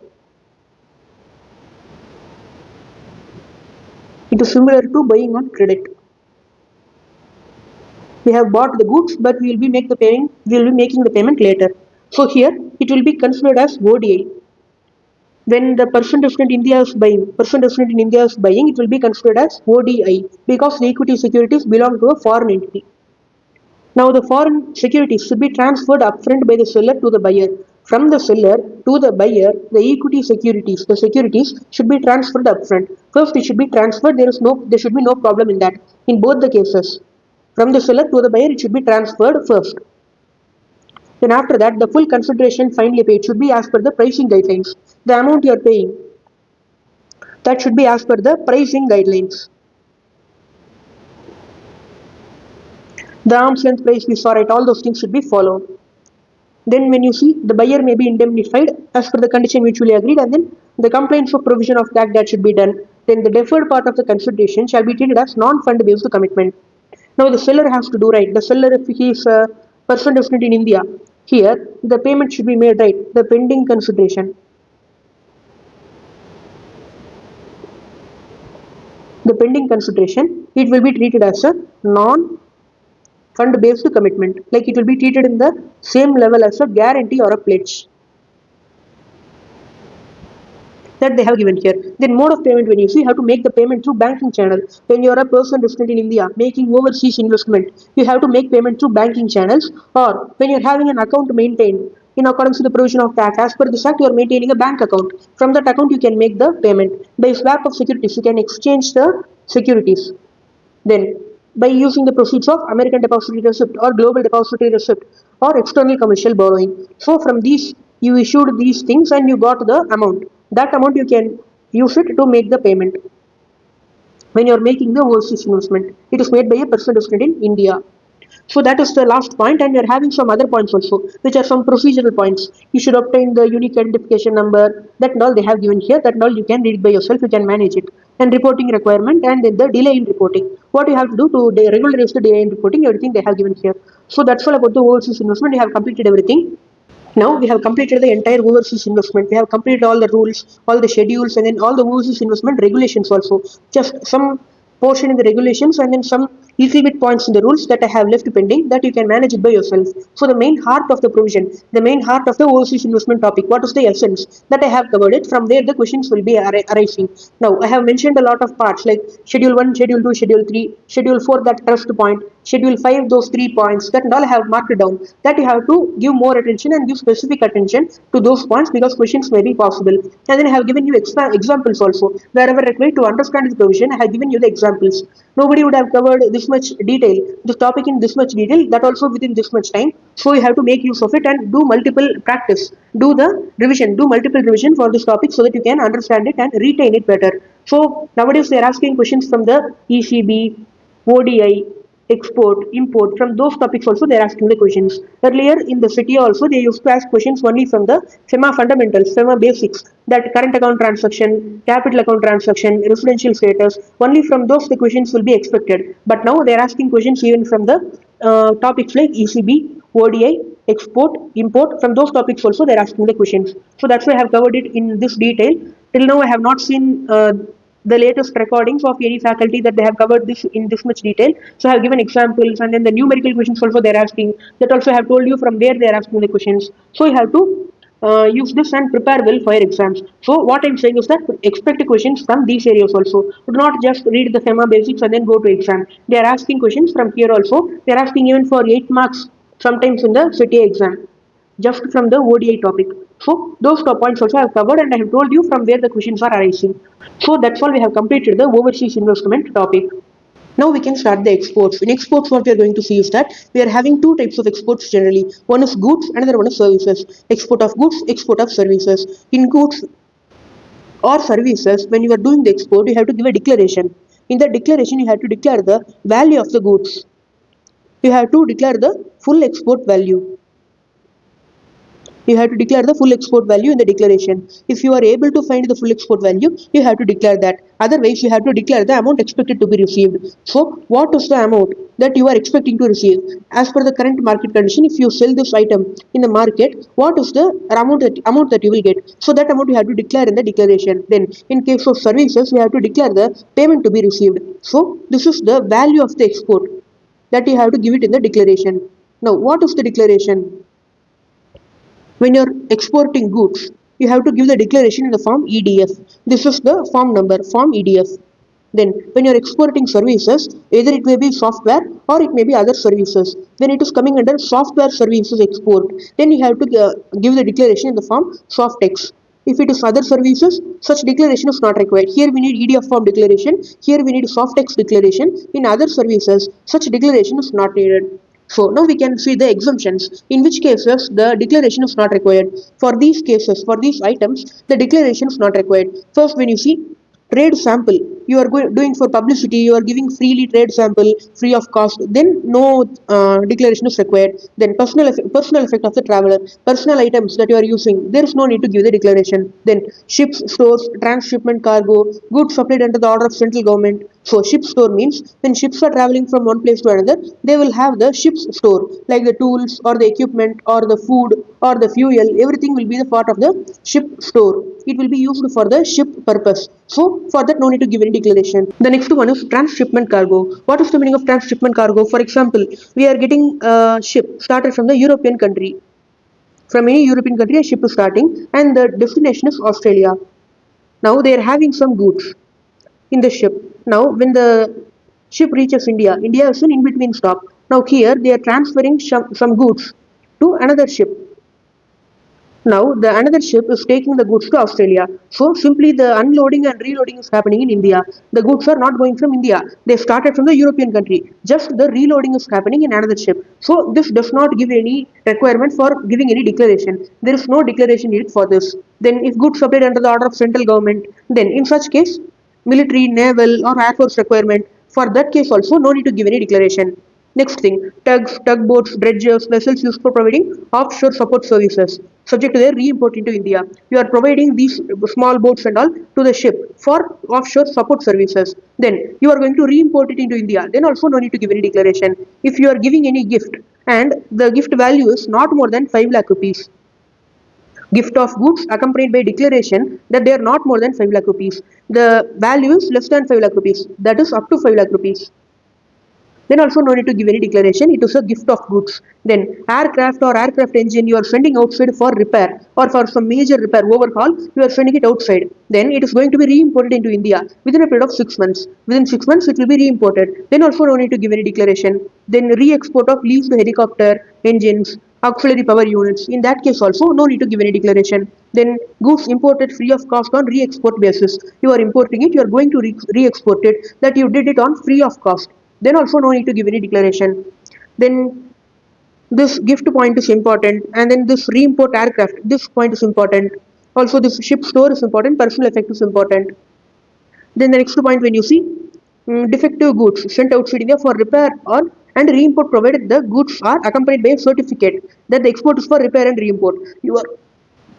You are exporting the goods and then you will be re-importing it, and there is no transaction in the foreign exchange, just you will be exporting it and then re-importing it. Then when you are giving a certificate like that and all, you will be not required to give any declaration. Then replacement goods exported free of charge. You sold some goods to outside India, now the goods are not good and they are asking for a replacement. Now the Indian exporter, you are doing a replacement free of charge, then also no need to give any declaration. So you are sending goods outside India for testing. After that, you will re-import it into India. Sending out for testing. After that, it will be re-imported into India. Then also no need to give any declaration.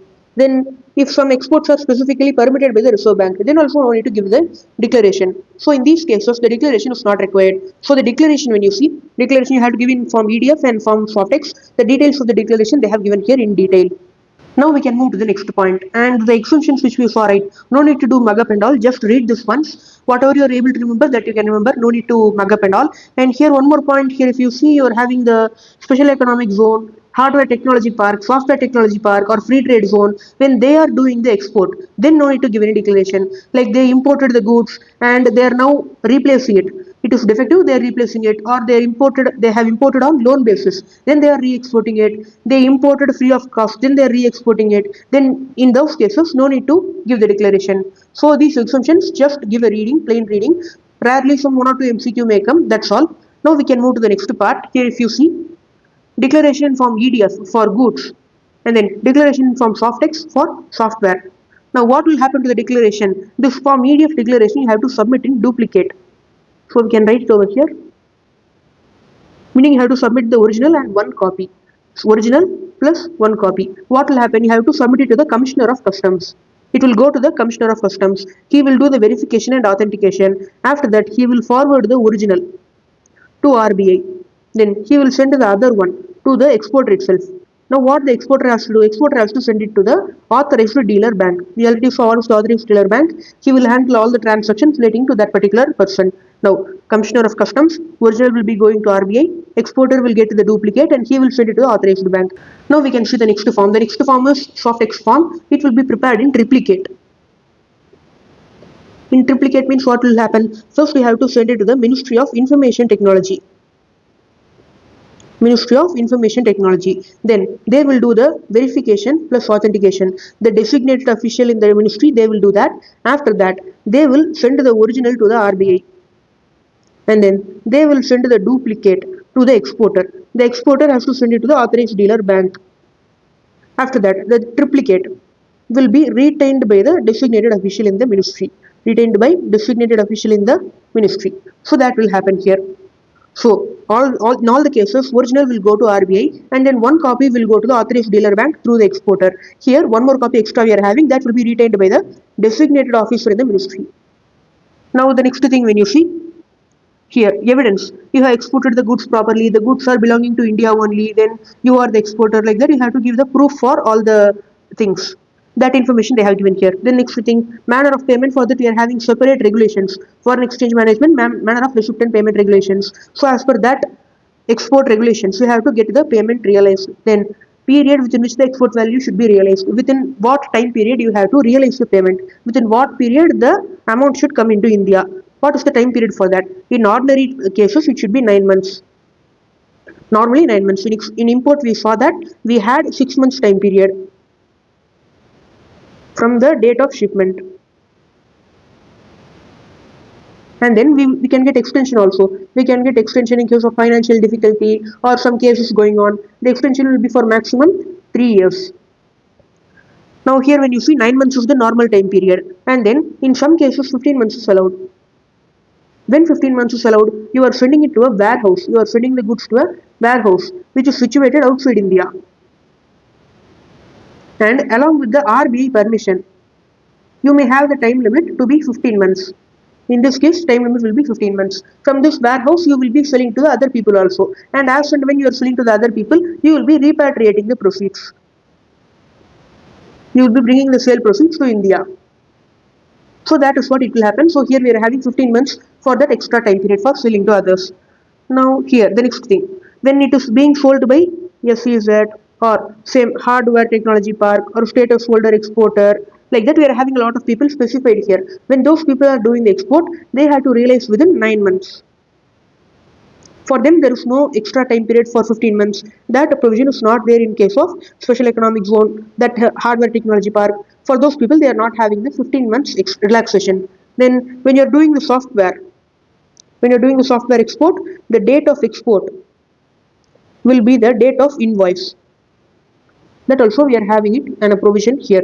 Then you have to submit the export documents, all the invoice, the shipping bill, everything you have to submit it to the authorized dealer bank along with the declaration form, everything within 21 days from the date of export. So in the relevant form there will be the time limit, and then the documents that you have to send, everything should be sent within 21 days from the date of export or the date of certification of the form. Then next thing, if you did not submit within 25 days and there is proper reason, then RBI might allow delay also. Even if you submit after 21 days, RBI might accept it. Then next thing, transfer of documents. You have to send all the shipping documents, invoice, bill of exchange. You can send it to the authorized dealer bank for negotiation or collection. Bills you will be sending to bank for collection, right? Bills for collection. So in the same manner, you can send all the documents to the authorized dealer bank for collection or negotiation. So that they have given here. The documents you can give it to the authorized dealer bank. Then the next thing is payment of the export. You have to realize the payment properly. For that they have given some points, you can read it by yourself.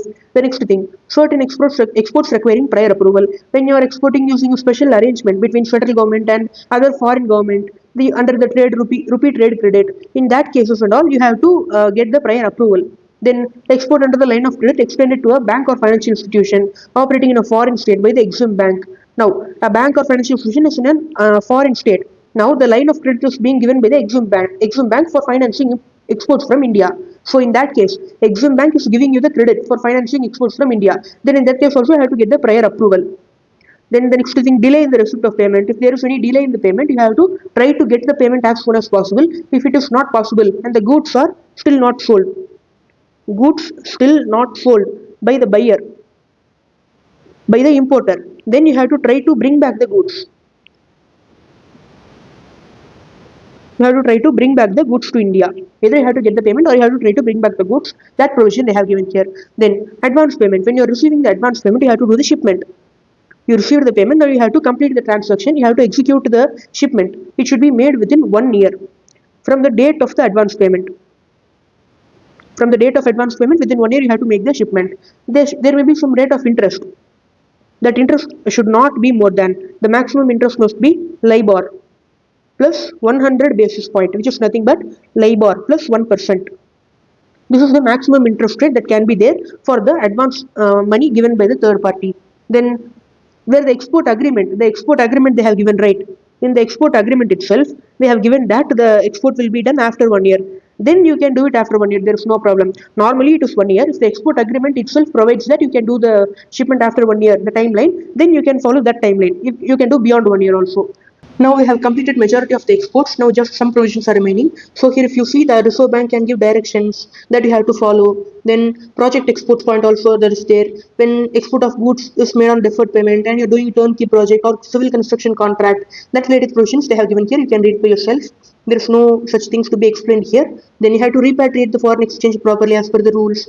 Then no need to repatriate the proceeds in these cases. Like you're having the foreign currency, foreign coins up to the limit. The limit will be told by the Reserve Bank. Reserve Bank will tell you the limit. Then no need to realize it. Then foreign currency account you are keeping as per the limit given by the Reserve Bank. Then no need to realize the proceeds. Then foreign exchange you are acquiring before the date. Then also no need to do. Like that, there are certain cases where the realization of proceeds that is not required. So that they have given here. Then authorized person. We saw that we have to handle all the transactions through authorized person only. So that authorized dealer, bank, money changer, offshore banking unit, everything will come under the authorized person. They have given the meaning of each and everything. What is an offshore banking unit? Then appointment of authorized person. Then the authorized person should comply with the directions of RBI. It should follow the directions of RBI. Then if the authorized person does not follow the RBI requirement or something like that, then what will happen? Then revocation of authorization. You can also revoke the authorization. The Reserve Bank, when it is giving the authorization to a money changer offshore banking unit, that will be authorized by the RBI. That will be permitted by the RBI to work as an authorized person under the FEMA. So the RBI can revoke the authorization also, can withdraw the authorization. Then the bank or the institution can no longer function as a authorized person. Then Reserve Bank can give the direction that only they have given. Then, if the authorized person does not follow the directions, then what will happen? Then, power of Reserve Bank to inspect the authorized person. In the authorized person, they will maintain the records, everything, right? RBI can inspect it. Then, so that's all about the exports. And here we are having the contraventions and penalties. So when you see the penalties, we are having various penalties. Section 11, when you see the authorized person, when it does not follow the direction, the penalty will be up to 10,000. Continuing default means 2,000 rupees per day. Then section 13, any provision of the act, regulation, notification subject to which an authorization issued or whatever the condition given, anything if you breach, the general penalty is up to 3 times of the amount involved if it is quantifiable. If you know the amount, 3 times of the amount. If you are not able to ascertain the amount, you are not able to know the exact amount, then the penalty will be up to 2 lakhs. Continuing default, 5,000 rupees per day. Then acquisition of foreign exchange, foreign security outside India. Aggregate value exceeding the threshold prescribed. A threshold is prescribed under this particular section. If you exceed the threshold, then also we are having the penalty. You need to do the investment outside India, like foreign security, movable property, which are situated outside India, only for a particular limit. That limit is given under this section. If you do more than that limit, the penalty will be 3 times of the amount involved. Then they will confiscate the property. They will take the property into their custody. They will, what we can say, they will take the property from you. Now you are not owning the property. Then it will be taken over by the department. Then 5 years of imprisonment up to 5 years with a fine. That also it may be given. Then section 14, if you do not pay the penalty, they gave you the penalty for the offense, they gave you the penalty, but you did not pay the penalty. Then what will happen? Civil imprisonment. They will keep you in jail for up to 3 years or up to 6 months. Where the demand is exceeding 1 crore. Where the demand amount is exceeding 1 crore, 3 years. In any other case, the imprisonment will be up to 6 months. Now, here under this section also, if they find you guilty and they are giving you penalty, they can also confiscate the property. So that provision they have given here. They can take into their custody and then you will not be the owner of that property from now on. That is called confiscation. Then we are having the adjudicating authority. The adjudicating authority is the one will give these orders. Adjudicating authority will give the penalty orders and the demand orders, everything. So if you do not make the penalty payment within 90 days, then you will be going to imprisonment. This imprisonment is alright. This you have to make payment of penalty within 90 days. Otherwise, you will go to the imprisonment. So, like this, they will enforce the order of the adjudicating authority. They will implement the order. So, related to that, they have given a lot of provisions that you can read by yourself. Then, when you see compounding of offences, you did an offence, but now you are asking forgiveness. You are asking sorry, and you are saying that I will pay whatever the amount you want, just leave me alone. So, like that, you are saying. Now, they will give you the compounding permission. Then, you have to pay the penalty and then interest. Whatever the amount they are asking, total amount you have to pay. Then, they will not create any case, any they will not institute any prosecution. They will not create any prosecution on you for this particular case. So that related information also they have given. You can go after getting the application for compounding. They have to complete the compounding. They have to dispose the application within 180 days. That they have given. Then adjudication and appeal.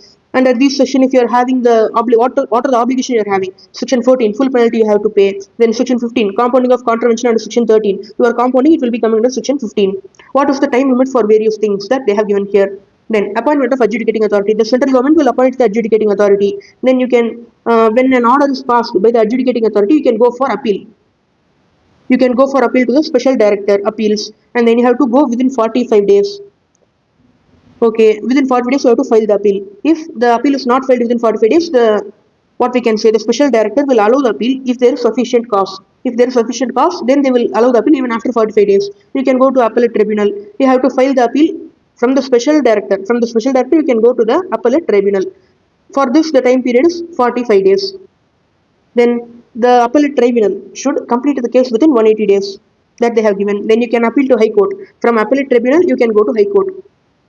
So from adjudicating authority, you have to go to special director appeals. From there, you have to go to the appellate tribunal. From there, you have to go to the High Court. So that they have given here, that entire provision. For appeal also, High Court, you have to do the appeal within 60 days. High Court can provide extra 60 days. 60 original plus 60 can be provided by the High Court. Then they have given the provision related to the direct rate of enforcement. Then miscellaneous provision, like you have to present the documents. If you are presenting any wrong documents or false documents, then what will happen? Suspension of operation of the act. Then power of central government also can issue direction. Central government also can issue direction, that power is there. Then contravention by companies. In that case, what will happen? Death or insolvency of the person, bar of legal proceedings, those provisions also they have given. So generally I have covered all the important points. Now we have covered all the main things for the exports. And then all the other miscellaneous provisions also have given you an idea what are all there in this chapter other than the main topics. So now we have completed the exports.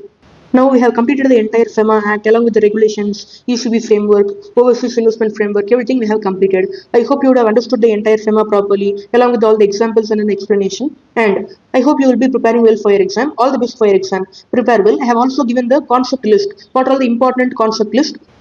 I have marked under the marked after the each and every big topic. After ECB, I have told you what are all the important topics. In overseas investment also, I have told you what are all the important points to focus on, so that you can use it for your revision purpose. When you are revising it for the second time, you can focus on those topics well. So if you like this video, you can share this to your friends, and you can subscribe to the channel so that you'll get more useful videos like this. And we are also having the FETIA time limit index and then the penalty index, where all the time limit and penalties in the particular chapter will be arranged be there in one place. You can use it for the IBS purpose also, and many have used it in the IBS May 26 exam, and they have told that it is very helpful. So that also you can download it. So I will show you that index alone now.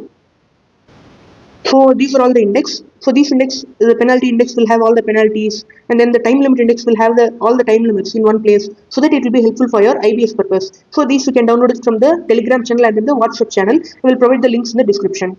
So that's all about this video. We have completed the FEMA successfully. All the best.